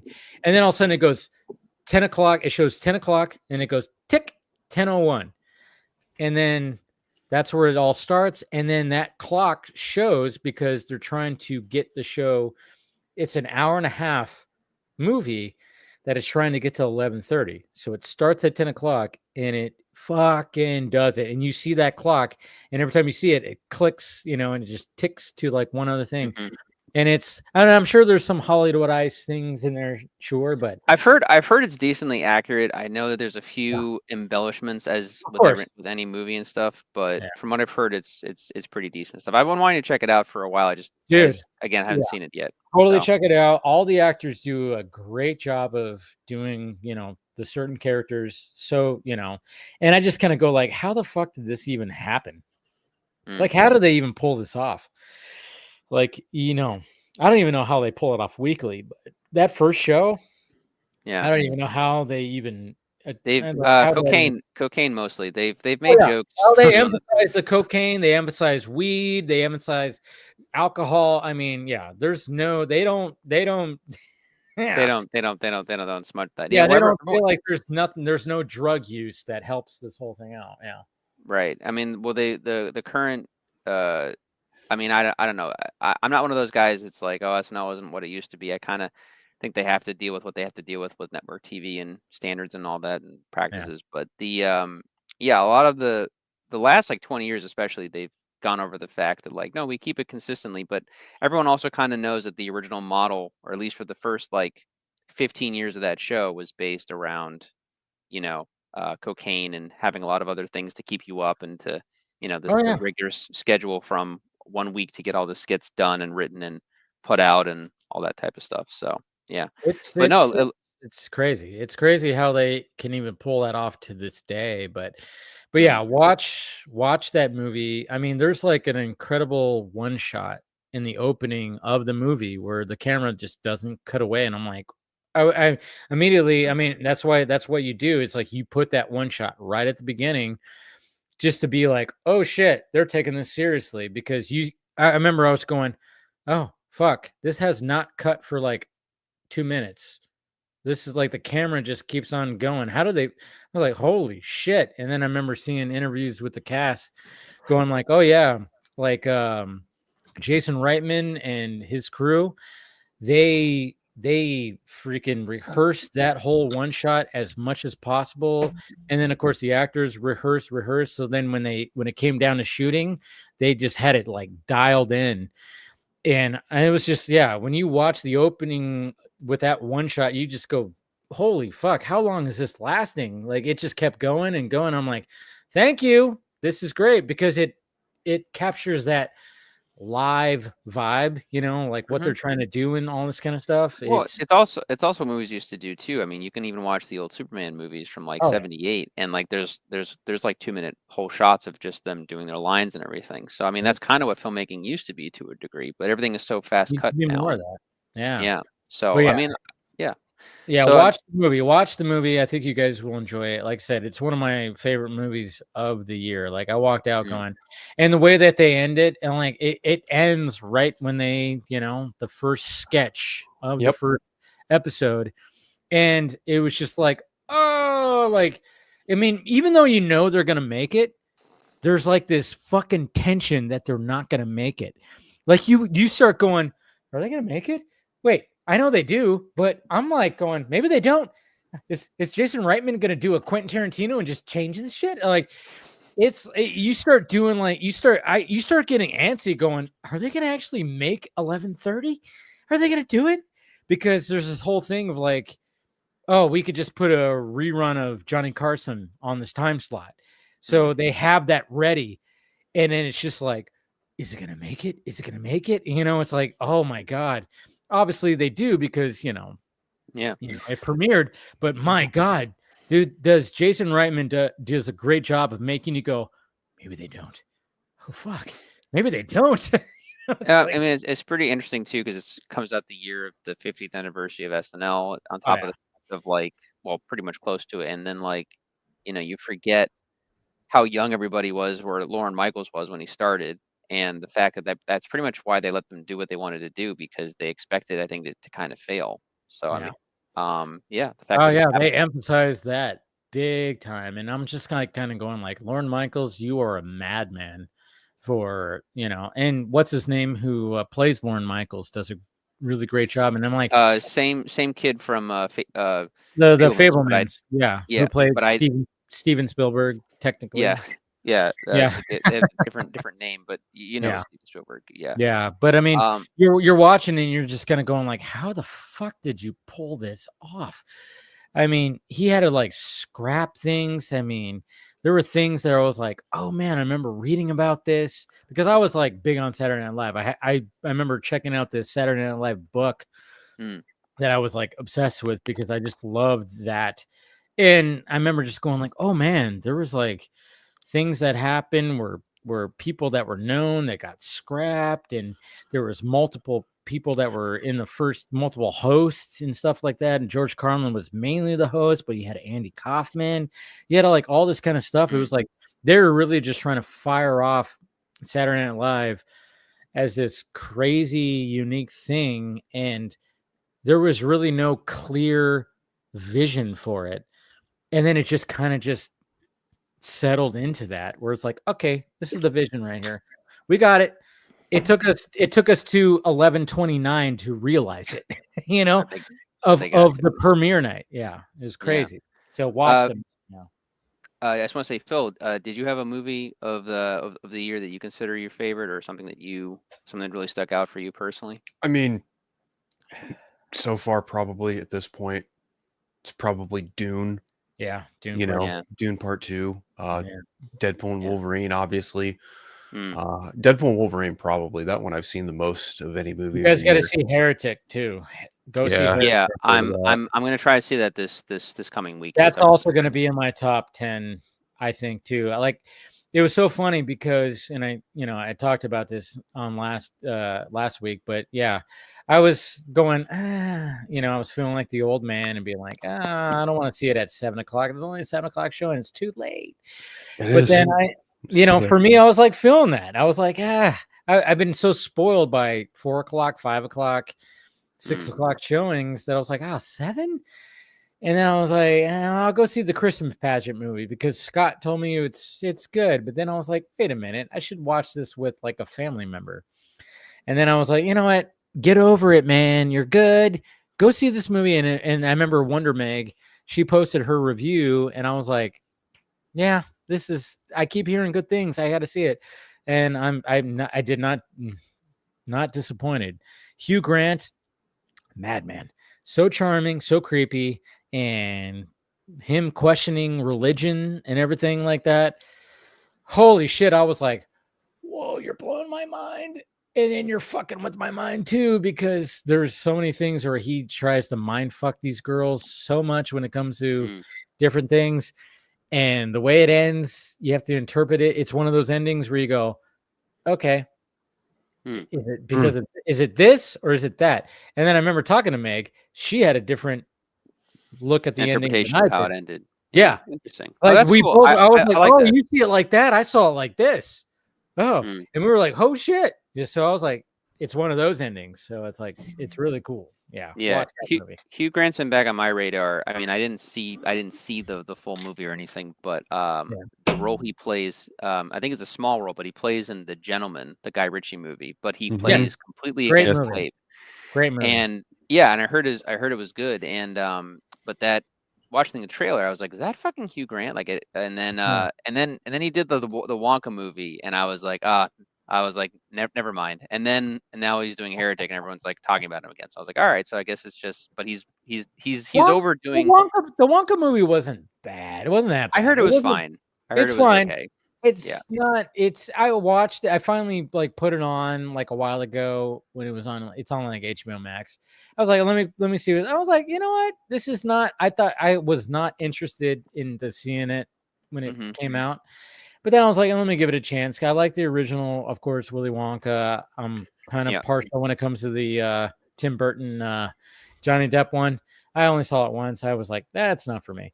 I read the book, though. That's what's funny. It's like I read Charlie and the Chocolate Factory. I did read the book. So, I mean, obviously, the Burton one was more attuned to that, which I was like, I appreciated that. But at the same time, I watched the original Willy Wonka so many times that it was hard for me to accept. Anyways, but then when I watched, the Wonka prequel and everything, I was like, it's not bad. It's not bad. It's not bad. It's an okay watch. But people were like raving about it. I'm like, I'm not raving about it, but it's perfectly fine. It gets the job done. It gets the job done. But I know what you're saying. But Hugh Grant was fine in that. But yeah, in this movie, I'm like, he's gonna go down as one of those horror, thriller performances of like, oh Jesus Christ, like look at, he does such a good job of being charming and creepy. Where you just go, fuck, what is he gonna do? You just go like, what is he gonna do? And then of course, when he starts asking questions about religion, you go, oh my God. you are just blowing my mind right now. But then all of a sudden he'll like go off the cuff. I won't spoil it, but he goes off the cuff and he brings up something where I perked up and went, oh, no fucking way you're going down this route. No fucking way. And they, and he does that. And I just went, and then it's just like, oh, you just threw a curveball. Watch the movie. It's all right. Well, I'm going to this coming week. So we'll see how it goes. And you'll know exactly what I'm talking about when he throws a curveball where you go, wait, you're going down this route? Like, hey, yeah. As long as it's not the backdoor pilot to an MCU movie, I'm totally down. Exactly. That's the curveball. Yeah, that's the curveball, right? Yeah, guess what? Here's Thor. Here's no. I'd be like, no, it's just one of the where I went, oh my god, and I was actually going, I am so on board. If you go down this route, I am so on board. But it was just like one of those curveballs that he just throws out there. And yeah, I was like, oh, yeah, I just perked up. I went, what? No way you're going to do this. And then, it's just, and then, like I said, the way it ends, you have to kind of go, huh, interesting. Was it this or was it that? So I'm kind of curious of what you think about it, Yeah, I'll let you know. Like I said, I got to catch up on, I still have to see Agatha all along. I got to finish that. I got to watch a bunch of those movies that I was telling you about earlier. But I think I'm going to be seeing Heretic this next Friday. Okay. So, but yeah, curious to see what you think about that. Yeah. We'll talk. Yeah. No, I'm saying I think if I time it correctly, I should still be able to do the stream that day too, hopefully, but we'll see how it goes. There you go. We'll do that. But I think it's a good spot to end this stream right here. Great conversations as always. And of course, thank you to Chris. Thank you to who else was here? Austin. There you go. Thank you to those guys for joining. And of course, thank you to Phil. Thank you to Paul. And thank you to Mike Tyson's butt cheeks, because that was a topic for a lot of the conversation, which, my God, that's just going to be all over the feed for the next week or so. Right. But this was fun and everything. And like I said, curious to see what you think about Heretic and what your overall thing, like, because again, it was just like, what, and then it just ends and you go, so I'm kind of curious to see what you think happens there. So we'll talk. Right. We'll talk, Paul. We'll talk. Right. You'll see what I'm talking about. And that's what I love about those kind of movies. And nobody should sleep on that movie, which, for the most part, it did fairly well at the box office for being a low-key horror thriller movie. I think it did fairly well. I think it's Hugh Grant's performance is the one that's like, driving people to go see that. And they're like, yeah, I want to see something like that. So we'll see what happens. But go ahead and plug away. Phil? Yeah, man. Thank you again for the invite. It's always a blast getting to talk to you guys. Had an episode of Friday Phil today, went over a lot of different shit. It was a fun time, as always. It tends to be, even though it's kind of a downer Friday for me personally. But new episode of Eternal Night dropped yesterday. Craig and I talked about the Penguin, Batman Part 2, all that other shit. I've got my YouTube channel, same as my handle, Unfiltered. You can catch me everywhere except X, not on that app, but Vero, Blue Sky, Instagram, Threads. Yep. Thank you, man. Yeah, no problem. Paul, whatever you got. Yeah, I've got nothing. But yeah, it's always the case. But hey, you got your Instagram. Yeah, no. I've just been writing a lot lately. I'll try to share with you guys some stuff down the road when something comes more to actually like a concept that gets drawn up and whatnot. But anyway, yeah. If you want to talk to me, I'm at pmickey1988 on both Instagram and I think now Blue Sky. I've just started going on there a few weeks ago and stuff. But it's nice. It's a non-toxic version of Twitter, so it's very lovely.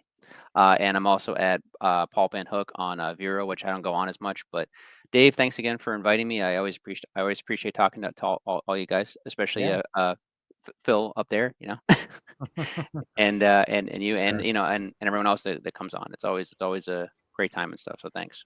For sure, always love talking to you guys, and yeah, like I said. Oh, man. We'll be okay, guys. Go watch movies. Have fun. Go to the movies by yourself. That's one of the things I'm taking from this, as we talked about. Don't be afraid. Don't be afraid to go to the movies by yourself. Some people are like, I don't know about that. I'm like, no, do it. You never know who you can meet. You have conversations. I don't know how many times, like I said, I've had conversations with just random people about shit. It's always fun. It's and then, of cheaper. course, it's totally cheaper. As much as I love going to movies with friends, family, and whatever, like I said, when I saw Red One last night, my dad, his wife, my brother came down, and they more enjoyed the movie than I did, for sure. But if you want to go see Red One, go for it. I'm not gonna be one of those people, but it's definitely one of those or whatever. But anyways, we love you, and we will talk to you later.